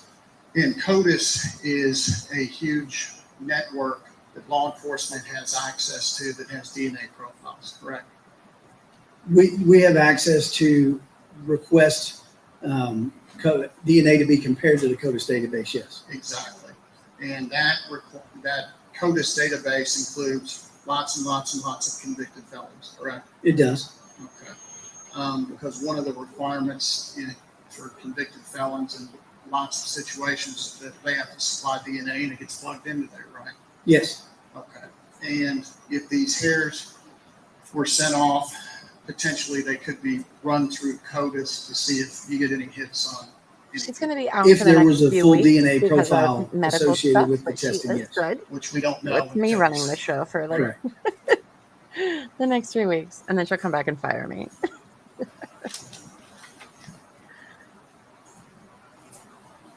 Yeah, we're all going to meet at Kelly's house for a fun time. Now, the car was photographed at the scene, and those photographs were introduced on direct And then head up examination Holly on the through the other side. prosecution. The car, if I understood your testimony, it had a flat tire, obviously, when it was found, right? Yes, sir. And there are marks on the ground that are consistent with that car driving on a flat for some distance. The rim was making marks, correct? Well, mostly the black marks from the tire being flat, but yes, there's some marks toward the end where the rim was kind of seemed to be digging in. Yeah. Like this, correct? Yes. If we could zoom that back out. And it went on for some distance, right? Yes. And from those marks, you could tell that the flat had occurred in the lane of traffic. Correct? Yes, it appeared to be, yes. And then it eventually made its way over to the shoulder until it came to a stop, correct? Correct.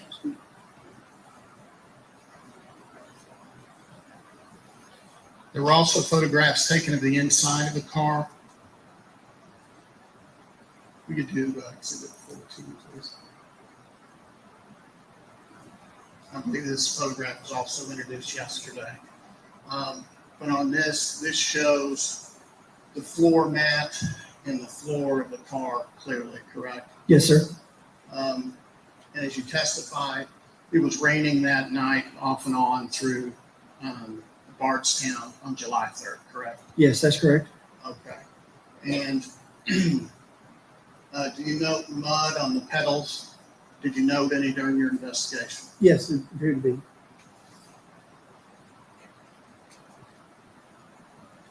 Now, regarding that, and I believe we've covered most of this, but Brooks consented to the search of his home. Obviously, there was no blood, tissue, forensic evidence of any kind found in his home that would be relevant to this case. correct? We love talking That's about correct. food and snacks Same with here, his so truck. Yes. I'll allow it. Processed his truck, found no evidence of blood, anything that would link to this case, correct? No, they That's didn't correct. say anything.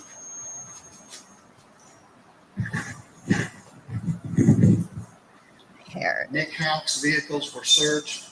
His white Tundra, it's a private vehicle. They like found Yes, like sir. It was searched, no processed. physical evidence. No evidence of any kind relevant to this case was found, correct? That's correct. You've already testified to his police cruiser that was impounded, processed. That was searched thoroughly, including the trunk. There were several items in the trunk, binders, a blanket. They were all processed, all sent to the lab, and there was no evidence, DNA, hair, blood, body fluids of any kind linked to Crystal Rogers found, correct? I believe that's correct, yes. Nothing anywhere.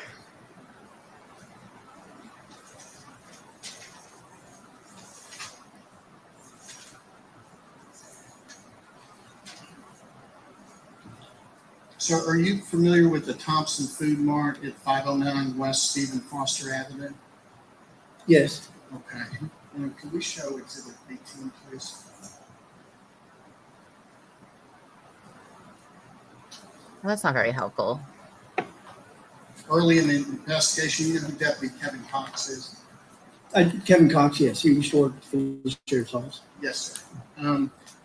You're aware during the investigation that Kevin Cox went to this food mart and viewed video surveillance from July 3rd and July 4th. I suppose, yes. I don't know. I'd have to look back through my reports.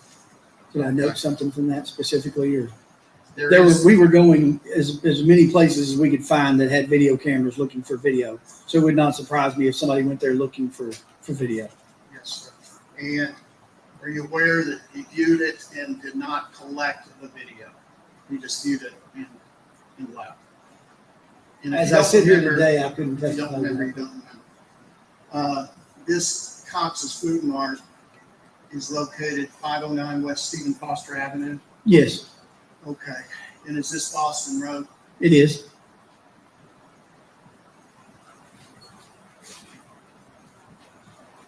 Okay. Why is this relevant? Yes, her purse and cell phone were in the car, which is very confusing because she should have taken those to the farm. So how they ended up there, somebody would have had to do a trade-off for sure.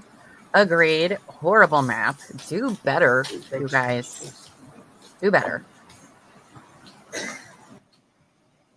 We should just get jobs at courthouses making visuals and whatnot. Ooh, bench time.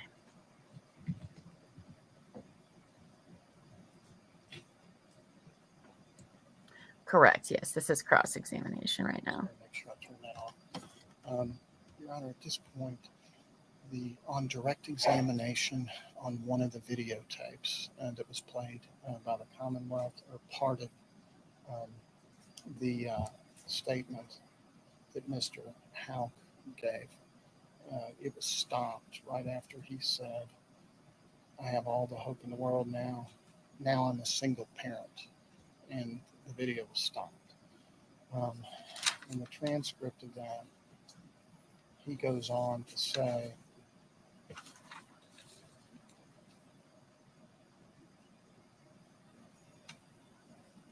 "I'm a single parent, it appears to me, where she's been there 100% of the time for him to raise and rear him, where I know that he doesn't have to go to daycare or babysitter, and I don't know that his mother's going to take care of him. And now, where am I at without that love and support from her? Now I've got a little boy who's 2, who's going to grow up, and if something's not done where she's brought back safely, now one of the very most important people in his life, he's got to grow up without. I'm going to ask under the rule of completeness, KRE 106, that I'll be allowed to read that through this witness to give a full context to the statement that was cut off. The way it was cut off is right after. I mean, it looks like he says, "Well, I'm a single parent now," and it cuts off. Good Like luck, he knows that Dallas. she's But nice to deceased. see you again, babe. And that's incredibly Hopefully we'll see you prejudicial. around We think in soon. fairness, under KRE 106, we ought to be Be able to safe and read drink the lots of portion water. just said. I don't agree, so Judge. I don't agree. Was it all? Was it continue? Was there other questions, or was this a continuous answer? It was a continuous answer. The only thing that the officer says is, "Uh-huh." Let me see what you. Yes, sir. I'm going to draw a line where I'm going to stop.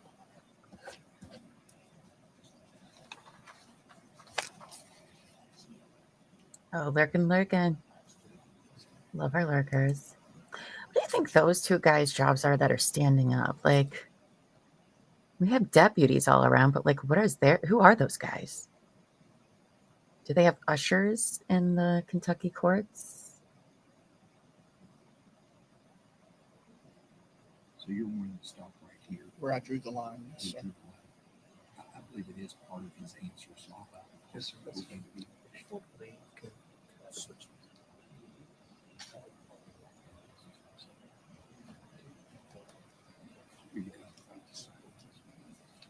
It's very interesting.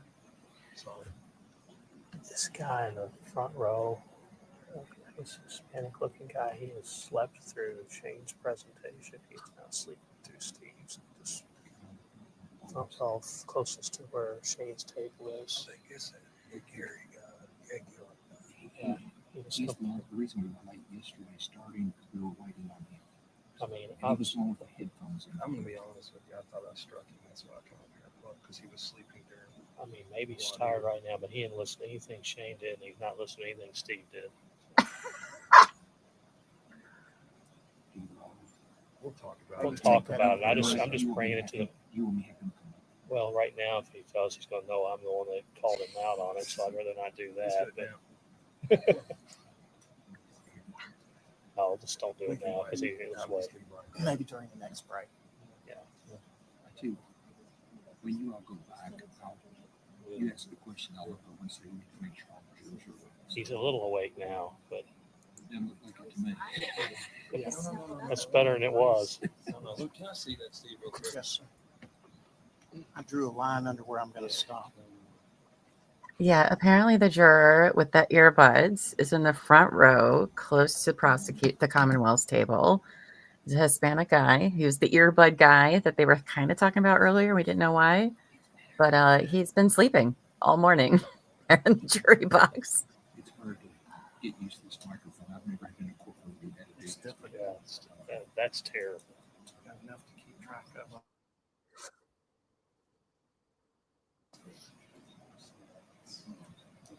We ready? Yes, we're ready. Thank you. I mean, in fairness to the juror, this has been really boring as shit. Okay. You may proceed. Even I'm yawning over here. Deputy Snow, I just have one last question. During your direct examination, we watched significant portions of Brooks Houck's interview from July the 8th, 2015. There was one part that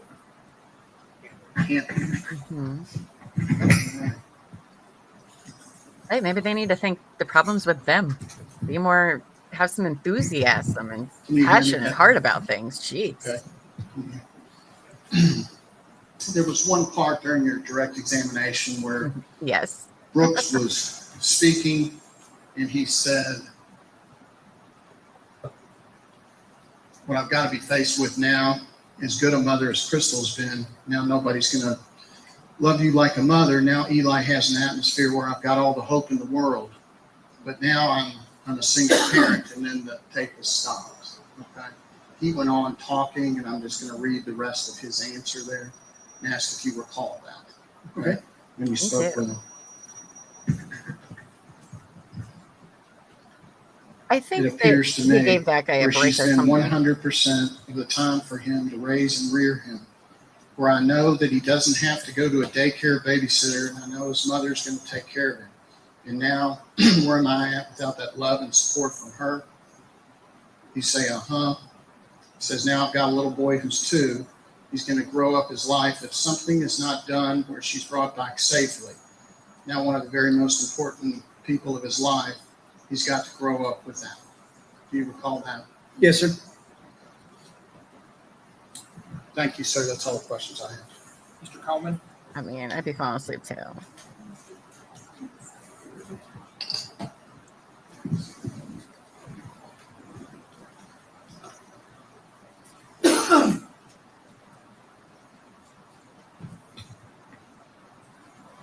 Who's this guy? Is this Joseph's lawyer?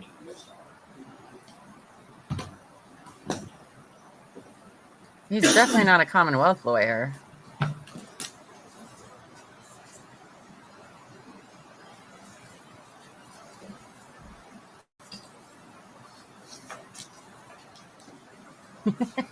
Bailiff's need naps too.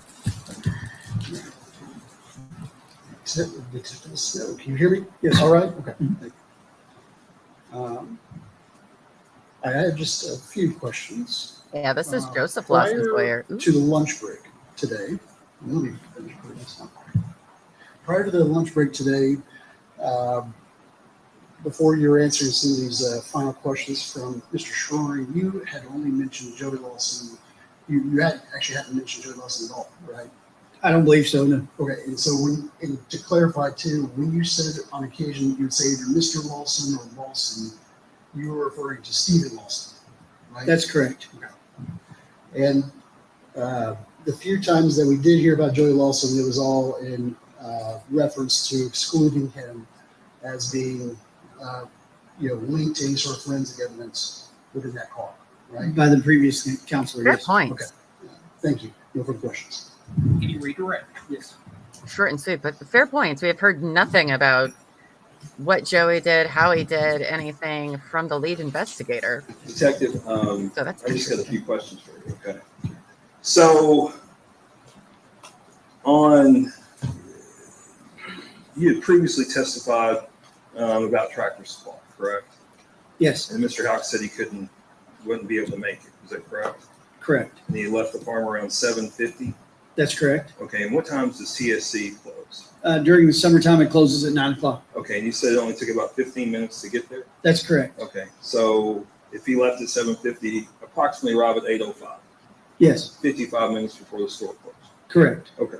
Now, But it was July 3rd, which this could be a 8-page holiday. written statement that defense counsel I was going to say talked that. about on cross. Yes, This sir. was a statement written by Mr. Houck, correct? That's correct. Okay. Anywhere on this, when he discusses July 3rd, anywhere, does he mention being at the farm? No. Okay. And Treese, can we pull up the video from July 3rd around 4:00 p.m.? While she's bringing that up, there's quite a bit of detail in this. Would you agree? There, yes, Okay. about certain portions of the weekend, yes. At any time, did he tell you he was at the farm on July 3rd? He did not.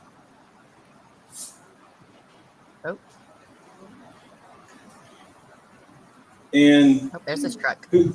Stop, Treese, real quick. Could you tell, ladies and gentlemen, the jury where that road is? That's Highway 49 in front of the dog park. And we've seen this video before, correct? That area, yes. Okay, and the previous times we've seen that, is that when the defendant is traveling to and from the farm? That's correct. Okay, go ahead and plant trees. And do you see the defendant's vehicle on Yes, it passes by going toward Bardstown. there? Is that there at the opening? That's correct. Okay. Yes.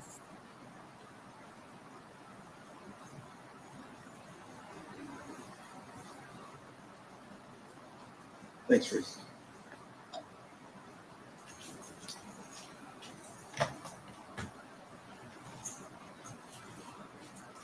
Now, you talked about they were discussing Crystal's car on video. You all were not able to positively identify the vehicle, correct? On video, Crystal's vehicle. That's correct. Okay. Were there other maroon cars that you all saw but not able to identify? Yes. That's Okay. right. In Glenview, is there two entrances and exits? Well, just really two entrances. They could be used as an exit on that neighborhood. Yes. Okay. And one of which would you be able to see it on video? Not on the church video or the Circle K video. Perhaps on the Bright Electric video if you went that way. Okay. And could you also have come out of Glenview and turned the other direction? You could, yes. Okay. And would you be able to see on video? No, not from the videos that we had. Okay.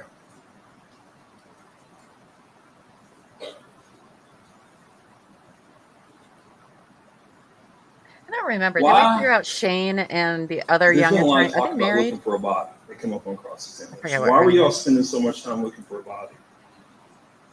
Well, obviously, that's generally a large portion of your evidence in a homicide case. And we, early on, within a few days, began to believe that we had a homicide case on our hands. Okay. And there was talk about the Hardens, right? The family that Mr. Schwingen showed you some cell phone records, or not cell phone records, some text message records. Is that correct? Yes, Is it your understanding that Steve Lawson was calling to rent an apartment or asking about one for Lauren Harden?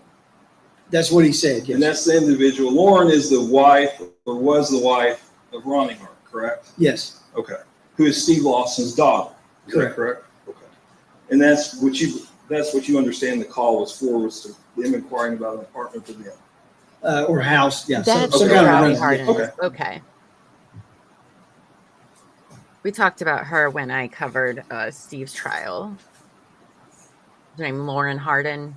Now, what all, Mr. Sherman's right, you don't want to release evidence in the case, correct? Correct. Okay. The sum total of what was released were interviews, is that correct? I believe so, yes. Okay. And that would have been 2 interviews with Nick Houck, correct? Well, to be fair, I don't know exactly what Okay, they were well, I'll given, believe- but it was- 2 of them made it to the internet, yes. All right. And it was, they were interviews with Nick and Brooks Houck, is that correct? Correct. Okay. All right. Now, we talked about tips. And early on, I think you testified this on direct examination, when I brought up Mr. Terrell's tip, early on, you corrected me, actually, and said you all got a bunch of tips.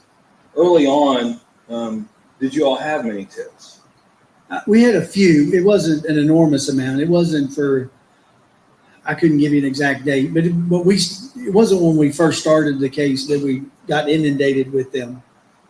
The Terrell tip came in very early, which is usually, typically when they come in pretty early like that, you give them a little more weight. Okay. And when you told Brooks about this tip, what was his reaction?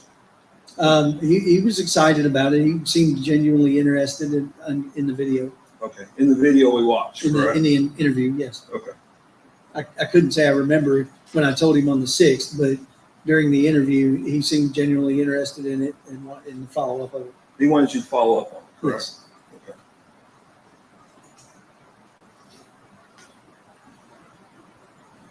Now, can we, and I don't mean to intrude on your tech person, but could you put up Exhibit 2 for me? Exhibit 2. Yes. We are all Oh, I'm overqualified sorry. to work in It's courthouses. just 3 phone calls.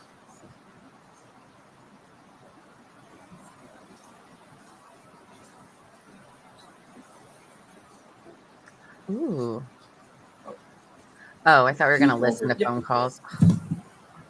Just real quick, and I'm not being picky, but could you tell me what time zones those are in?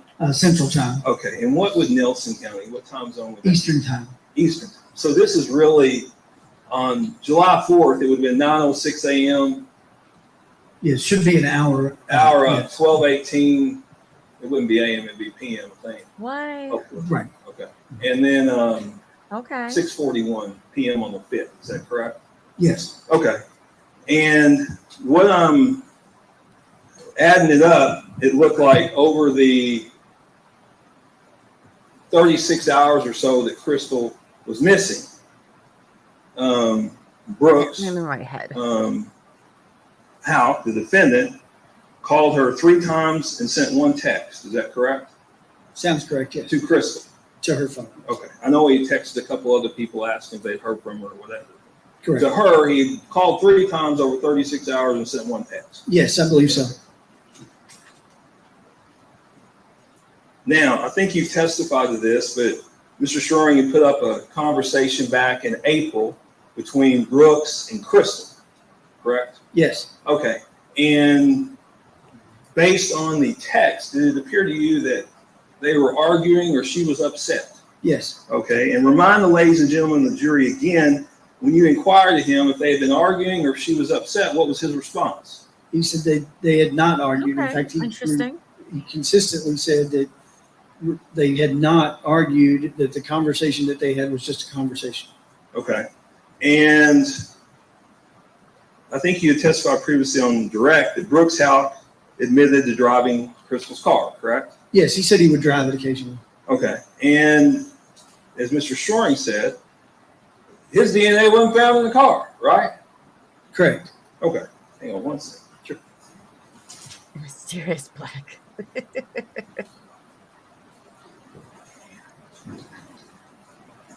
Yeah, that's interesting. I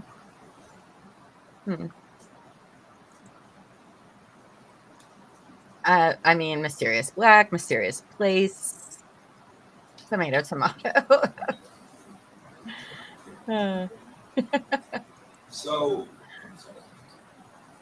the first phone call was at 9:06 on 7/4, Brooks to Crystal. That's the first time he called her, correct? Yes. I believe so. Okay. And we have surveillance from that morning, correct? Mm-hmm. And that's been admitted into evidence. And Teresa, if we can play it. Let me go back to the TV. Yep. So, like, I grew up on the border of Ohio and Indiana never did daylight savings time when I grew up. So there would be, or I would say Ohio time or Indiana time for like half the year. And people worked on both sides. It was very confusing. Now, Can you Indiana. tell me what does time it daylight is on the? Yeah, it says 7:28 on July the 4th, 2015. Okay. Was that Mr. Houck's truck drive? It was. Okay, and was that at Pascal Ballard Road at Lawrence's house? That's correct. Okay, so according to his statement, he had already been up, got Eli up, went to McDonald's, and he's arriving at the farm the first time he calls her. Is that correct? Yes. Now, the prints, the prints that Mr. Schwerin talked about, One belonged to Eli. We figured that out. And the rest of them were entered into APHIS, correct? Yes, Okay, and what is APHIS? it's the automated fingerprint identification system. Okay. And is it true that the prints are continually run against APHIS? Yes, that's my understanding is once it's entered in there, anytime new prints are entered into APHIS, it's automatically run against the new ones. And who all gets in APHIS? Anybody who is fingerprinted criminally Okay. is entered into it and who voluntarily submits prints for examination or interview. Somebody who has a security clearance? I'm sorry, Somebody- you meant somebody who has access to it? No, somebody who's entered into it. Okay, whose prints are entered into Yes, it. sir. I don't know that they enter people who have security clearance into APHIS. What about law enforcement officials? I believe their prints are run against the APHIS database, but I don't think they're entered into the APHIS database. But any criminal is entered into APHIS. Correct. If they've been fingerprinted, yes. Okay. Hang on. Interesting. Judge, I don't have any Mr. Shore, any questions from any jurors? Oh, May this witness step down then? no Yes, questions you from the jury. You step down, thank you. You want to take a short break before your next witness? Jury has one You wanna question. take a short How break before your long next is witness? this going to be? Why don't we take a 15-minute break then? We'll start back at 2:26. All right, who's going to be Same next? admonitions are in place. You may go with the bank. I mean, really, Detective Snow didn't really reveal a whole lot that wasn't actually known before this trial, which is kind of underwhelming as he was the lead investigator. I mean, we learned what? That Brooks recorded himself when he was writing his statements, and we saw some messages, but not really, and videos, but it's kind of a little disappointing. Recess for a 15-minute break. And they're back. All right. Who's it going to be? Let me see counsel at the bench, please. Oh. I wonder if it'll be her.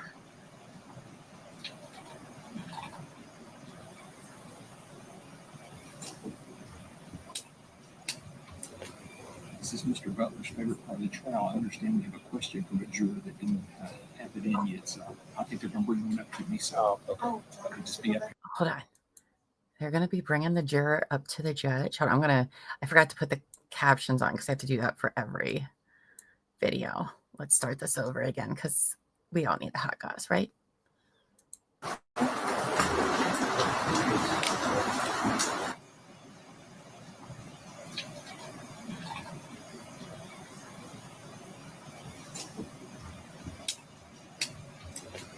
This is Mr. Butler's favorite part of the trial. I understand we have a question from a juror that didn't have it in yet, so I think they're going to bring one up to me. So I'll just be up here when Give me John back up there.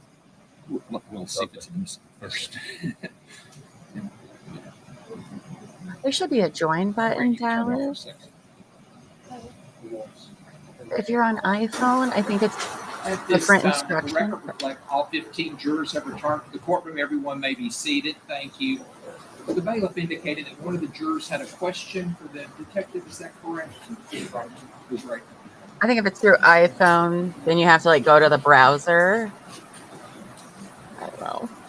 You may. We don't know yet. Counsel waive the jury call. Yes.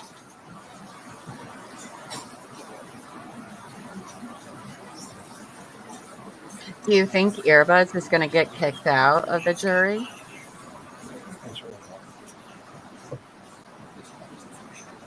No. Back on short sleeve.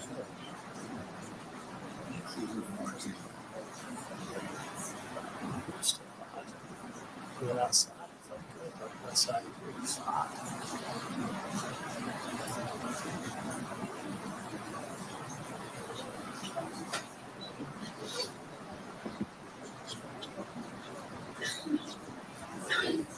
Oh, you do have an iPhone? Yeah. It's really weird how they do that with iPhones, but you have to go to YouTube through the browser and not the app. I don't know.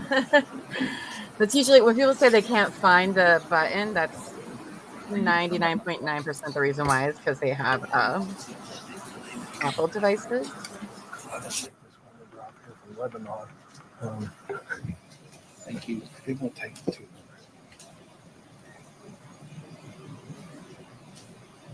His first question is, was voice message with 3 phone calls? I think he's referring to those 3 phone calls. I think the answer is yes, but I guess he didn't catch that. All right. Also, was the clothes she had on in Walmart found in the house? Was that the question? Okay, Ooh, that's a good fair questions. answer. We don't. I think the answer is going to be he didn't know what she had on, but yeah, I think that's a fair answer.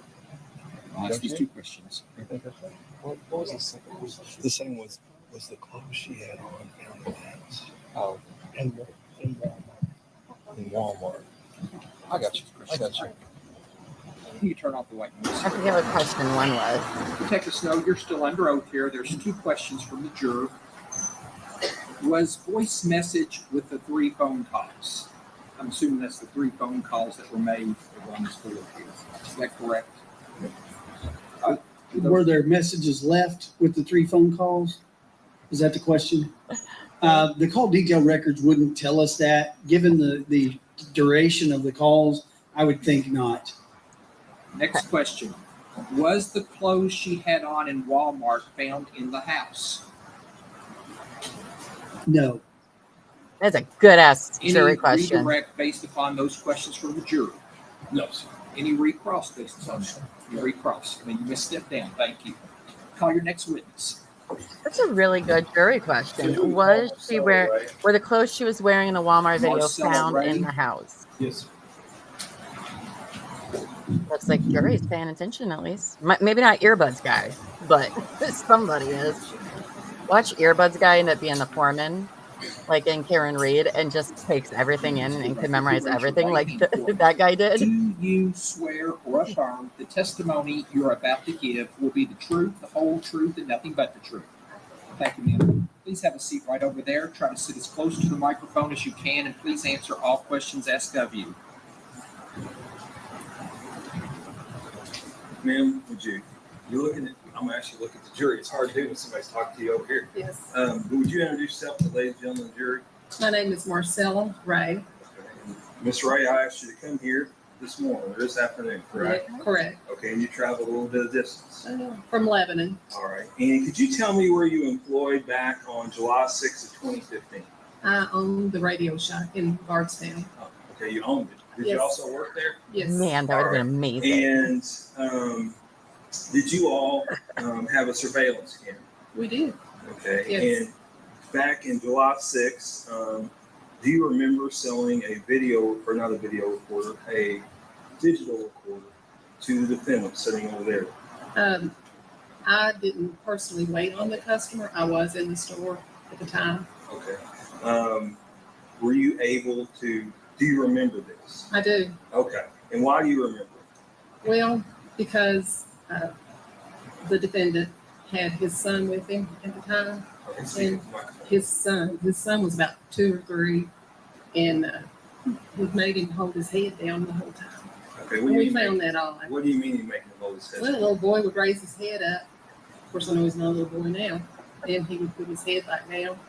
So, All right. but he did come in and asked for a digital voice recorder. Did he ask for just a digital recorder or specific? The best. Okay, the best. Okay. And did you maintain some records related to that sale? Well, yes, we did. Actually, we printed out a picture of Brooks holding a little boy, and he also had the recorder in his hand. All right. And when did you all do that? Well, our recorder has a hard drive, and it backs it up for 30 days.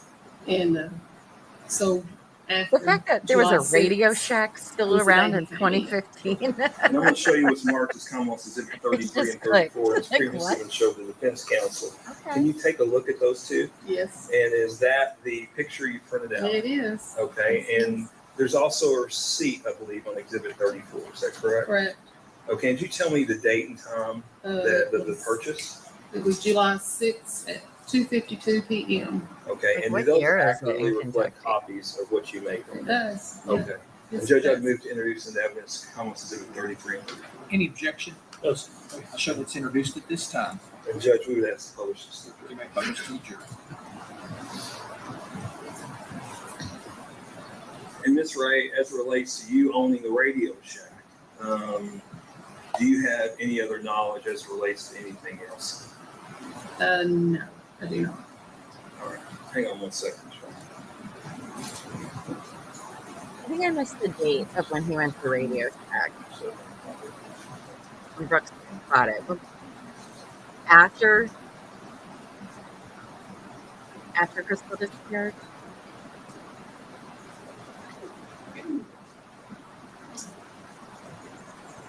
Do you know when someone uses a card, does it print their name on the receipt?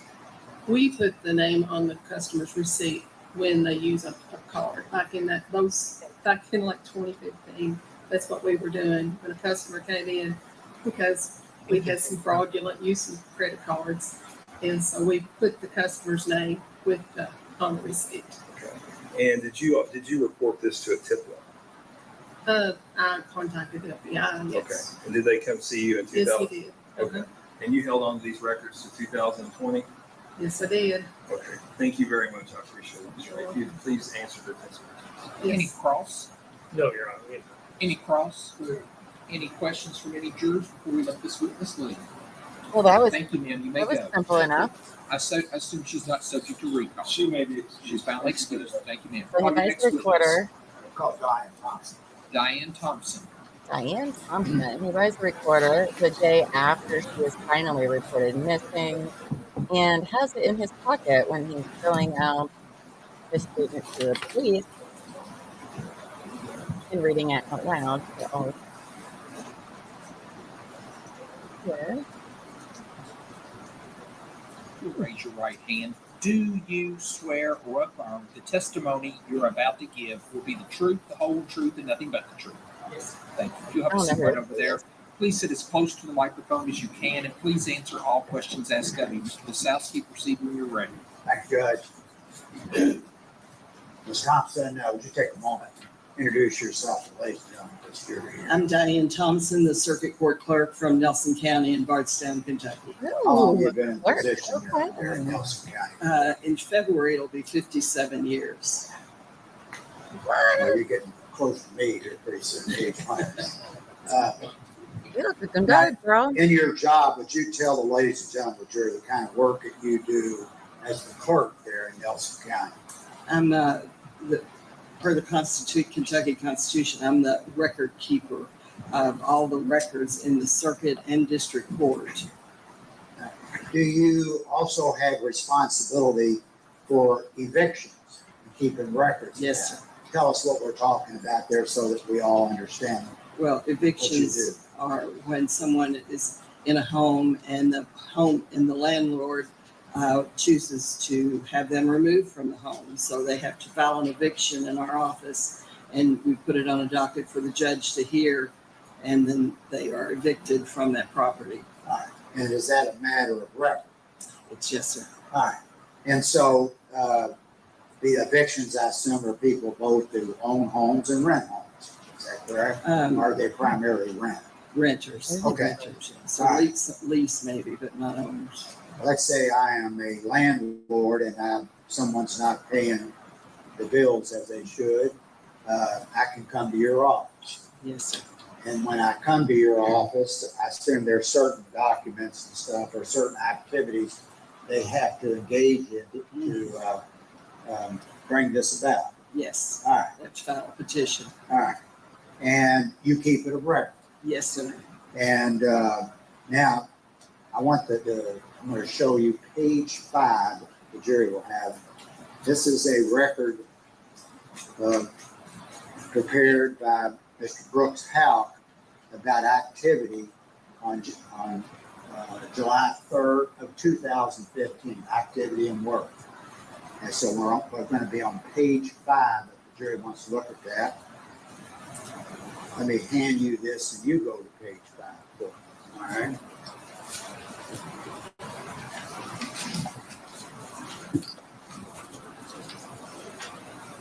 All right, do you see some entry there indicating some activity? That is exactly eviction activity. I see a list of names and addresses. Yes, sir, I presume that's what that is. All right. Does that reflect the kind of work you would ordinarily do there? Evictions. Mr. Brooks. Mr. Houck, you mean? Uh-huh. Yes, sir. All right. So let me ask you this now. I told you we were looking at July the 3rd of 2015. You and I talked about this on that day, haven't we? All right. In fact, you turned over some documents for it to assist me in that matter. Is that Yes. right? Yes, sir. I want to show you this before we recognize these documents here. Yes. Tell the ladies and gentlemen, Jerry, what those documents are, those 2 pages. It's a listing of all the cases that are filed on specific dates and specific categories. This would be all the evictions that were filed, I believe, from June the 2nd, 2015 through July the 28th, 2015. All right. Now, let me ask you, did you have any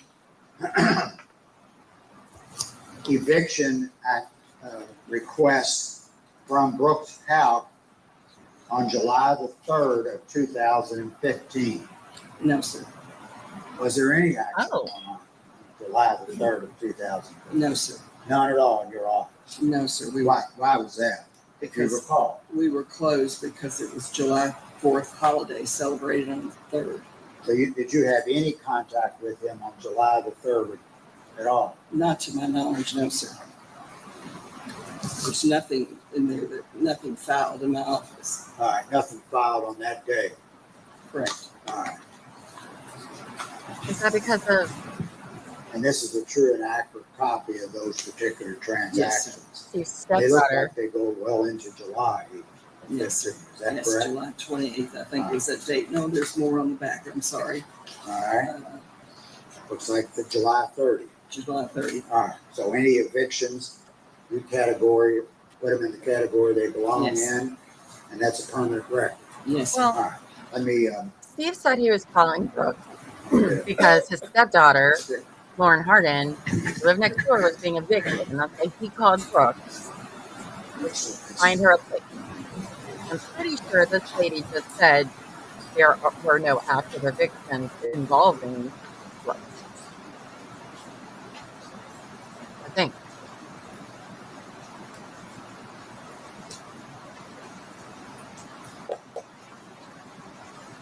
So, you're not sure, babe. No, it's not real.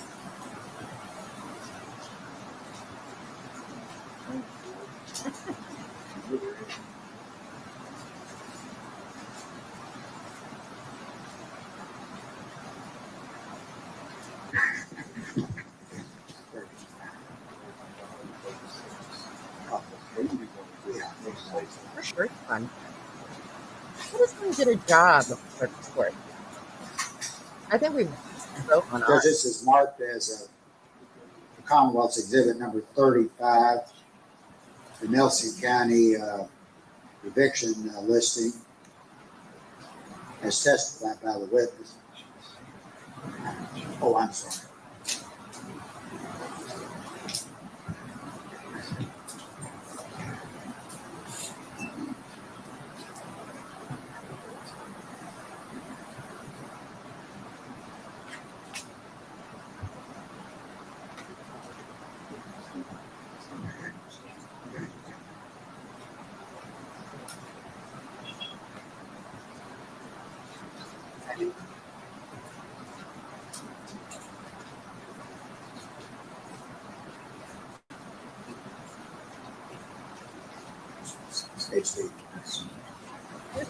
Maybe this be to publish it. Remember when the demon told me they're doing Any objection to their 35? test?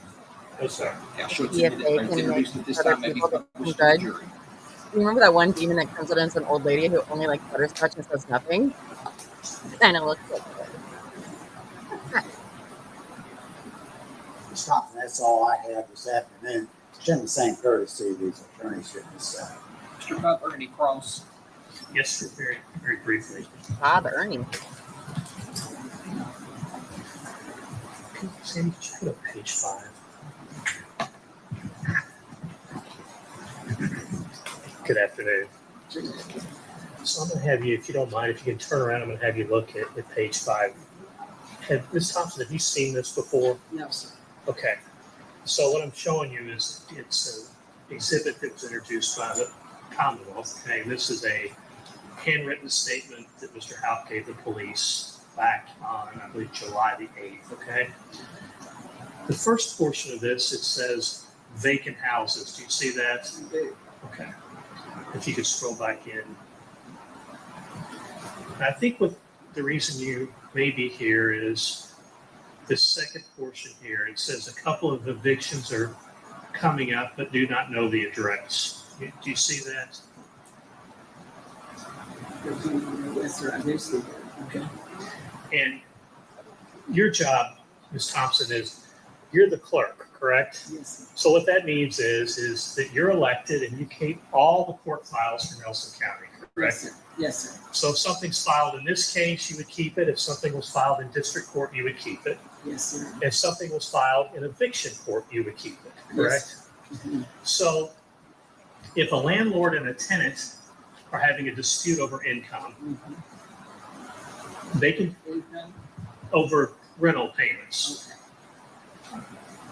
You wouldn't know whether they settled before they filed anything, would you? No.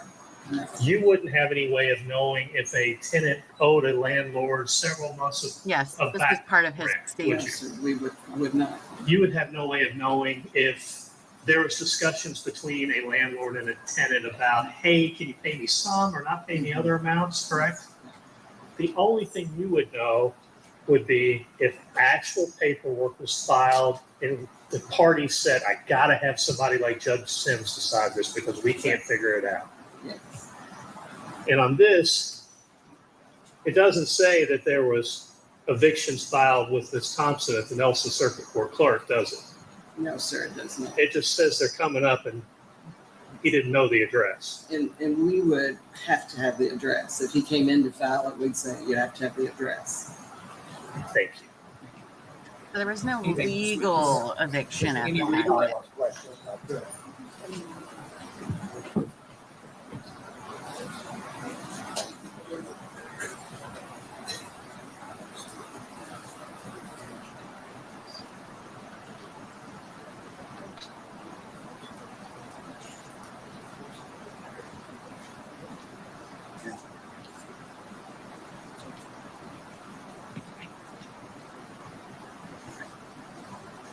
Let me show you this, see if there was a forcible detainer on that list, okay? Go to page 5, this document here. Well, that's-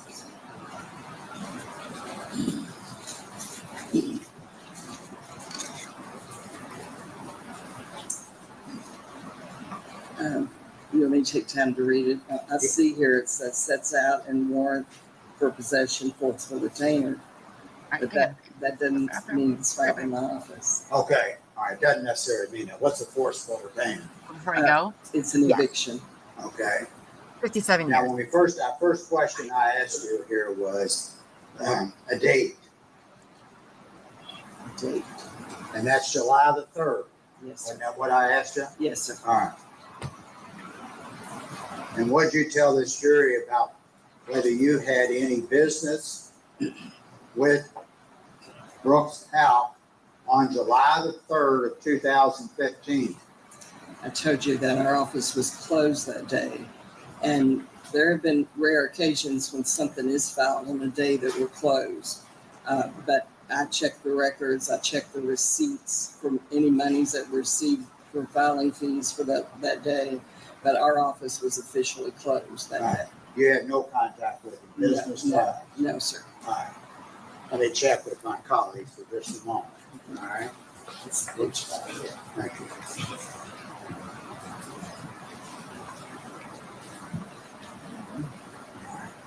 That's all I have. It's been the same courtesy. Mr. Butler, anything else? Mr. Butler, please. Thank you. I'm not going to ask anymore. Thank you. Thank you. Any questions from any jurors? May this witness be validly excused? Yes. You're validly excused. You may go. Thank you. Call your next witness. That's Steve Albury. Steve Albury. Albury. Albury.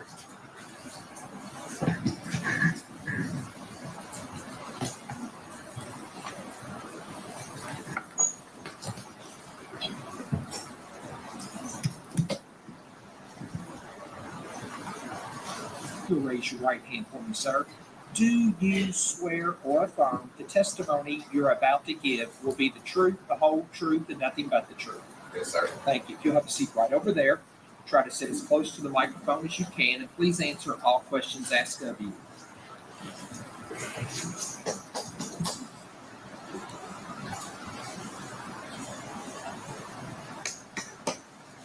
Mr. Albear, would you tell the ladies and gentlemen jury your name, please, and the business you're involved in? It's Stephen Alberry. I run a business called Kentucky Home Siding. And whereabouts is that in Kentucky? It's in Bardstown, Kentucky. All right, how long have you been in that business, Mr. Albear? 30 years. Your wife also in it as well? Yes, sir. All right.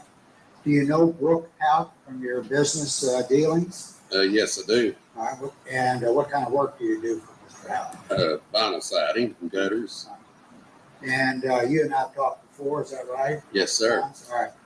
And I asked you some questions about July the 3rd, 2015, didn't I? Yes, sir. All right. I want you to look here on page 2 for the jury, page 2. We'll examine that.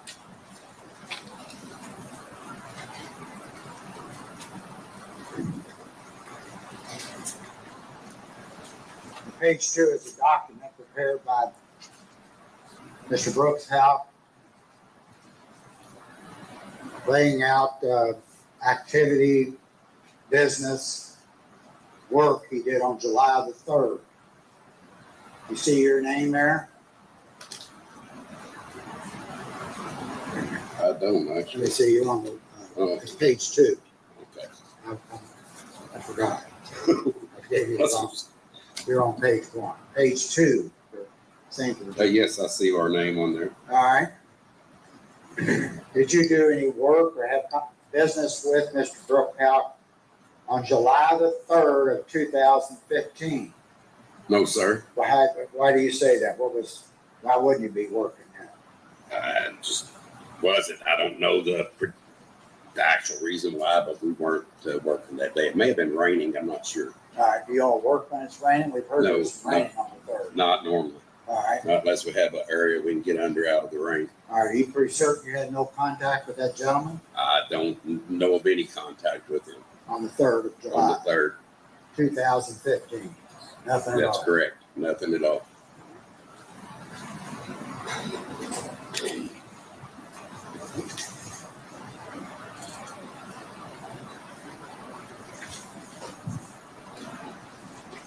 Let me check with my colleague, Mr. Albery, for a moment. Good.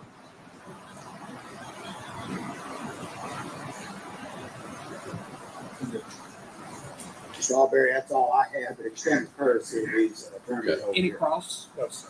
Any cross? No. Any questions from the jurors? May this witness be finally excused? Yes, sir. Yes, sir. Mr. Albery, you're finally excused. You may go. Thank you. Call your next witness. That's Peggy Parent. Peggy Parent.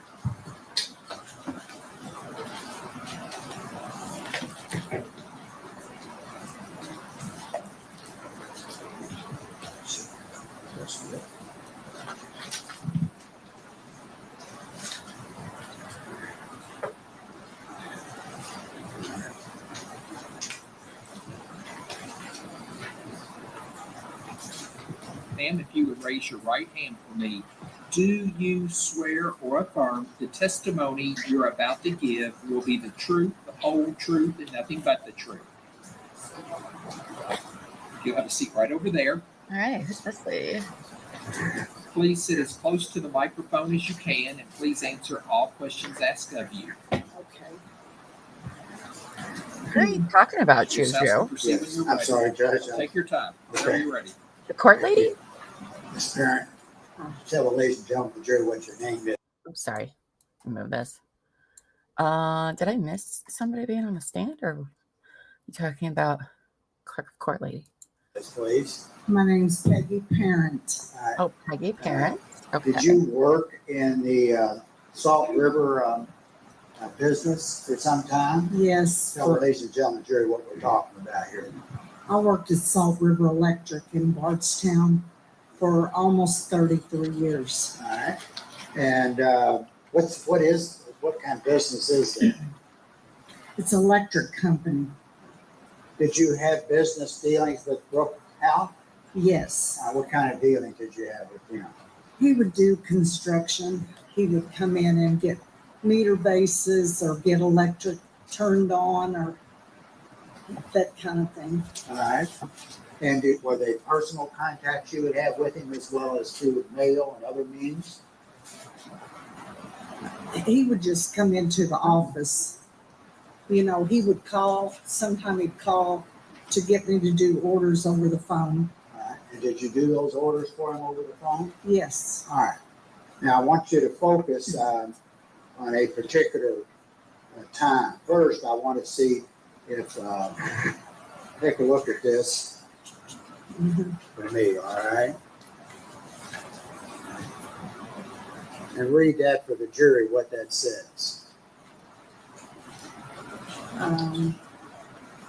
Get addresses. I think for so. Salt Thank you. River to change light bulbs for street lights. Give that information to, said Peggy Smith at Salt River so she can put in a work order. All right. Now, is there a Peggy Smith? No. All right.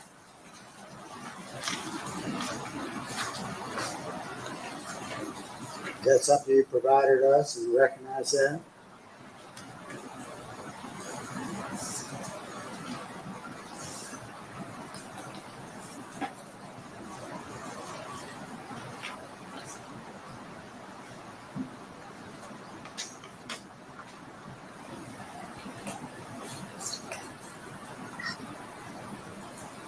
You're so sweaty.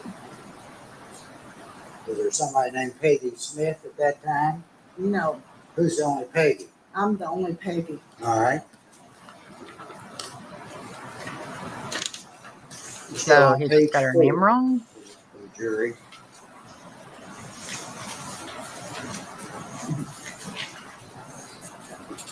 See if you recognize that document there. Yes, this is my timesheet at Salt River Electric from June the 22nd to July the 5th, 2015. All right.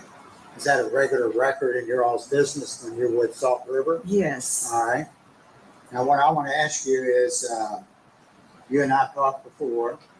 Do you have any contact, communication, business dealing, anything of that sort on July the 3rd of 2015? No. None at all? No. How do I know that? The office was closed. The office was closed. It was a holiday. Okay. It was a Friday and it says holiday and nobody would have been there. So this says I'm getting addresses for Salt River to change bulbs and street lights. All right? Right. Did you do anything like that on the 3rd? No. All right. Did you have any communication at all with Brooks Houck on the 3rd regarding these matters? No.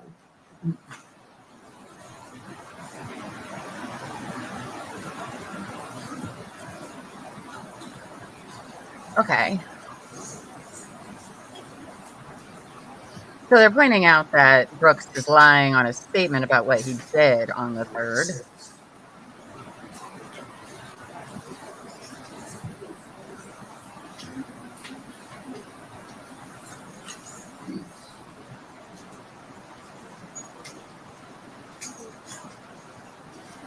Yes, it does seem that way.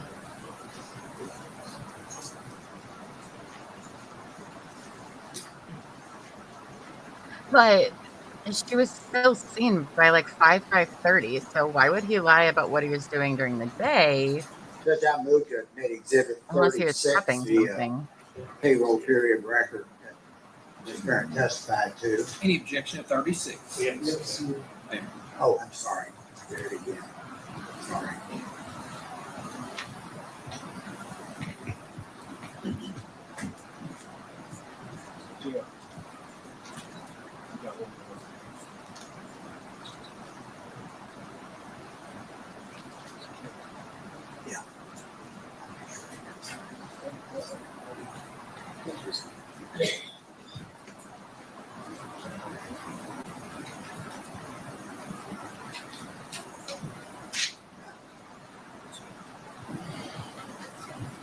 objection to 36? No, sir.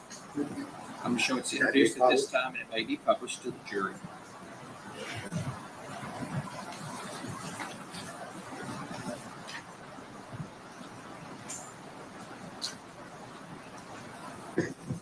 Mr. Grant, that's all I have.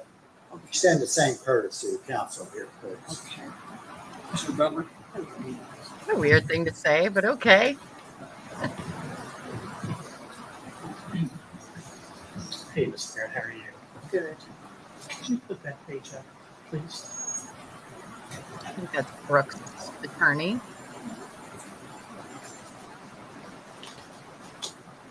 If you could please make it bigger for us.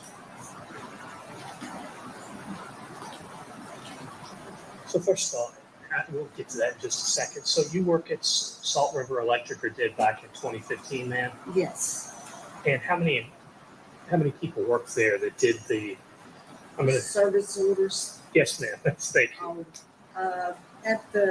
For doing new service, there'd be two of us. There would be two all the time, in our office in Bardstown. And you're the only Peggy, I think is what you said. Right. Okay. So you testified a little bit ago that Brooks came in the office frequently, correct? Right. Yes. And so he would come in the office, and I may get this wrong, I've never built anything, okay? So if I understand it right, if you have homes that you're building, Right. you have to come to you, and you have to get, I guess, a permit to turn on the electricity? It's not a permit. He would just come in and do a service order. He would ask for new construction, and and then I would do an order and put it in the computer, and then from there it would go to the staking engineer, and from there it would come back. It was just. So it's kind of if you're a builder, it would be an ongoing process to come in the office or call you and say, hey, Peggy, can you help me get whatever documentation you need? Uh-huh. Now, you haven't seen this before today, I assume, have you, ma'am? No. Okay. This says, get addresses for Salt River to change bulbs and street lights, and to give that information to Peggy at Salt River so she can put it in a work order. Did I read that correctly, ma'am? Yes. Do you see where on there where it says that he came in to see you on July 3rd? I don't see it on that. Because what he's saying is he's going to get addresses, and he's going to, I think he mentions your name up, but he's got to come see you. Yes, he could see anybody. For security lights, he could talk to anybody. But he would have to talk to someone in your office, right? Right. So, and I think you said that could be by phone or by coming in. Uh-huh. Yes. Thank you very much. Can you redirect, Mr. Wazowski? Any questions from any jurors? May this No, witness kind of be a- finally excused? And nothing burger there too. Thank you, ma'am. Call your next witness. What was the name? James Palmer. James Palmer. Palmer. Who is this? Yes. Not on my list.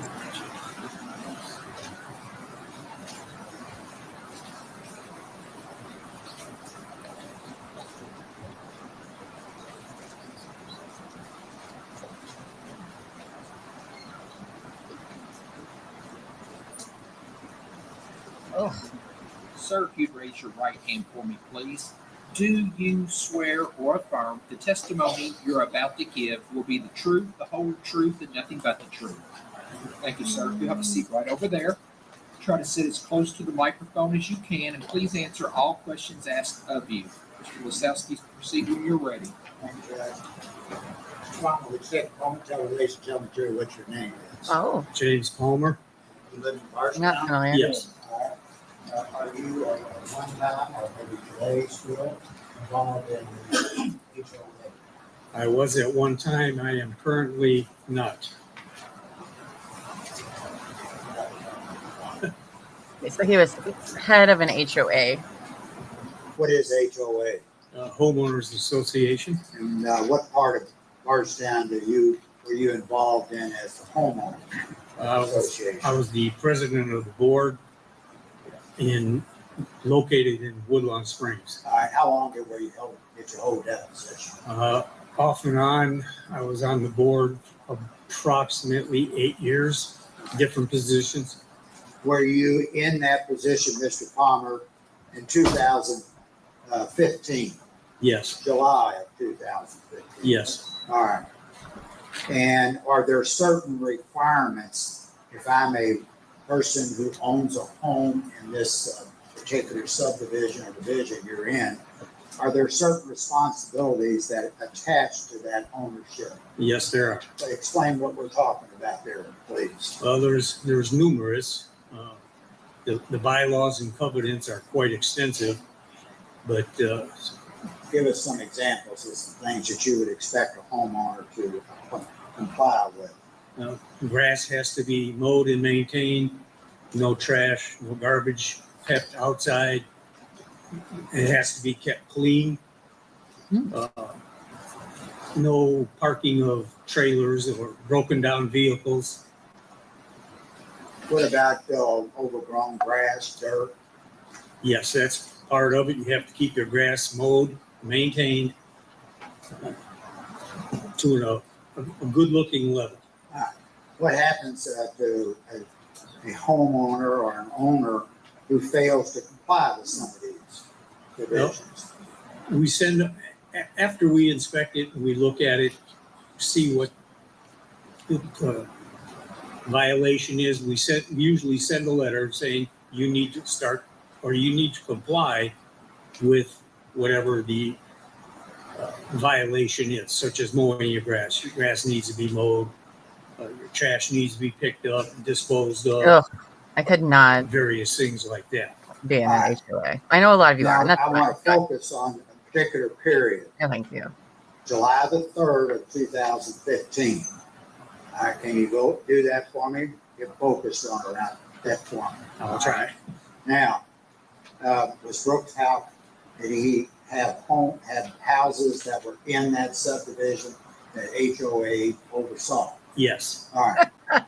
And during that period, in and around and in July the 3rd of 2015, was he complying? Is there any HOA murders? That HOA required of his owners? No, he was not. All right. And did that include the period of the day of July the 3rd of 2015? Yes. All right. Let me show you something that you haven't seen.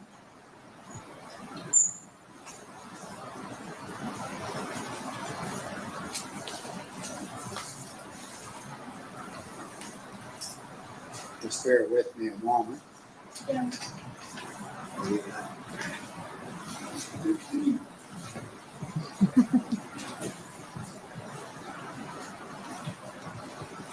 This is on page 3 for the council and the jury.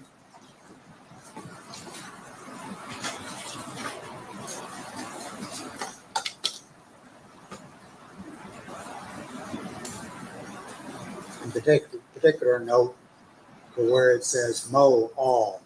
See that? Yes. All right.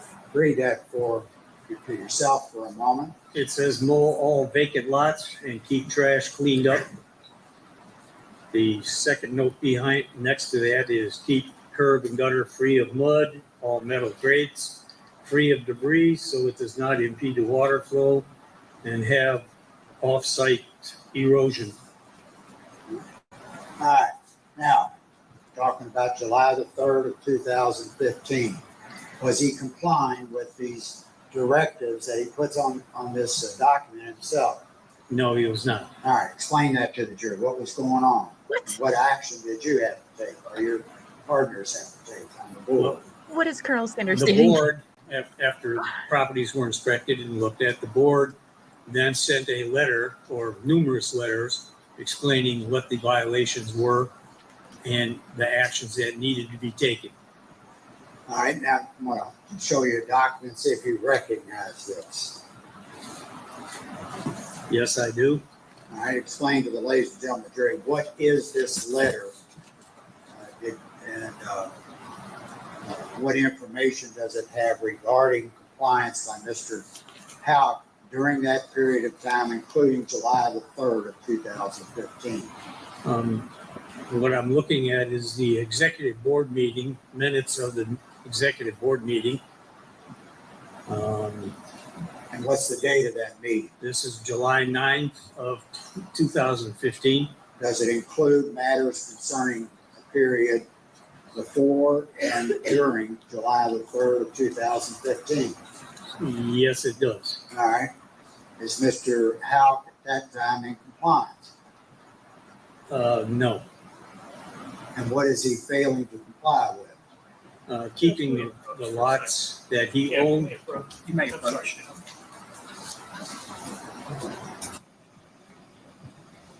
Who's on the stand? Well, that is, oh, you know what? I took my banner down. Okay, I can put it up. It was James Palmer. It used to be a president of the HOH that Houck would build his houses on. I don't object to the point that if they want to argue that he said he was doing something on July 3rd, he wasn't. But we're going to go down this road of he's a cruddy tenant or whatever. I think it's 404B, and I don't think it's relevant. I mean, the man's already said he was not in compliance. So what the board's saying about it, I think it's completely irrelevant. What would be the relevance? Just the relevance is this is a document prepared at the request of the deputy sheriff here, asking him to prepare a report to him of everything he did, the actions he engaged in, and so on. This has been gone over already in the testimony on July the 3rd. Okay, so on July the 3rd, he wrote entries into these form documents. Among those entries is entries where he's purporting to say, I've got to mow grass, I've got to do some of this other stuff. And so we're showing one, he didn't do that on July the 3rd. He was in out of compliance on July the 3rd. It's not so much that we're trying to punish him for that. Well, he's already answered that. I'm sorry, Jim. No idea what's going on today. Well, what I'm trying to show is evidence that he is in non-compliance, not just because he's in non-compliance, but because he purports to represent that this is what he's keep it to non-compliance of mowing and trash on the lot. I think he's already answered that. The man said he was not in compliance with July 3rd. I wasn't objecting to that. I think that's relevant, and it's impeachment of his statement to the extent they believe it's inconsistent. But I'm not going to fight you. Keep it down to mowing and trash. That's not, okay. Thank you, Brandon.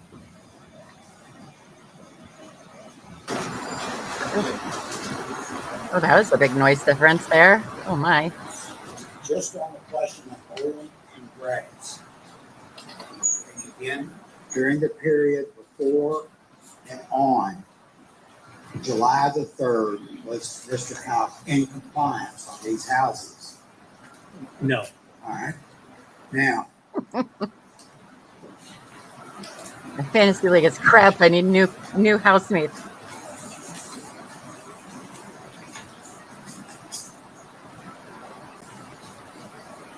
may I have that document?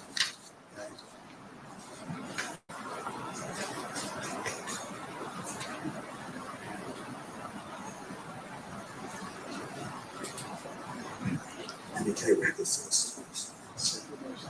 I'm sorry.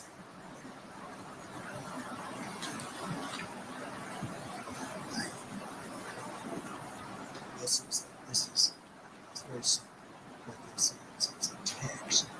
Okay, Mr. Forrest is part of the people in this HOA, and he's basically sending a text to the client saying, you're not in compliance, I'm going to get some possibility of access to the partial reason on the day of that is July 3rd, 2015. Something about a text message. I can't really hear what they're talking about.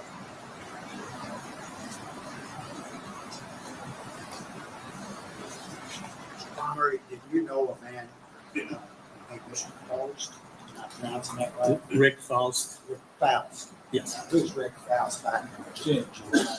I don't think we can hear you, Mr. Wasowski. No problem. Let me repeat that because the jury may not have heard it. Who is Mr. Rick Faust in your business there in July of 15? Rick Faust was also a member of the HOA board. He was the treasurer at that time. All right. And was he responsible, along All with the yourself celebrities and others, in to this ensure trial. maintenance of the requirements of the HOA? As a board member, yes. And would that include grass that isn't being cut when it's supposed to and matters of that sort? Yes. All right. Would Mr.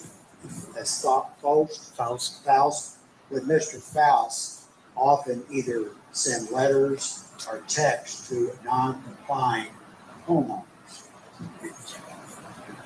As the treasurer, no, those usually came from the secretary, Betty Pendergrass, with my signature. Or Pendergrass. the signature On of last name. vice president, whoever at that time. I want to show you this. Just read it to yourself, not out loud. Okay? This is a text.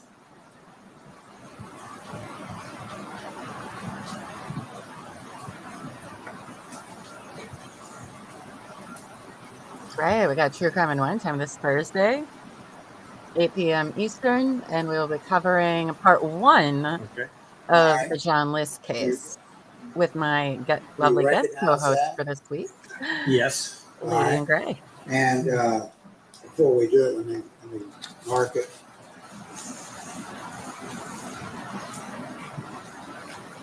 This is the folder.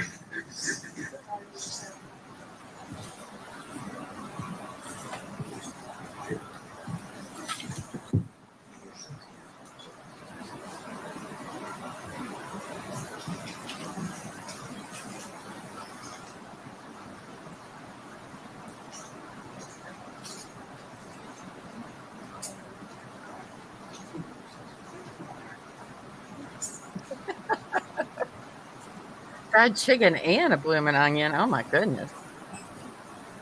Judge, I would move, this is a part of the phone records we have that are authorized for use in the trial as evidence. Any I belong to the two parties.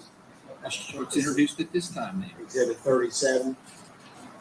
Now, is Mr. Faust, was he directing some information on July the 3rd of 2015 regarding matters you and I talked about? Yes. And read to the ladies and gentlemen jury what he's telling on what time of the day is that Mr. Faust is sending this text to Mr. Brooks Houck. The first one is July 3rd at 11:27:47, and it's AP to avoid a bill is the message. The second one from Rick Faust is also dated July 3rd of 2015 at 11:47:43. This is Brooks. For your information, based on an email from our president, our mowers will be sent to 201 South Howard, 211 South Howard, 109 North Howard. Recommending getting these cut AS. All right. Now, what happens, what does Mr. Faust do if there's a non-compliant homeowner with regards to grass and similar problems of that sort? We contact the party that we have contracted with to mow lots as needed. And what happens to the homeowner after he comes around and cuts your grass for you? We get billed, the HOA gets billed, we in turn bill the lot owner for services rendered.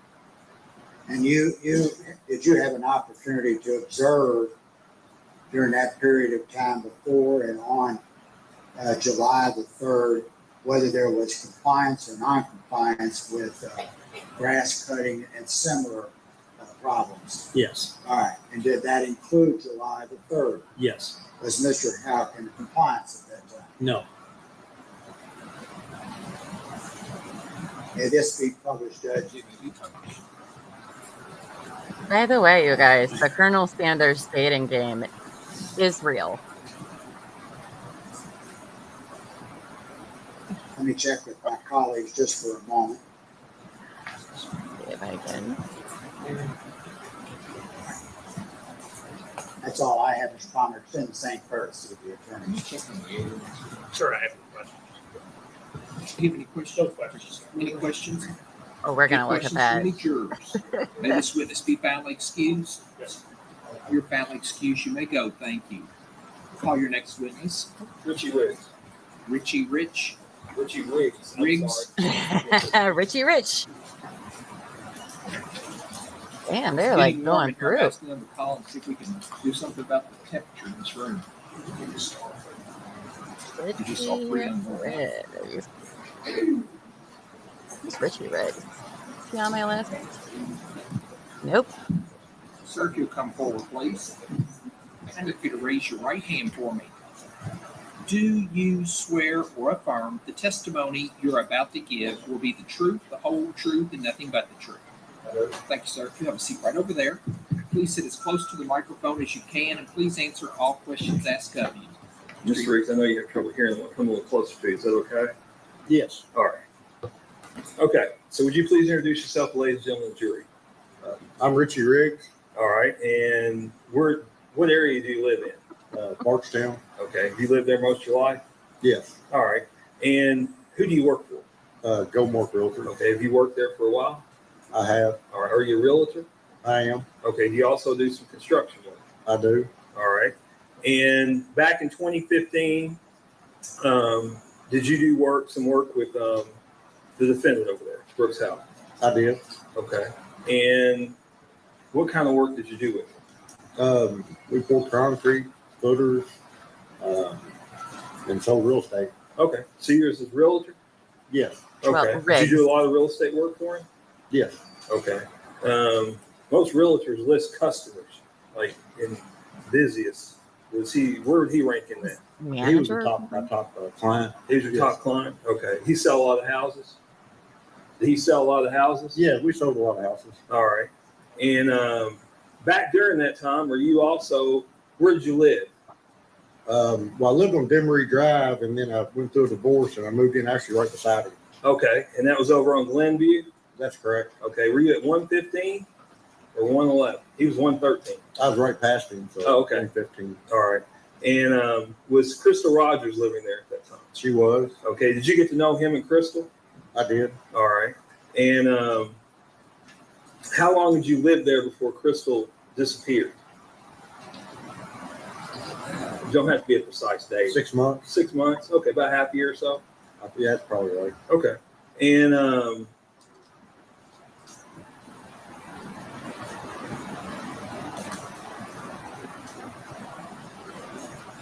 what did Crystal do for Brooks as far as business wise? She ran the rentals. She ran the rental business? Yeah, always showing rentals and but I seen her out there weed eat and do whatever else, she needed to do. Okay. And so all he paid her was $500 a month. Well? Yeah. Okay. And had you had any conversations with her the week before she went missing? What kind of conversations? Like, had y'all plan to do anything the next week or anything? No. Okay. Did she leave you a voicemail? She did. Okay. And what was that voicemail about? Brooks had built a house for some clients, but he also bought their house in return to make it an easy process for the people. And they had moved in the house he built them, but they still left their stuff in the other house. And she sent me a message, or I guess it was voicemail, asking about getting them to get their stuff out. Okay. Were you supposed to get back with her the next week? Yeah, I think I said get back with her Monday. I was at Green River. Okay. So when did you go to Green River? The 4th of July weekend. Okay. What day? So the Friday would have been the 3rd, and Saturday would have been the 4th. When would you have left? I think I left Wednesday or Thursday. I believe it was Thursday. So you left maybe July 2nd. Then. That's probably right. Okay. All right. Now, when you got back, What day did you get back? Sunday morning. Okay. And do you remember having a conversation with Brooks Houck? That Not morning? Brooks Houck. I'm sorry. Brooke Ballard. Yeah, she knocked on the door at the house. All right, I want you to tell me what she said. Okay. But what was y'all's conversation? What were you talking about? Just what subject were you talking about? About Crystal Rogers. Okay. And what did you tell her? I don't remember well. She'd asked if I'd seen her. Brooke had never been to my house before, so I knew there was some concern. Hold on 1 second, Strix. Just trying to catch his attention. Try it.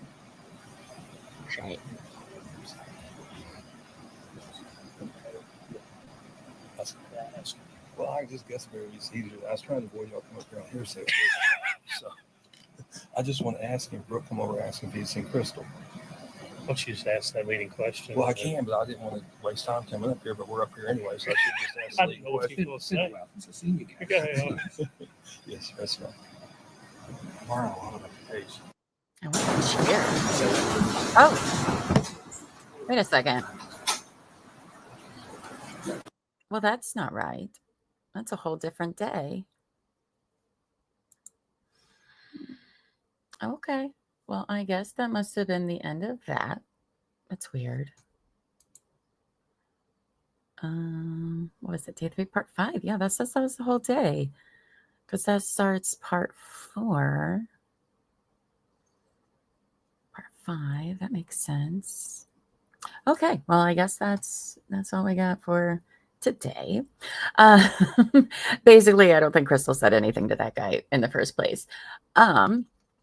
You guys, so I'm kind of having, obviously, I think Brooks is lying, and I do think he has something to do with it. And that's what they're trying to do with these last couple witnesses is Brooks apparently in his statement had wrote down everything he did before, 3 or 4 o'clock on July 3rd, the day she goes missing. She goes missing later in the day, but earlier.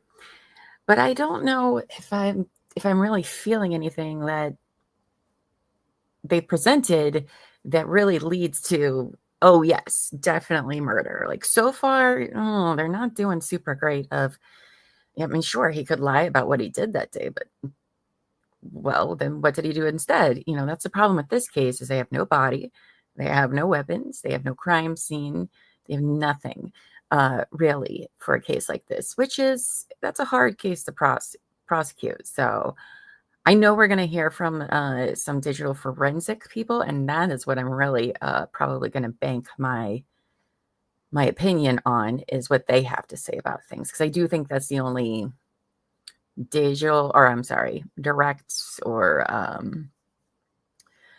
circumstantial evidence, So I don't know. Can I just say I'm a little disappointed so far?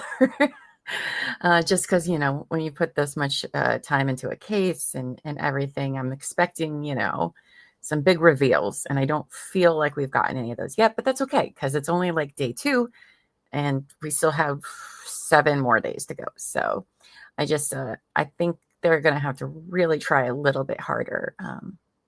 Because, obviously, yeah, it seems like he's hiding things and lying about things and giving the worst excuses for anything. But is that him guilty of murder beyond a reasonable doubt, though? See, that's the tricky part. Now, before we go, you guys, let's see what Captain was talking about with the Colonel Sanders dating game, because it's a real thing. Oh, what is this? I love you, Colonel Sanders, a finger-licking good dating simulator. And it says, welcome to the most delicious dating simulator ever created. Do you have what it takes to be the business partner of and win the heart of the most famous chicken salesman of all time? Play to find out. Go ahead. Colonel Sanders is waiting. What is this madness? How much is this game? Just wondering. Asking for a friend. Look at that. Oh, okay. It's so weird. No, Polly, you are not allowed to play any dating simulators game. I've not forgotten you would not go on a monster date with me 2 years ago. I'm not forgiving that at all. Oh, have a good night, Juju. Yeah, it doesn't say. This came out in September 24th, 19. So, okay. Oh, it's free. Oh boy. Well, maybe we might play that sometime. Not today. Oh, look. Okay, there's more. So it says, I love you, Colonel Sanders. A finger-licking good dating simulator follows you, a promising culinary student, as you try to date your classmate, Colonel Sanders. Oh.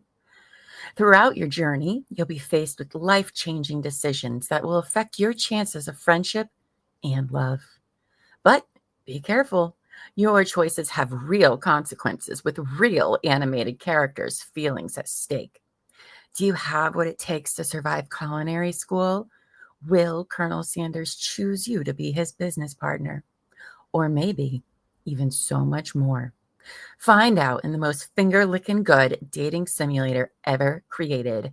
A game that KFC actually made. Did they really make this? Oh my gosh. Features 9 lovable characters, multiple hours of playthrough, dateable Colonel Sanders, a secret ending, secret recipes, double cooking battles, battles, okay. Earn a degree from a fictional culinary school, 11 herbs and spices, cute miniature food. Oh, officially created by KFC. No, really. What? Can you believe that, guys? Oh boy. Yeah, I think I'm going to have to download that. Well, see, we always like to learn something new here every day. So there you go. There's your weirdness for today. Oh my goodness. Maybe we'll play that in Discord or something later at some point. Yes, you can play on Mac as well. So are you going to make it up to me one day? She never went on that date with me. It was ridiculous. It was a Jackbox game we played many years ago.